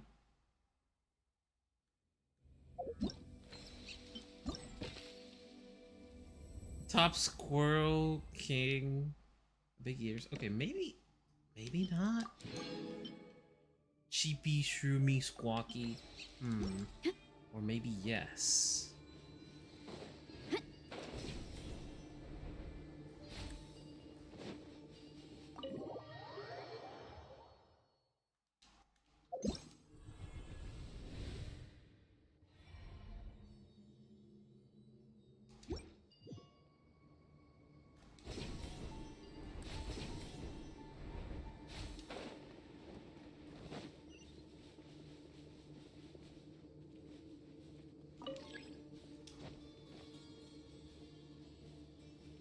Oh. Oh, that's funny. What the fuck?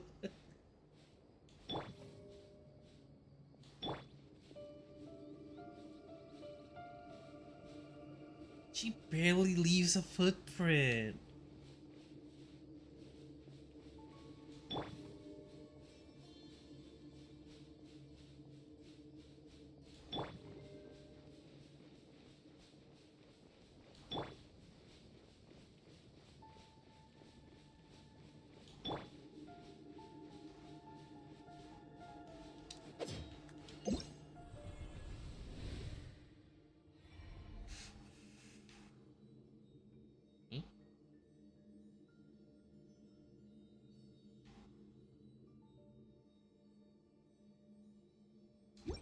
Side of the road.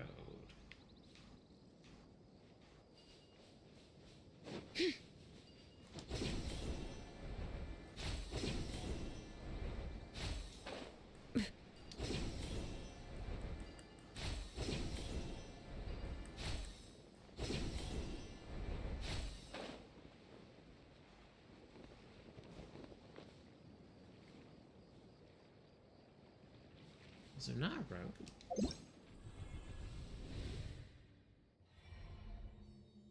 Oh, wait. Oh, they're in a tree. Or is it actually side of the road? Hold on.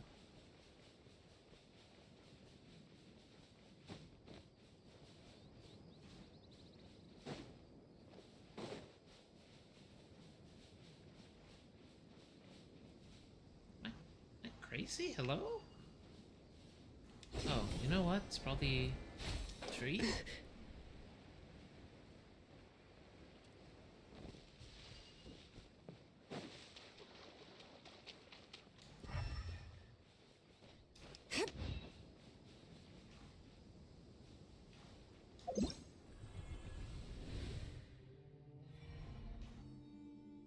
Oh.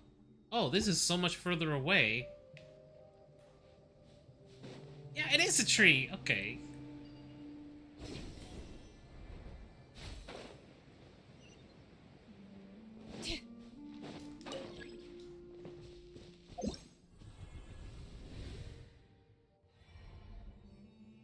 Oh, I just came from there.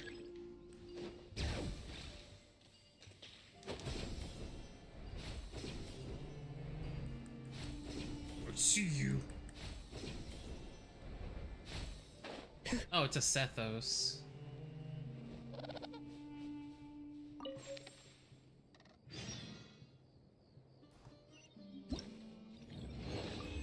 Yeah, wait, how's the quest epilogue?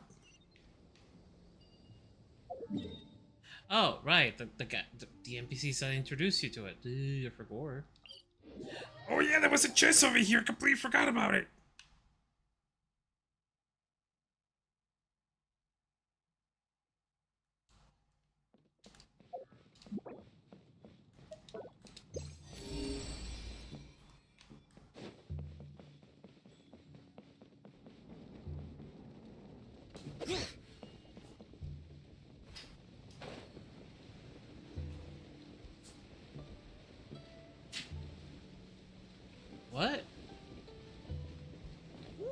here?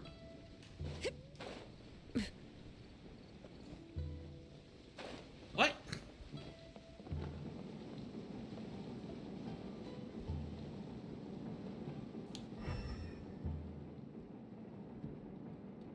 What?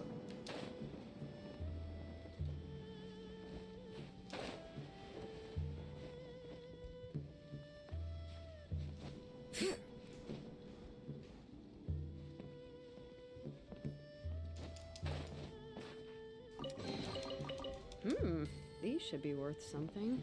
Go on, take it.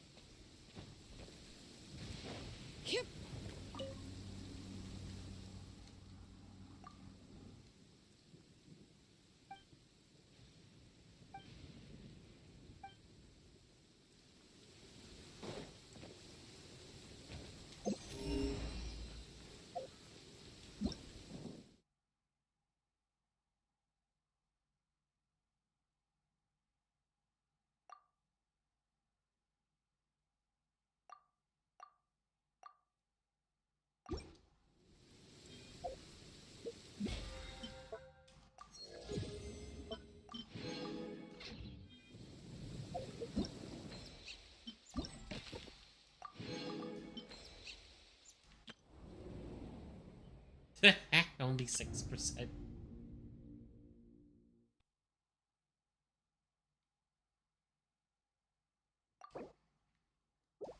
I need to complete that quest.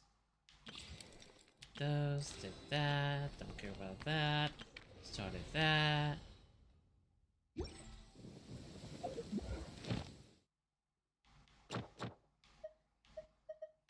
Man, I hate that those don't count. It says story to do things. Okay. This, yeah, it updated. Yeah.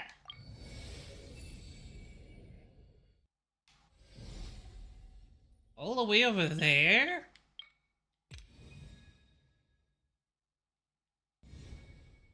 Hmm.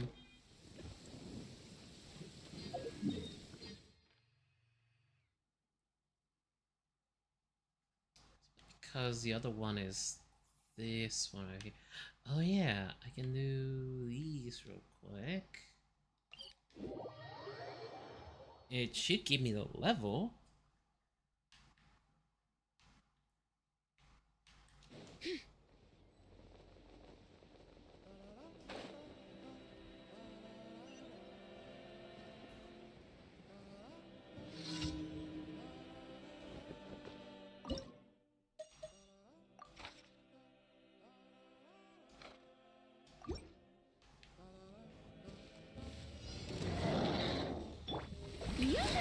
Let my name echo in song! Hear the echoes!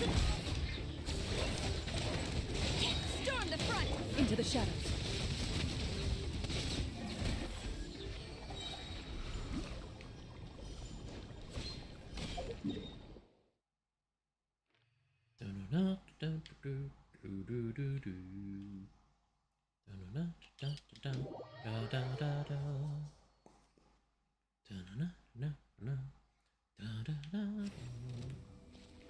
Huh? Why are you talking to Cuckoo Source?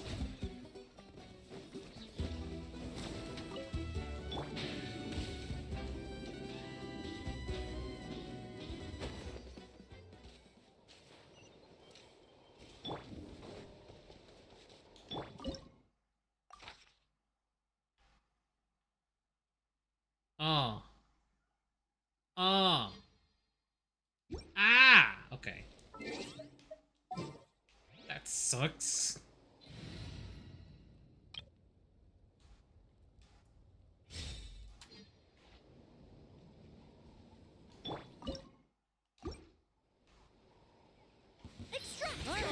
Watch out or you'll get singed.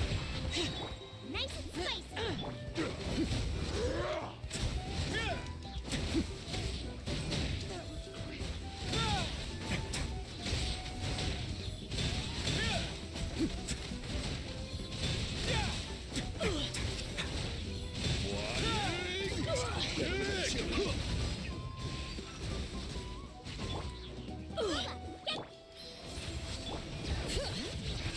Let the mountain's veins boil!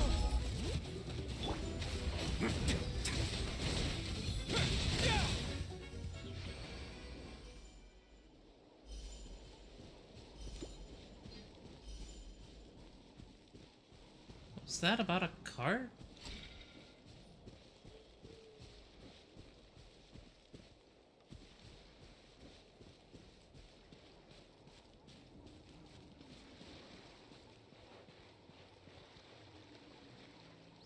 Oh, that cart.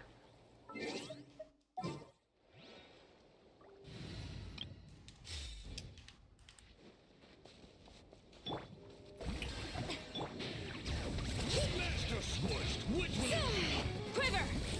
Ready. That's all I've got. A stroke of good luck, and a very welcome one.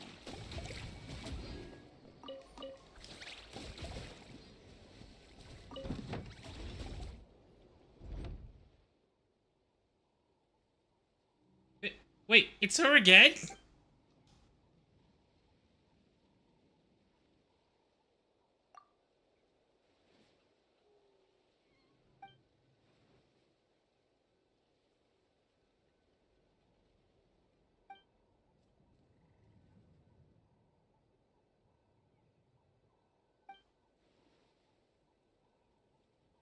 Wait.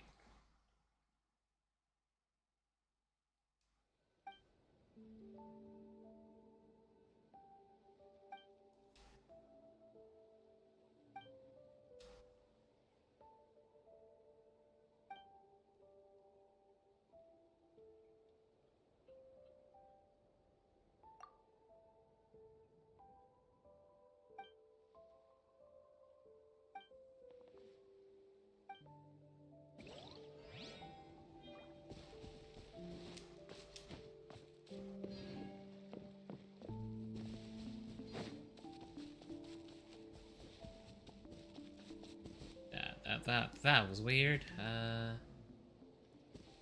I don't even have a quest active. It's fine. I know where I have a quest active. Right there. I'll talk to Catherine while I'm at it. And I'll probably end it after that.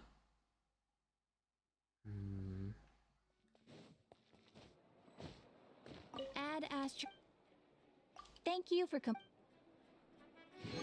Add Astra.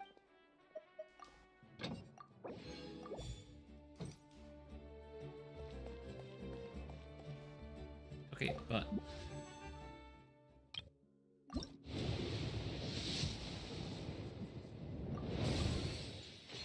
okay, but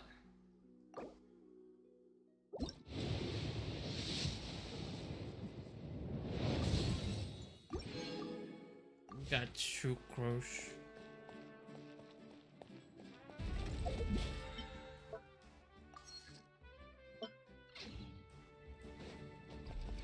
All right.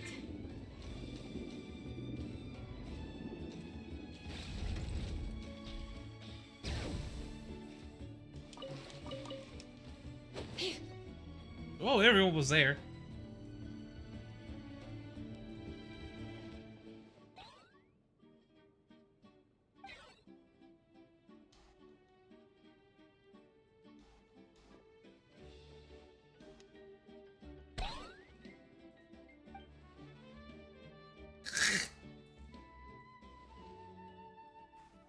Kanich, Kachina, Mualani? Woo, everyone's here! Reunited at last. Did you miss us? I brought candy and cookies to share. Oh, Kachina's voice! Of course we missed you! Ooh, you brought Source crackers too? Score! Ah, just in time, traveler. It's so stifling in here. I was just about to go outside to get some air. It's the same temperature outside. Anyway, how was the trip? It's just, he just says it so calmly. To be honest, I also didn't expect this many people to show up. A third of this amount is more than enough for my plan.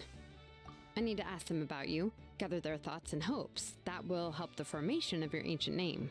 Oh, you brought the Pilgrim's Chronicle, right? Yeah, let me take a look. Okay. The progress looks good. We have enough people, so let's get started. Sorry I'm late. Chaska showing up late for something? That's a first. I had to follow a group of monsters further than expected. When I got back, I heard about what you did for my tribe. Thank you.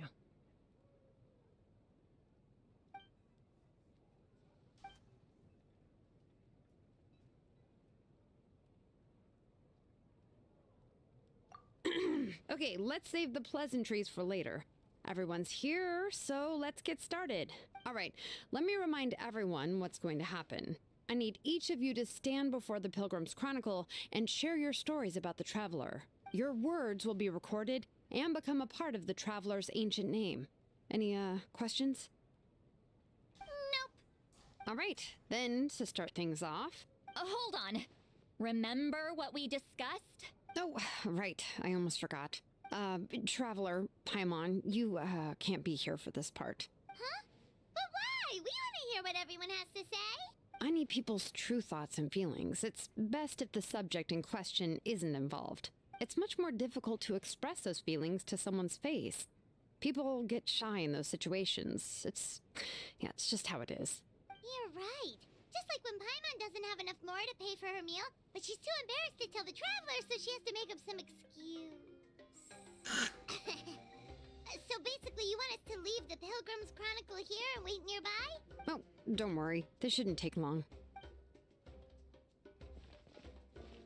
Everything Shilonen said made sense, but did you see Sweet Lolly's reaction back there? She was definitely the one who decided we should leave. But staying out here is just making Paimon even more curious about what everyone's gonna say. Anyway, you're gonna have an ancient name soon. Ooh, that's so exciting! Feels like we've been in Natlan for quite a while already, doesn't it? You're right! If only Paimon could say a few things about you in there. Well, looks like you're about to have that chance. Shilonen, is everything all set?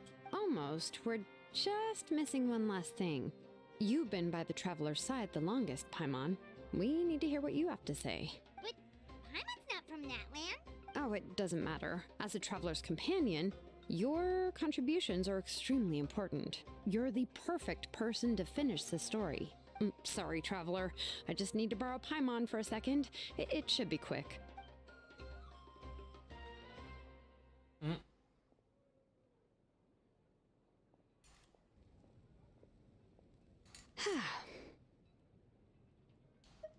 Paimon gave us a lot, and I mean a lot of information. I'm not even sure the Lord of the Night managed to get all of it. Well, we've been to 6 nations already. Here, you can have the Pilgrim's Chronicle back. I'll need it when I forge the name, but you can continue your adventures in the meantime. And when the time comes, I will forge you an ancient name unlike anything that's come before, so that you, Mawika, and Natlan as a whole can finally put an end to this endless war. Oh, that was the end of it? Oh. That was such a short quest. Wait, that's not Arlen. Who are you? I'll need the Pilgrim's Chronicle back when I'm ready to forge the name. If there are still adventures you want to record, better finish them before then. I hope everything will go well. I swear, even I'm starting to feel nervous now. Is that why we got the interlude? Just so we can, like, do every side quest before doing the next thing?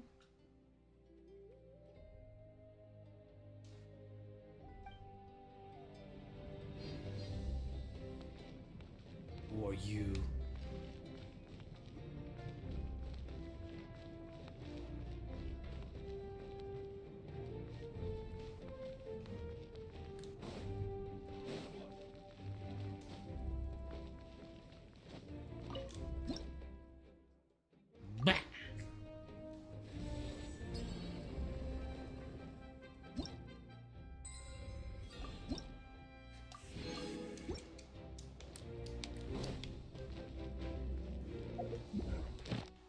Oh, wait. Oh! Nice. Wait, did I not? Wait, aren't I missing one? Oh, I am missing one. Go south. Let's do it in this order. Go this way. That way we can get the map. Ooh.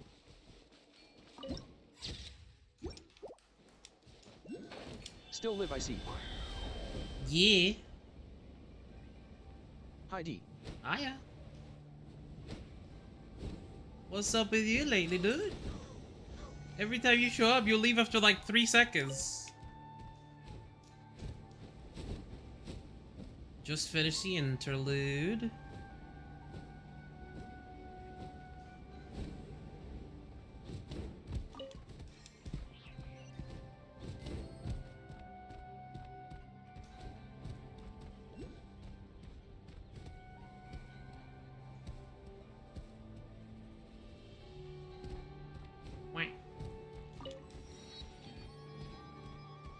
We're not even that far away from this teleport. Why are they There so are 2 close to each children other? in the house.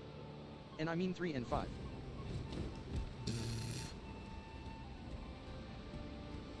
Dude, look how close this is. Ah! Why would you put a cutscene here? I'm losing it. Sucks for you, dude. Something's hiding behind that statue! Aww. It's a baby Indy. Iktomi-saur! So cute! Screaming. I believe it. Why is it staring at us? Are we adopting another one? Are we adopting another one? 26. Oh no.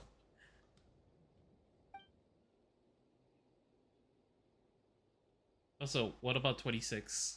20 and 6.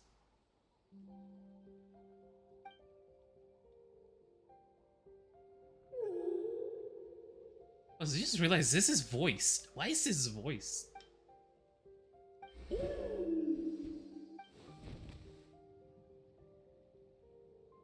Oh. You only get 2 hours of sleep. It's 26.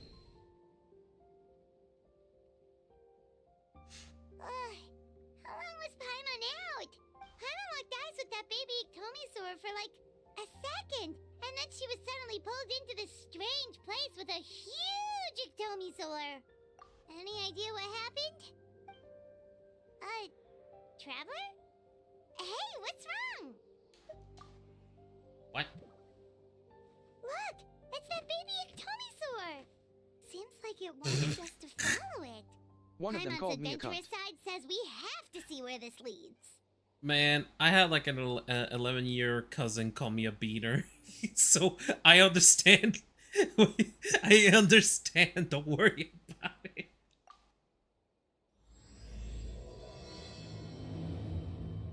Oh, it's the Masters of the Night quest. That's why. Oh, hold on. That's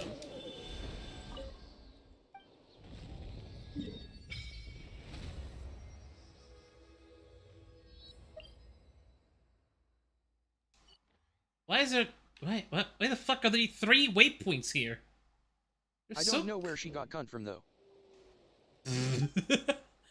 Oh, the fact that they know the word. Oh, I didn't even think about that.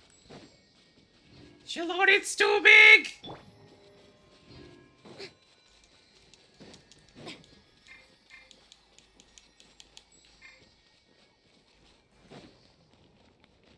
Another one? Pull out Xiao. I don't have Xiao.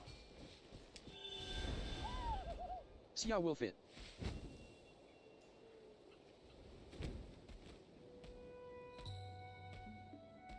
Whoa, check it out! The graffiti on the wall is glowing!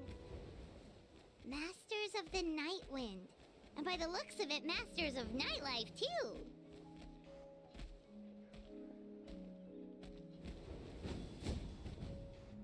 Wait, so not they, it's the... Oh, no, this way. It almost feels like their walking speed is just running speed. Because they're just skipping. Look at them. Wait,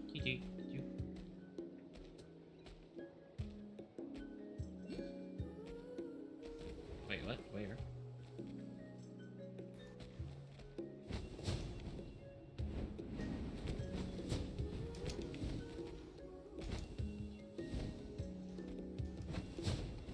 Damn it.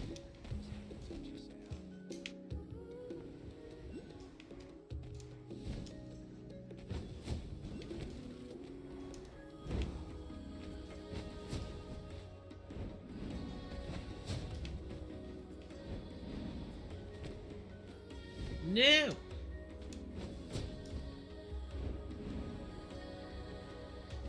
Get on the rope, child! Question, Indy. Yeah?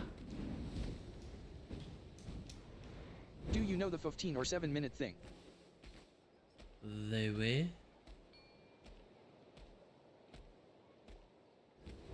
Wait, hold on. Why is it not showing?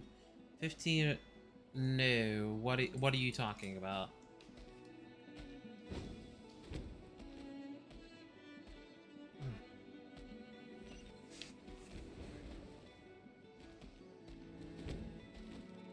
NVM then.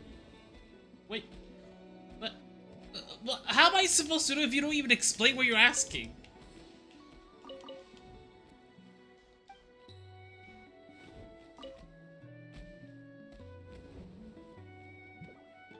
Wonder if we're allowed in here.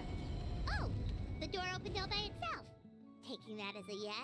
Aw, the Tommy store from earlier. It's really here. You'd know what I meant if you knew. Then let's go introduce ourselves.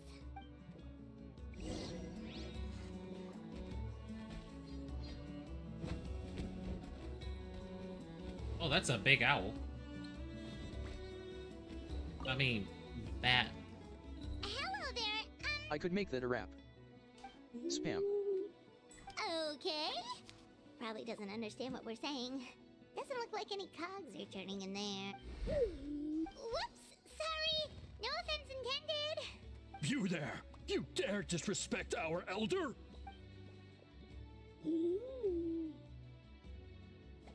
Oh, you mean...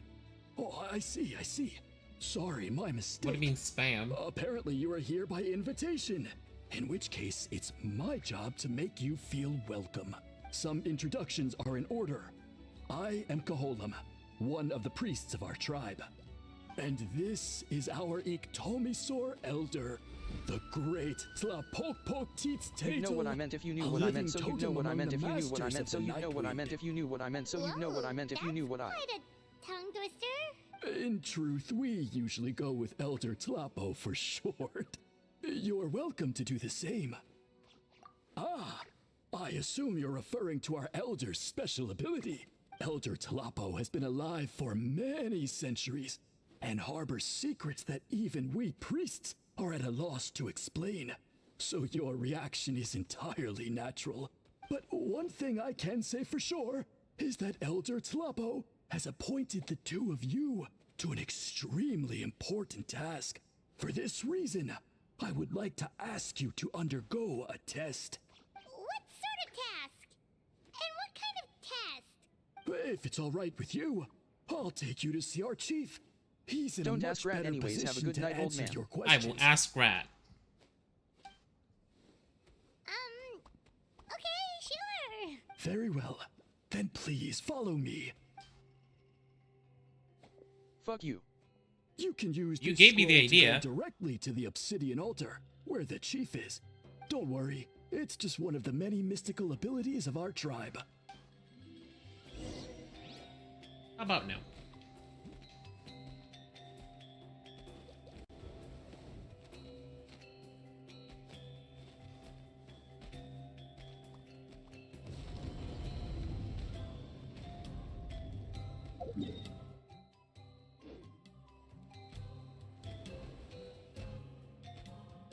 Also SMTH about Scruffy laughing or dying a Discord Nitro thing. I heard that today. Something about Scruffy laughing or dying in Discord Nitro. What are you talking about?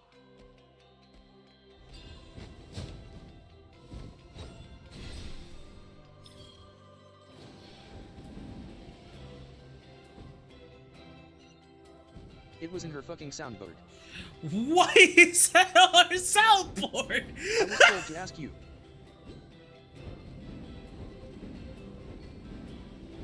What the fuck?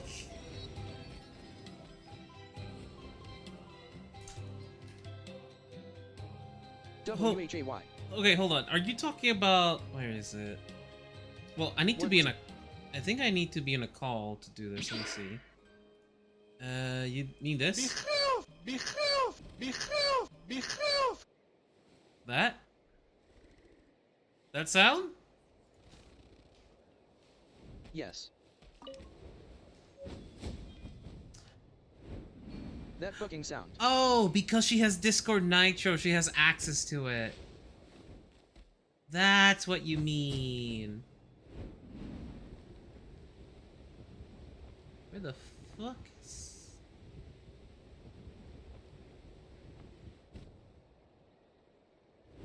Where is it from? Was he sneezing? It's from a very, very, very, very, very old Let's Play. Let me see if I can find it.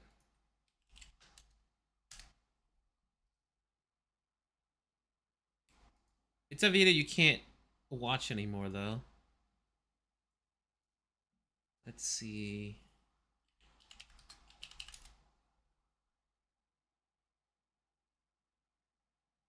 Oh, right. I can't find them here because they're not public. So if I go here... Let's see.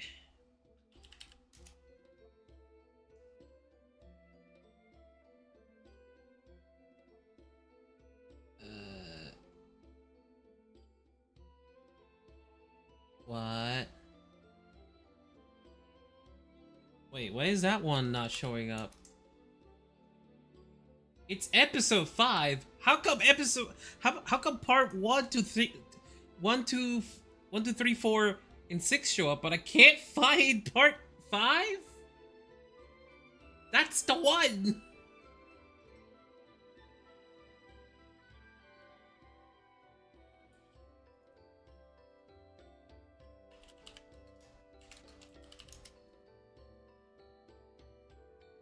Did it get deleted? What the...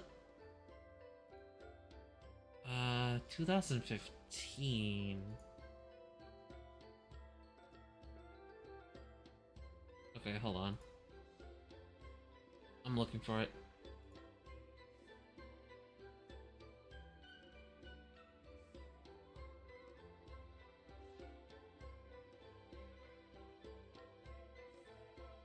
They are here. Jeez, I used to upload so much Binding of Isaac.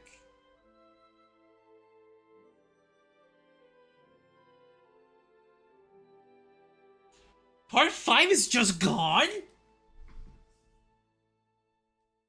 It's gone.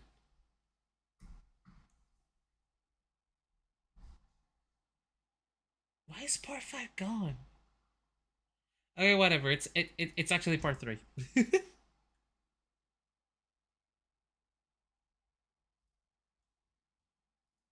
Hello, everybody, once again. Let me see. Hold on, let me put it on screen. It was from this game. And it was around here? Fall here. Did we break the cat? Here. Behave! Oh, there you go.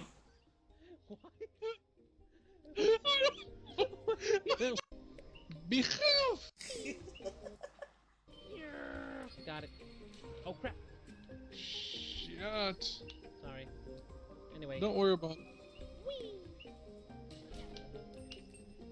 No! Behave! Why? Sneeze. No. I don't know what the Go fuck. this way. Go that way. Why? And go to the bubble.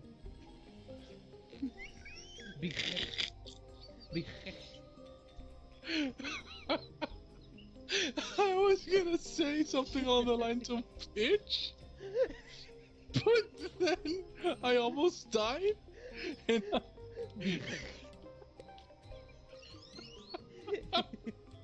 I feel. Oh my god. But yeah, he was trying to say bitch. Can That's you it. boost me? Oh fuck, no you can't. That's literally it. Oh yes you can. Okay.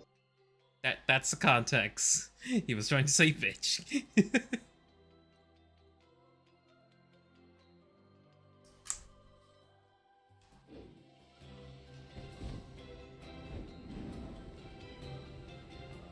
What the hell?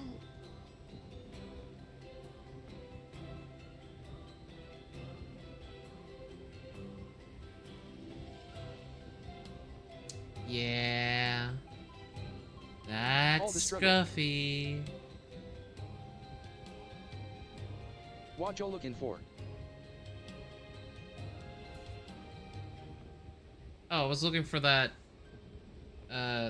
thing, but you know what? Fuck it. I'm gonna go down here instead. Should be really it's down here? That's so fucking weird.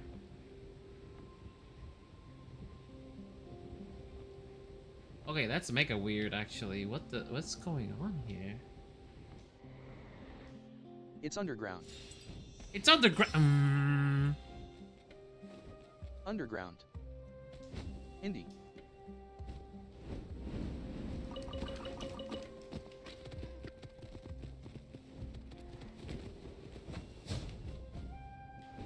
I'm going to assume it was a puzzle. I was just supposed to stand here instead. There is a path by the water. Path by the water? Cave. Underground. So like over here? Oh, that shows me, okay.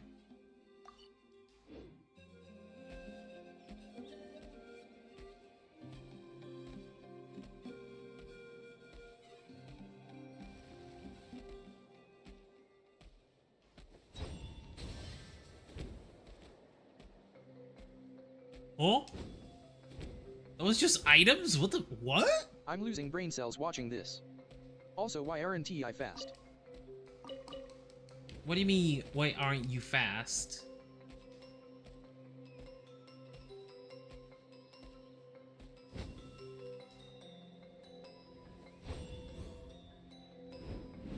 The voice. Oh, I had to change the voice because Google did something stupid. So I can't use the old voices anymore.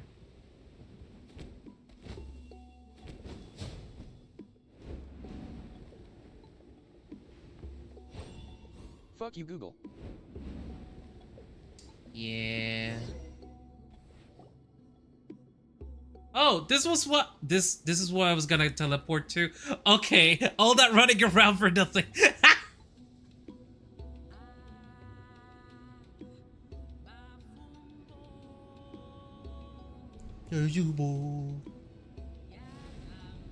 Ooga chaka, ooga chaka, ooga chaka.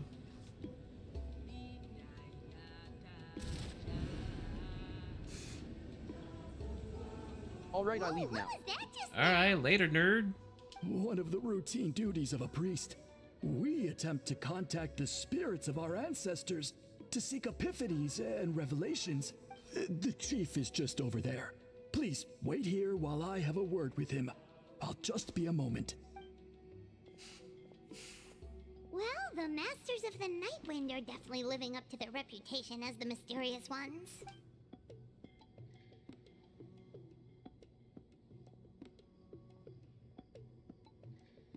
All right, I've told the chief why we're here, and now you may speak with him. Right this way. So, you two are the appointed ones. I am Chief Birab. Welcome, and thank you for your patience.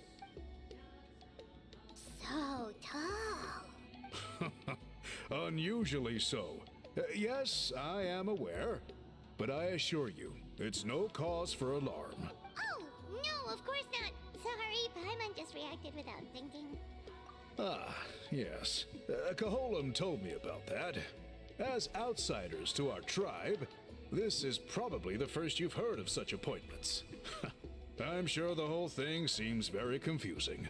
Throughout our history, only members of the Masters of the Nightwind have been appointed to undertake these tasks. This is the first time an outsider has ever been chosen. Really? Allow me to explain. Our tribe has an old tradition of recording history in the form of woven scrolls. And not just our own history. We record the legends and heroic feats of all other tribes as well. It is a tradition we have observed for many centuries. We treat it as a solemn duty. However, when a major event occurs that affects all of Natlan, we record it on a different kind of scroll, used for this exact purpose. And these scrolls can only be woven by someone of the Iktomisor Elders' choosing. When the Iktomisor Elder senses a major change in the ley lines, it will issue a formal declaration to appoint a creator for this scroll. Whoa, so you mean... Elder Tlapo sensed a ley line change quite some time ago, but had not yet designated the scroll weavers until you arrived. Okay, but just so you're aware, we don't know the first thing about weaving scrolls. As a matter of fact, that does not surprise me at all. How come? In the 200 years that Elder Tlapo has held this position, none of the appointed ones have ever been experienced scroll weavers. Does that mean 200 years of major historical events have gone unrecorded? No. They all submitted scrolls in time, yet each of them claimed it was not their own work, but a gift from the spirits. Man, this tribe gets more mysterious by the second. Yes, well, that is the part that troubles me. The notion that we have to rely on esoteric things like gifts from the spirits to record historical events of such great importance. It is unsettling. Huh. That's pretty surprising to hear, coming from the chief of this tribe. I can imagine. You probably see the Masters of the Nightwind as a people shrouded in mystery, who pride ourselves on our arcane practices. But I am something of an exception. I may be the chief, but when it comes to our traditions, I'm in fact a proponent of change and reform. I have dedicated my energies to deciphering the many mysteries of our tribe. In doing so, I hope to establish clearer rules that will help sustain our traditions in the future. Wow, that sounds great! So have you figured out the mystery of the gift from the spirits? Sadly not. It is something I've been investigating for a long time, but I have yet to uncover what this gift truly refers to. Only a small handful of events over the years have been recorded on these special scrolls, with decades between each one. And by the time the next scroll weaver is appointed, my time as chief will be long gone. I will not be in a position to investigate as thoroughly. So... While I haven't gotten to the bottom of the matter, I have made some progress. But the only way I can develop my theories further is with the cooperation of the appointed ones. Precisely. It's nothing to be worried about. Simply a means of validating my current hypothesis. It shouldn't take you long, nor will it put you in any danger. I can explain everything in detail when we get to the site of the test. But first, please wait a moment while I change out of the soul-shielding cloak. This garb is one of our important cultural relics, handed down by generations of chiefs. It is only to be worn when conducting certain ceremonies. Oh. Please, follow me.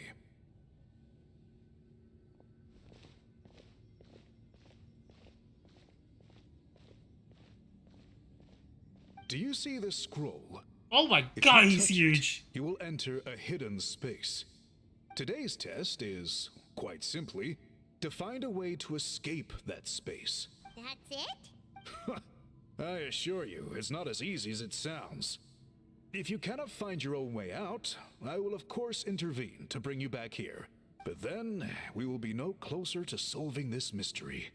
Good. Simply touch the scroll to begin the test. I ain't touching. Oh my god. You may begin whenever you're ready. What the fuck?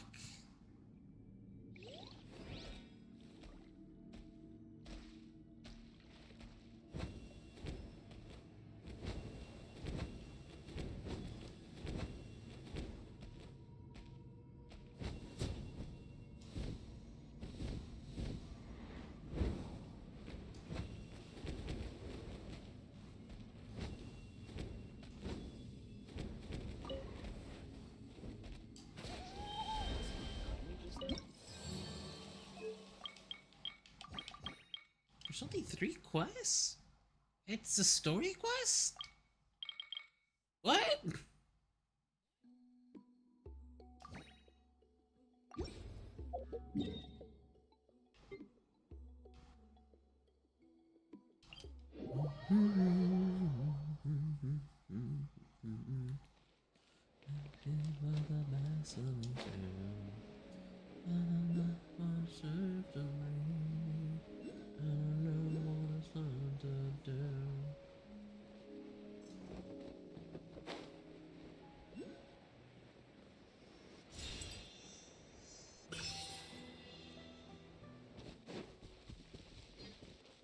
All right.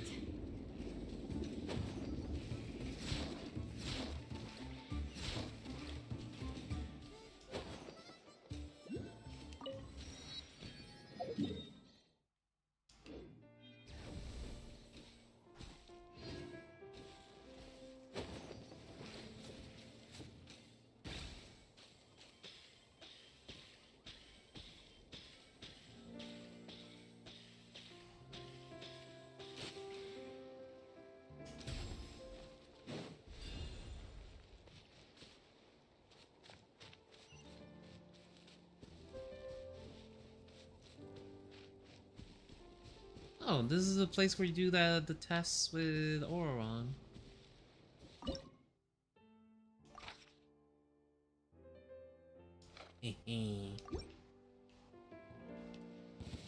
Take a deep breath and Letting brave names echo! Into the shadows. This was new. She got juggled so hard.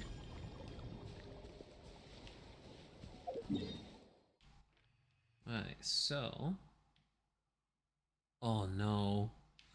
I don't like that.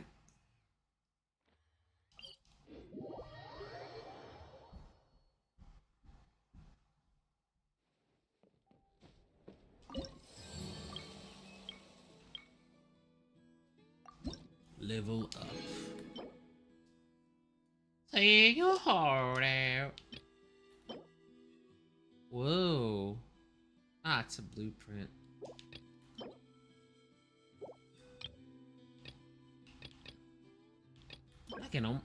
Wait, we can get the wings in this patch. Yo.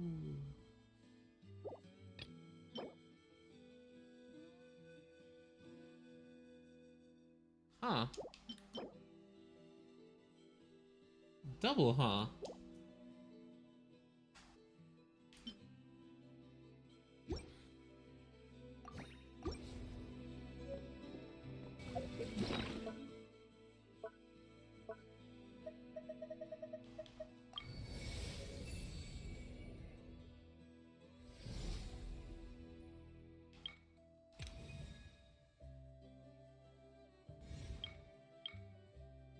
Did I just get that just for starting it? Huh. It's kind of lame.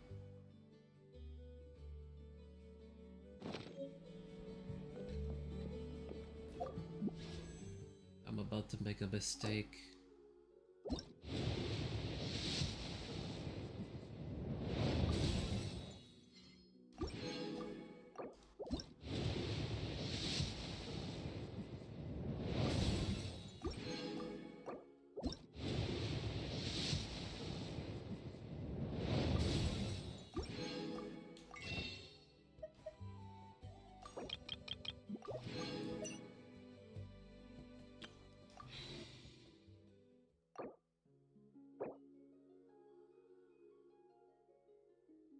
Don't have enough.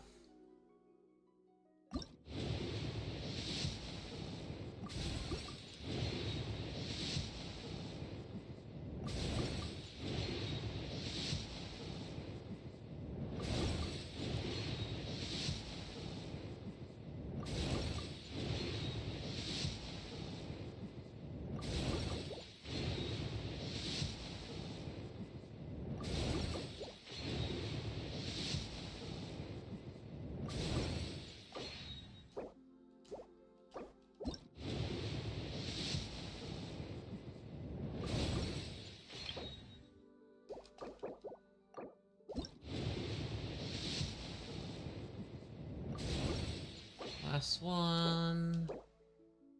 Oh, never mind. I am Baroque. So Baroque.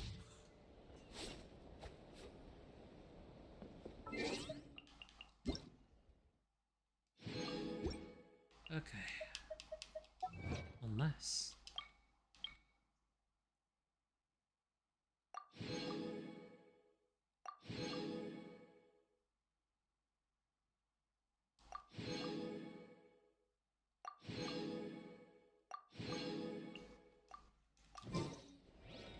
Wait, what?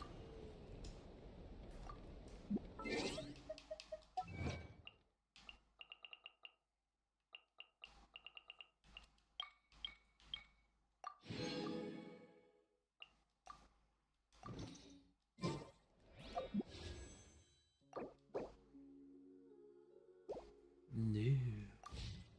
In my role as champion duelist, my opinions do not matter. Oh. Oh no, I forgot.